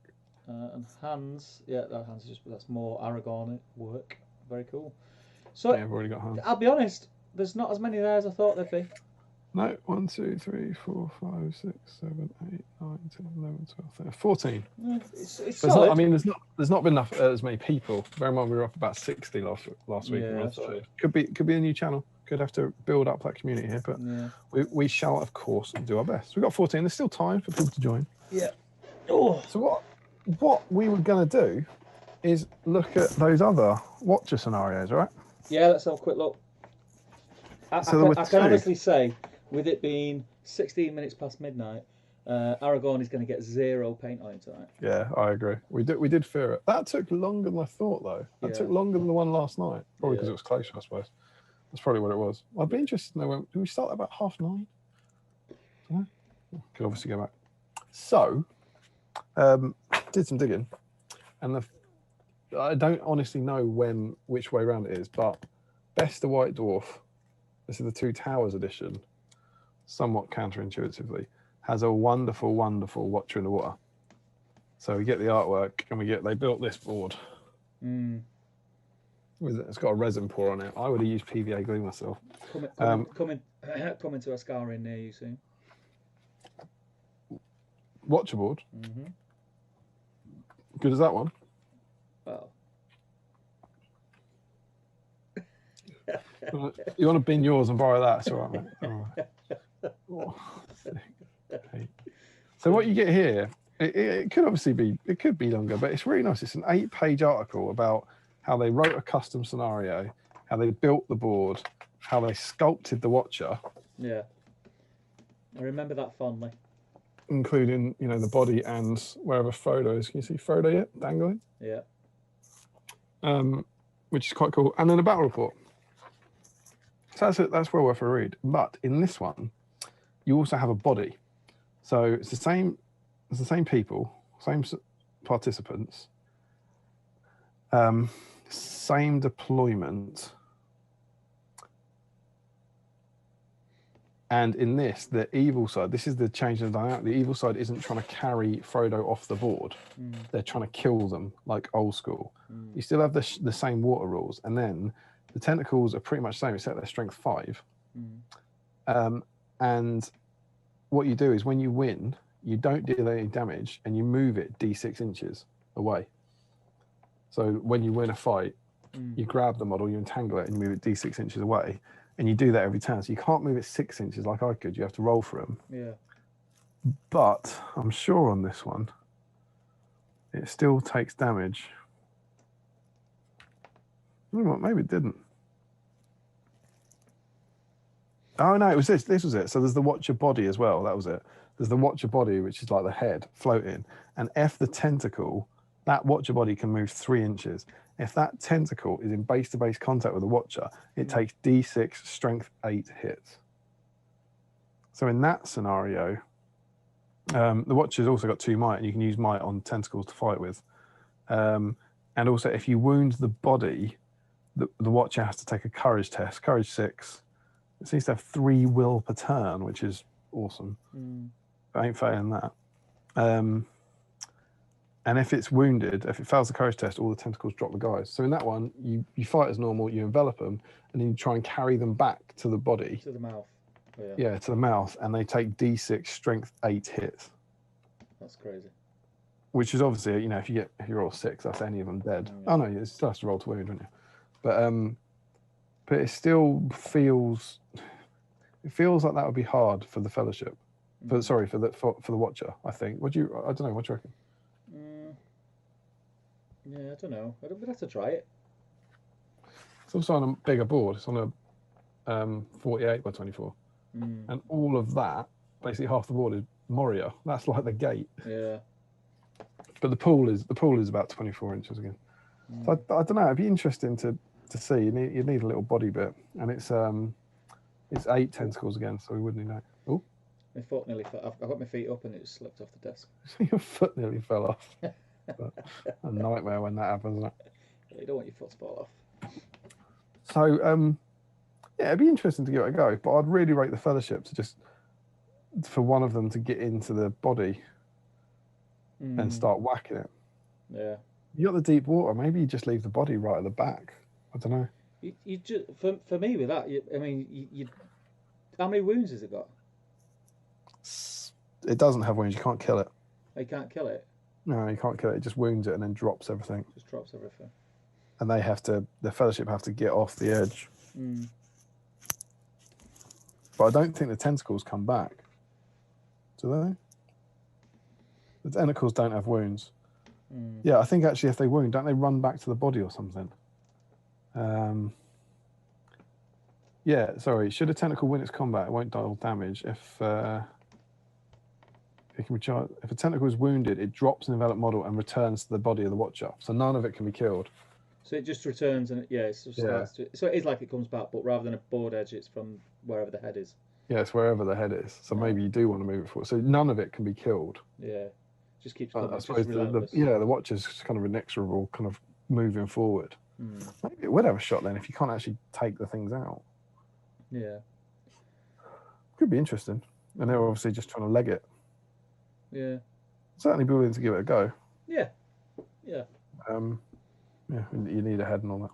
It was interesting. See, that was that one. There's also, as I say, there's a 5-page battle report that I haven't read. I've read it once upon a time. I haven't read it recently. I was hoping to. I just didn't have time, so be keen to give that a read. And then there was the Journey book, which was released in 2006, and this was the first time. Dun dun dun. Where is it? Is it Real Watcher? Well, no, 2006. You're not close to Real Watcher. But it depends what you mean, Real Watcher. Really, it was. So there's not a painting guide. Oh yeah, here you go. There's a tiny painting guide. This is when the tentacles were released. Right, okay. So they were released for the Journey book, and this one's quite different. The layout's similar to that one we just saw. Yeah. 4x2. Yeah. Pull for half of it. It's almost always the same starting positions. Only 6 tentacles to match the metal set. So this is the most up-to-date one, of course. Yeah. Sam, Mary, Pip in between, yada, yada, yada. The other 5 touching the gate. 1 tentacle, and Frodo begin the game enveloped. Exactly the same. This, no body, because they're obviously just using the set they're now selling. The tentacles are fight 6. Right. To match the heroes. Strength 1, D6. And in this, it's pretty much exactly the same, the movement as the last one. But obviously they've got nothing to take it back to. And so instead, at the end of the fight phase, any enveloped models take D3 strength 8 hits. That's a bit grim. So you've only got 6. So there's less of them to fight the Fellowship. But if they do get enveloped, strength 8 it's 3s against everyone except Gimli. Yeah. You're going to wipe out those hobbits fairly early. Yeah, you don't need to carry them off. They're just going to die, aren't they? Yeah, I don't think you can carry them off in this. It's the good side wins if 5 or more members of the Fellowship escape the board. The evil side win if 5 or more of the members of the Fellowship are slain, or if Frodo is slain. Yeah. So that, I don't know. Only 6 of them, and it's fight 6 as well with no heroic strike. They could really have a That'd be tough. It'd be tough for the Fellowship though. As But soon, yeah, there's as no- soon as you start, as soon as they start grabbing, like the weaker ones, and you lose them numbers, even just to even tie things up, it gets tough. Yeah. It's going to be difficult. Yeah. So it's really weird because this is like a light version of that White Dwarf one. Yeah. In that the dynamics are the same, but the body's gone. Yeah. And there's less tentacles. This one was played on the GBHL podcast as part of our Fellowship campaign. I believe it's a really weird one in that I think Jamie and Tom play it in my house when I'm not there. I vaguely remember that happening. I feel like I had to go to work or something when they were staying over. And I feel like I walk in. And let me tell you, I'm going to read you something, and I want you to see if you can see the slight flaw in this scenario. Go on. You ready? Yeah. Starting positions. Yes. Good player deploys Sam, Merry, and Pippin 18 inches away from the Moria board edge. Yeah. He then deploys Aragorn, Boromir, Legolas, Gimli, and Gandalf, touching the gate to Moria. Objectives. The good side wins if 5 or more members of the Fellowship escape the board through the doorway and up the stairway.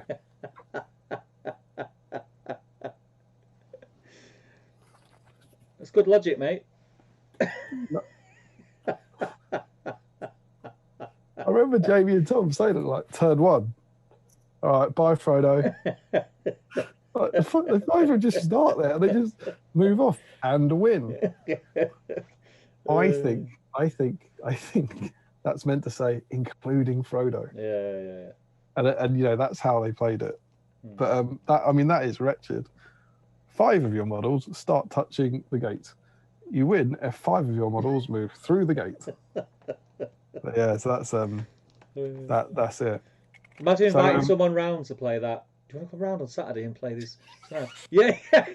They come round and go, right, I'll be the Fellowship. You be, yeah, that sounds cool. Right, let's start. I got priority. I win. Are you going now? Get Donald Drew over from Canada. Yeah, fly over. We'll have a game. It'll be great. So I'm going to go out there and say, obviously we haven't played the other ones. I think this, potentially the oldest one, is the best one. I had a lot of fun then. I had a lot of fun. The dynamic of moving models off the table, I think, is awesome, and that's only in that Battle Games Middle Earth one. Yeah, and especially that one we just played. It was close all the way through. I mean, until Aragorn put his big boy trousers on and decided to do something. Yeah, I mean, I think you had an awful Aragorn, and then you had a great Aragorn, which probably averages out into Aragorn. Yeah. All right, he probably did all right across the game. You couldn't have wrote that, could you? The last combat, he's in combat with 3. You get 5, 4, 4. And needed 3 to win. But I did that as well. He was only in combat with 2. I put the 3rd one on, but there's no way the next turn I'm able to carry Frodo off without Boromir or Aragorn killing 1 tentacle. There's no way. Yeah. So those were, as far as I know, and correct me if I'm wrong in the chat, however, those were our tentacle scenarios. Those are the 3, and there's quite a lot, right? That's 3 different scenarios. And then and that was the Watcher in the Water until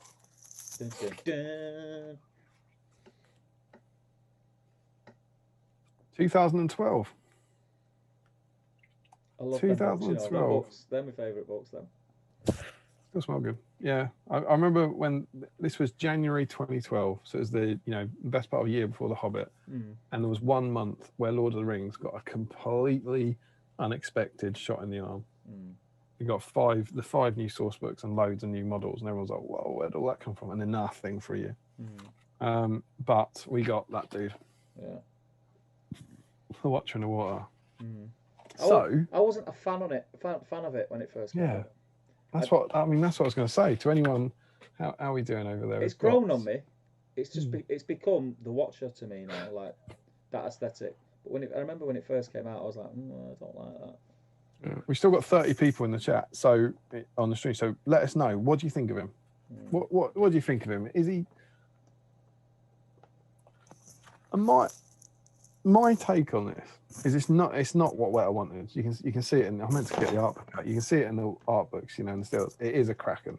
Yeah. There's no two ways about that. But I'm gonna say, I think someone at GW did a very good job of coming up with a way that bit that you see could be a monster that goes on land. Yeah. It's utterly mad. Like, you've got this cockroach thing that suddenly then has 8 tentacles coming out of his mouth. Whatever. But I think that because someone was given that, someone at GW was given that, I went, what I want you to do is I want you to get this Kraken and then somehow put a Kraken as a head. Sorry, what? And I think it's good. It has grown on me. I don't mind it now, but I remember when I first seen it. I remember looking at it and thinking, it looks like 3 things, not like one. It's a Hydra and an anus and a cockroach, I think, is what. That's what. Yeah, I think Richard Taylor says he wanted. Is it that? I'm sure it's that. He wanted it to look like a sphincter. He said he wanted the mouth to look like a sphincter as it does that. Yeah. It's also what my sphincter looks like. So have you got a watch? I presume you've got it. But I've got a watch here. I've got one. It's been in a box for a long time. I've actually got Michael Haskell's watcher as well, which I need to get painted for him. Is yours made? Have you made it? No, painted it? No. All right. And I don't think, especially now I'm doing Michael's, I don't think mine will get done for a long while. Unless they're doing both together. I don't know. We'll see. He's in my box. You would have seen this on the Patreon chat. That up there is a small box, which is my box of things that I want to paint. My big box is down here. Those things are doomed. And there's a box up there that just contains things that I'd quite like to paint. And the watch has been in there for about 4 years. Yeah. He's that sort of thing that I want to, just at some point, I want to paint because I think it's cool. And he was out the box today thinking, I might do this in 2 weeks and we could play it on that. If you had an airbrush, mate. And then I got Quest the Ring Bearer, started that whole idea about that new video series, and he went back in the box. Like he was on the painted desk for about 2 hours, like gone. But have you ever used him? I've played against him. I've not used him. No, I don't think I've ever played with him. I remember Owen Wright quite early on. I played against him at Seven Stones when me and Dewey Evans were partners, and I played against Sam Page. Sam Page had him. Was Kieran that year? I can't remember. It might have been Kieran, but it didn't do well against us. I think Forlong and Imrahil just ate it up. He's quite certainly in the old rules. I think he was good, but he was quite he wasn't seen that much, and so he tended to turn up at things like Seven Stones. Yeah. So I remember even this year, Barney and Dan used him. It's not this year, obviously. It's last year. They used him in their pirate army, and they had him. And whenever he came up, they just roared, "Unleash the Kraken," and like he'd jump onto board. But he's cool, and he was 250 points, and he's kind of similar to how he is now, but it's the same sort of rules. I remember the big one being the fact that he could jump up anywhere on the board. Yeah, that's crazy. At the start of each turn before rolling for priority. The watcher on 3+ he enters play, and everyone used to talk about that being like behind your army, like he'd come up and eat whatever he wanted. I think was the threat, and then it turns out the real threat is when he comes up behind your own army, and that's where you now see him. And it might be because he's that much cheaper now. Isn't he? I think he's rules man. Is he 200 now? I don't know. It's Lord of the Rings.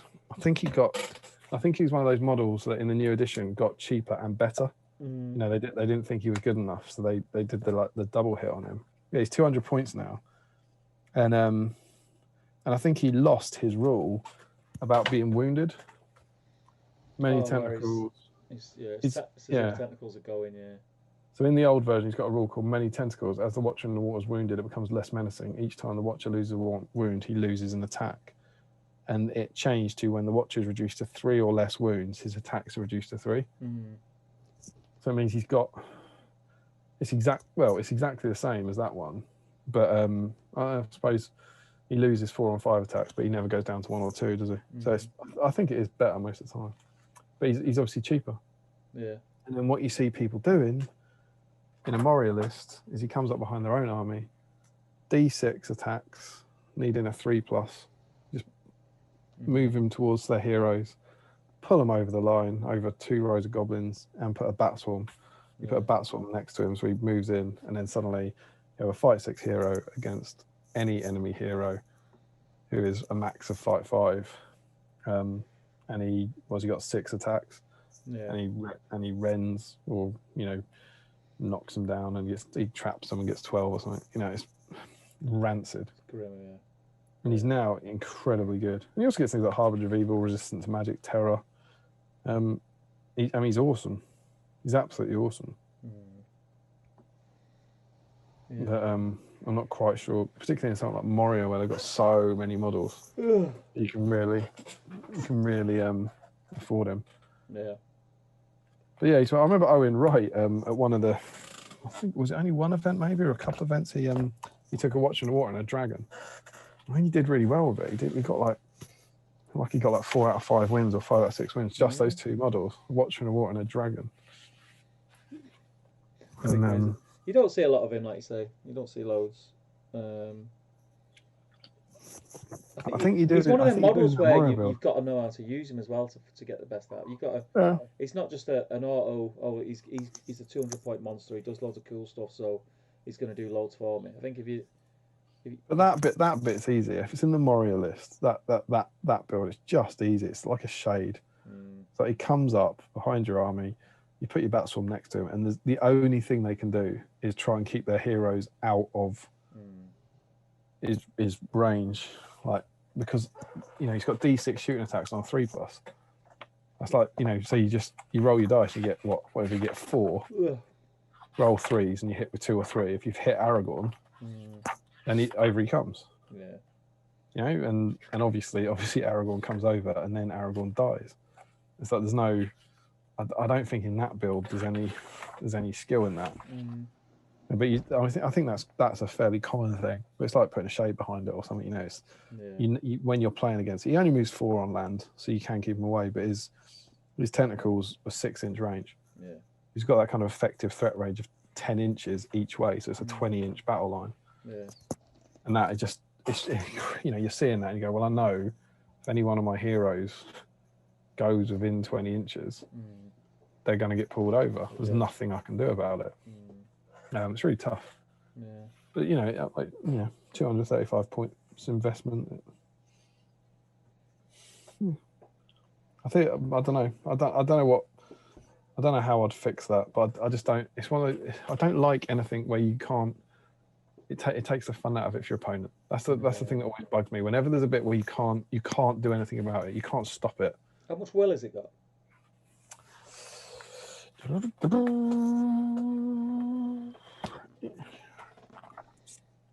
5 will. 5 will. 5 will. Yeah, that's a bit grim as well. It's super mega speedy in water, but that'll never happen. No. And yeah, fight 6, strength 6, defense 6 attacks. It's got 6s in all the right places. Can't strike, so if you get anything on it, you can strike. But if you're allowing it to be struck against and trapped, you're doing it wrong, aren't you? Yeah. It's just that as soon as you see a bat swarm and the Watcher on the army, you need to be terrified. Yeah. I'm thinking my heroes can't go within 10 inches of that thing. I mean, what else are you going to do with them? Takes your heroes out of the game. It's D6 attacks as well. It's not. If it was one shot, if you had one chance to grab a hero, and maybe they could dodge it with fate, that'd be something. But it's like D6. Yeah, that's nasty. Oh, and they take a hit, of course. Anytime they're hit, they take a strength 3 hit. Wretched. Horrible things. Maybe it'd be like a shooting attack. So you'd have to have in the ways. So almost like if you you'd have to kind of punch through your goblins or something. Yeah. I don't know. You'd still do it, but that is the Watcher. I love it. I think it's really super cool, and he's one of those models that I've wanted to paint up to have in the collection because I think it's quite iconic, even though it never appears in the films. You know. Yeah. Kind of bizarre. But yeah, as I say, he was on the table. Yeah. It'd be fun to play. Do you want to jump in the chat before we start? Yeah, by all means. Wrapping up and talking about next week, because I am getting uber tired. Want me to jump in? Yeah, I can't see, mate. I can't see. That's so enjoyable. Enjoyed that. Great fun to watch. Steve Rolls was shocking. Awesome report, Michael. Oh my God, we've done that. Cam, yes. So this must be about the hobby blog. Sorry, Alex Kaiser says, even though I came in halfway through, it looked amazing. Seems like, we have read that. And then Cam says, super happy to hear about the hobby blog. Appreciate it. That'll keep me hobbying all day tomorrow. Yeah, I will do my best to not forget that. Green Tree says, loads of great content to look forward to. I'm not sure if that's a joke about how I don't like it when people say that. Larry, alas, my actual original plastic AMA horse is already painted. That's no excuse. I got Bill as a gift from a friend after that 7 stones. I haven't got around to painting him now. Has he got Orcrist in his mouth? He hasn't. Who? As Bill, he hasn't converted him, has he? Because that's Larry. That's the sort of thing he'd do. You know, when Larry's Bill won the Arena of Champions, and he got Orcrist. Lachlan Linton Keane is in the house. Got Superstar in the house. And doesn't he? What is it? What time is that? Is it like 7 o'clock in the morning?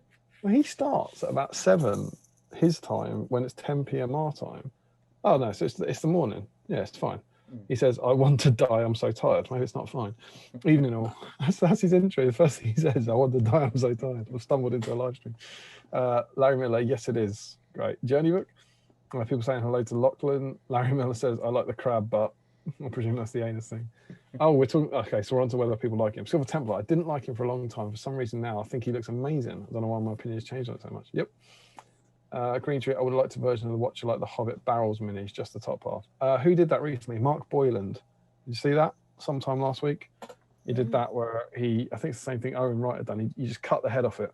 All right. And then you put the head flat and the tentacles coming out. I think I did see it, yeah. I did see it. You waste a cockroach, I suppose. Yeah. You're paying whatever it is, 40 quid, but you're still getting your Watcher in the water.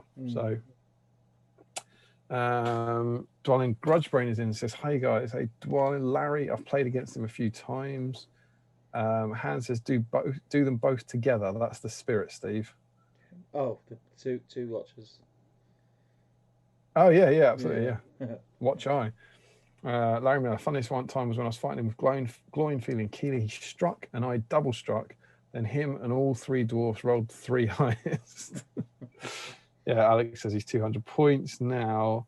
Michael, didn't Tom Pickard come dressed as the Watcher in the water to 7 stones with detachable tentacles? You're absolutely right. I can't believe I didn't mention that. Tom Pickard, outstanding. I should have got a photo. Outstanding effort. I will have one on my phone actually. Of 7 stones last year, he came in a green unitard and had stitched or velcroed like tentacles on, these big tentacles, and every time he got wounded, every time the Watcher got wounded, he unvelcroed one. And he had this kind of Cthulhu mask on. It was a thing of beauty to behold, and also truly horrific. But yeah, what a beautiful man that was. Do you want to carry? Oh, he's actually the cover photo. I mean, that couldn't have gone better. That's this is sexy Watcher. That's the Watcher, relaxing at the weekend, waiting for some friends to come over. And I'll see if this is obviously the 7 Stones album. I must have a kind of gribbly one. There's a sort of gribbly Watcher. That was also, I should say, it's only fair. That's with Steve as the Balrog. Their army is the Watcher and the Balrog. Quite sexy, obviously. Sexy Watcher. I think that might have been the only close-ups I got. So yeah, that was a heroic effort from Mr. Pickard. Pretty sure they got first fancy dress. Larry Miller, in the old version, you could technically renew him, but you wouldn't get attacks back, so it would eventually end up 0 attacks. How do you renew him? Don't know. Oh, is that when he went underwater? He dives down to the deeps, doesn't he? I think he used to get a wound back. Both Tom and Dan Huckville came dressed as different halves of the Watcher. Yeah, yeah. Dan Huckville was a shrimp. Green Tree says your yawning is making him yawn. Sorry. Stop it. It's hit me like a brick. Lockie says, yeah, Kylie wrecked face of it article. Yes, Kylie had that Moria build, indeed. Dwalin said, always fancied a Watcher, but I've got more chance of getting the individual tentacles. Why is that? I've more chance of getting the... What is that? Watcher's available, isn't it? The tentacles are rarer. The tentacles aren't available. Do you reckon tentacles made to order? Possibly. Bit of a weird one, isn't it? Yeah, possibly. It'd be nice if they did. Larry Miller says, I'm waiting for Bill's inevitable return. Yeah, he'll be back to get a second one to give him an Orcrist. Hans Gladsheim says, this is 100% the most SBG stream you guys have ever done. Well, yeah, I'm sorry. Got a link for the game shop you're on about, where you got your second-hand minis. That is 7th City Collectibles. Did you mention them today or something? Unless that's just a really big... We mentioned it when we said, I wonder how many Weathertops and Watcher in the Waters will sell. And you said, yeah. Like we did with 7th City Collectibles. That was ages ago. There you go. I've put the link to their website in the chat for you. 7th City Collectibles. They're awesome guys. Go and check them out. There we go.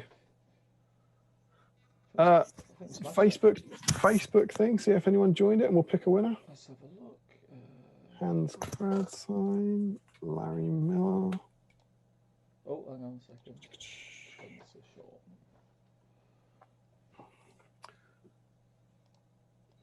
Wrong one. Hans, 2 more comments. Larry Miller. Yeah, Carl John Day, they've got Hans already on there. Larry's already on there. Yeah, no new entries. Chris Murphy is asking him if he has Orcrist. And what's that? Dwalin's working on Dolguldur Scatter Train. That's pretty cool. And so that's it. So we will call it there. Yeah. So we have 14 entries. So I switch back over to the pool. Let's do it. There you go. Ooh. Still see the dice tray? Yeah, I'm going to zoom in though. I'll go on game cam. 1 second. Game cam. Game cam. So what I'm going to do is just, I'm going to count down. I'm not going to write the numbers because we're using the dice, yeah? Yeah.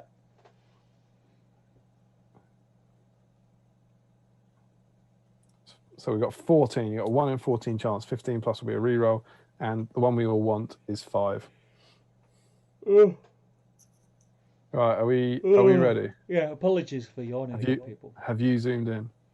We're zoomed. Yeah, we're on a tighter one. Ready? Yeah. Oh, can't see. What is it? 18. 18. It's a reroll. 18. Oh, so close. I'm going to lift this up. I don't know how well that's doing. It rolled. It was a 6. It was a 6. Oh. And 6 is sadly 1 underneath Thranduil's horse. Thranduil's horse does not win the draw. 6 is Mr. Dan Nelson. Well done, Dan. Well Dan Nelson. Congratulations, sir. Give him a round of applause. Give that man a round of applause. Well done, pal. You have won one of our imaginary dice, which we hope to have at least sent off or ordered or something within about a week. Would be super great. And then we've got a few of them to catch up on, and you'll be getting one of those. So well done, sir. Thanks for joining in. My last thing is to say, we won't spoil it. We can talk about it next week. Change your camera. Oh yeah, good point. Yeah, can't see you. Miss your face, mate. I've just turned video off now. So thanks, babe. Did you know? Fun fact: we talked about all those tentacles before today. There is no scenario anywhere that pits the Fellowship against the Watcher in the Water. The new one. Yeah. The monster. And I was really surprised by that. But in like Moria and Angmar, I think it was in here, you do get the what they call it, the Battle of West. Yeah, the Blood at Westgate, which is this one. Yeah. Which is basically like the Khazad Doom guys. Yeah. So you get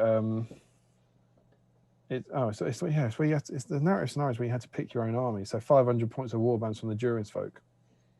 So it's meant to be like all, you know, Balin's expedition being attached because the water.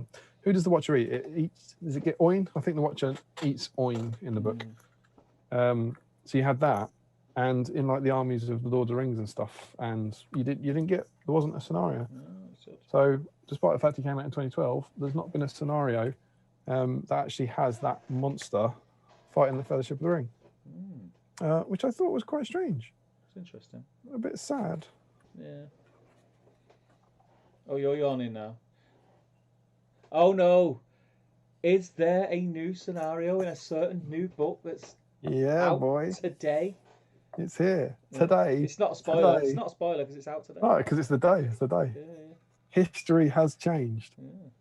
They have in the new book. We can exclusively reveal the Gates of Moria scenario.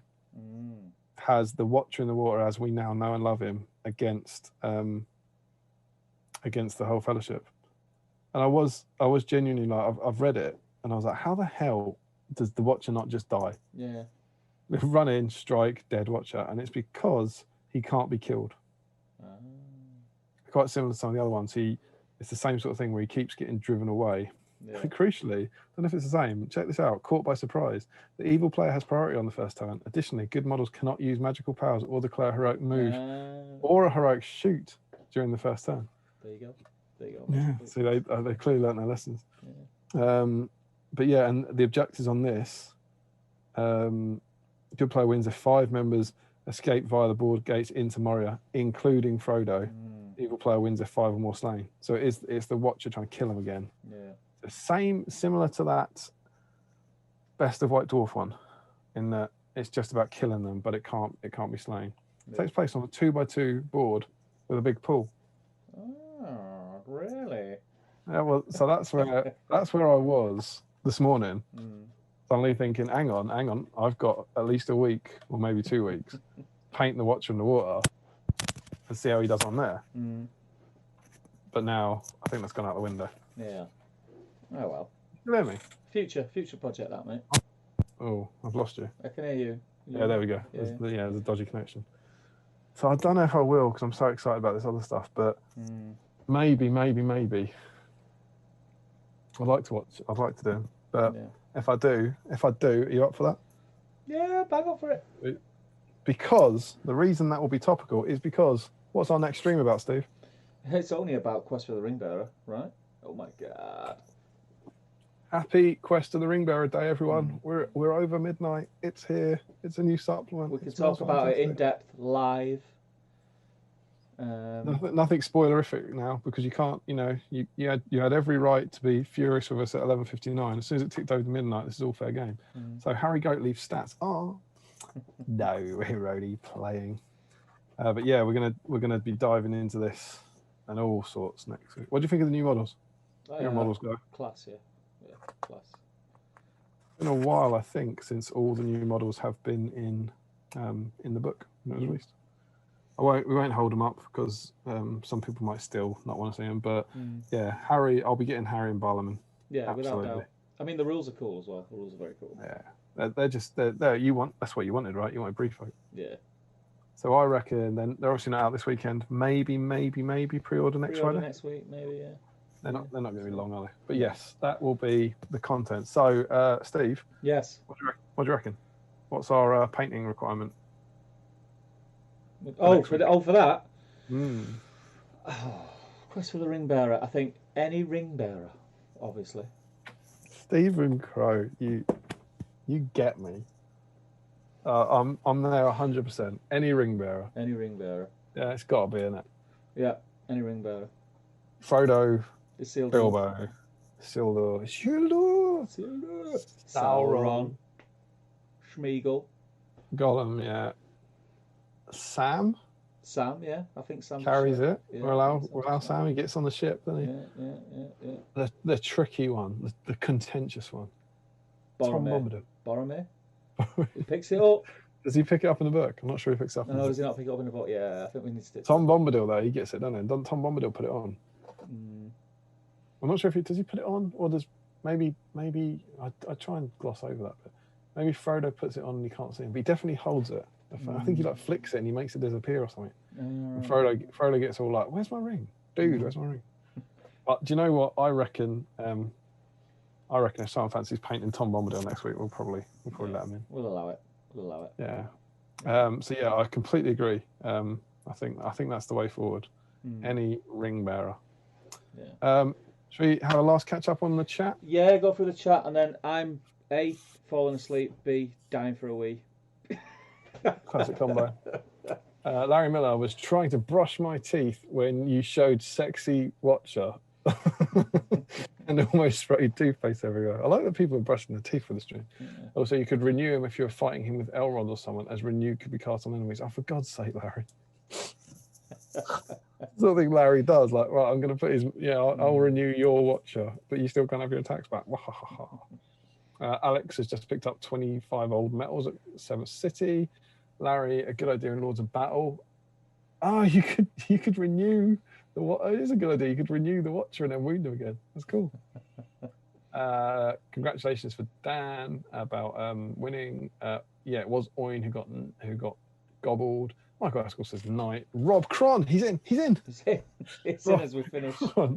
Says thanks for getting me through work today, gents. Off home soon. Oh, happy to hear it. But you do know, Rob, it's like 1 a.m. I don't know why you're at work. Larry Miller says Boromir. That must be about being a ring bearer. Yeah. Cam says looks like I'll be putting my 7 different versions of Gollum in the next session. Joe Holzman says, what about bearers of the Elven, Dwarven, or Rings of Men? I think no. I think it's the ring, isn't it? It's the ring bearer. It's not quest of all the ring bearers. The ring bearer. Galadriel's like random rings. It's not a party with random rings. No. Yeah, you can't just have a ring. Thranduil's wearing a ring. It's not enough. Alex Kaiser says Sam. Yeah, we'll allow Sam. Cam Bomb does put it on and has no. Bombadil. Oh, Bombadil, call him Bomb. He does put it on, it has no effect. Yeah, I think that's right. Yeah, and then people are saying he does put it on. Silver Templar, thanks for the stream, guys. I look forward to the next one. Pretty sure Tom put it on. Carl Daly, I managed to finish 3 horses. Good stuff. Aaron will be proud. Part done 2 others. Looking forward to watching the first part of this in the morning. Great stream as always. Thank you. Don Barnett, great stream, guys. Better luck next time, Watcher. He did all right. It was close. He did all right. Yeah. The Watcher's happy with that. He did better than he did in the film. Yeah, it's close. He gobbled some good uns. Yeah, he's happy with his night's work. It was a good game. And there we go. I think we're home. Just like that. It's all done. It's all done. I'm shattered. I had a good stream tonight. It went very quick. We had a game. We had a game. Which was cool. So next week we're going to try and get it for next week. We will confirm in the coming weeks on the relevant Facebook pages and the Patreon chat. Whether it's this week or next week, it will be Quest of the Ring Bearer. Yes. So make sure you dig into it because next week's one is going to be spoilerific. Yeah. The aim, I think we can safely say the aim is for same time, same day next week. Yeah, that's the hope. But we'll try kind of ride that wave of excitement of the new season. We'll try and get our ducks in a row and announce it as soon as we can. But that would be very, very cool. Yeah, if you have enjoyed this, please remember we do have a Patreon account. It's in the group in the description below. It's not in the description below, is it? Or is it? Yeah, it's on YouTube. Is it? Yeah, I set it up. Hey, look at it. It's on every video. It's on every video. Right, okay, fair. Yeah, so if you do enjoy what me and Steve are doing here and putting it out on these streams, if you fancy going over to Patreon and subscribing at any level, it would mean the world to us, and it helps us do cooler and bigger and better things going forwards. And you can join our super awesome, fantastic Patreon chat where we continue all this nonsense all week round, and it's a whole lot of fun. Yeah. All right. Yeah. I've had the best week ever. Episode I forgot 19. I forgot to summarize and say this is the best issue so far. That was really important. I think this issue is brilliant. It's gone up a notch. Yeah. It's gone up a notch. Every art, any one of you now, there's no wasted stuff in there. There's nothing in here that you wouldn't enjoy now that you couldn't read now that's out of date. It's a bit the paint's out of date. Best issue so far, hands down. Yeah. Love it. Love it. Totally agree. 100 Hobbit points from me. 100. Yeah, So that is 100, it. a perfect That's it. 5 out of 7. That's it. We're done. We're done and dusted for this evening. To everyone who's still in the chat who is a patron already, we will see you in the chat group probably later on today, tonight, tomorrow morning, all week. Hopefully see the rest of you next week. I've had a belting night, although I literally can't keep my eyes open right now. Fun game. Thank you very much, Damien. It's quite all right. Larry Miller has just pointed out that Sam is also a ring bearer. He is a ring bearer. But yeah, no, it was awesome fun, mate. Thank you as ever. It's a pleasure. Yeah, and we'll see you next week. Again, keep an eye out for confirmation of date and time, but we're going to try for Friday at a similar time, so hopefully it'll be then. Yeah, good night, everybody, and sweet Happy dreams. Quest of the Ring Yes, Bearer. enjoy the book tomorrow, and let's all chat about it next week. It'll be a lot of fun. So good. All the groups, all the relevant Facebook groups are going to be very busy for about a week or two. So good. But yeah, okay, we're going to sign off and see you next week. Take care, guys. stay safe, and be good. Take care.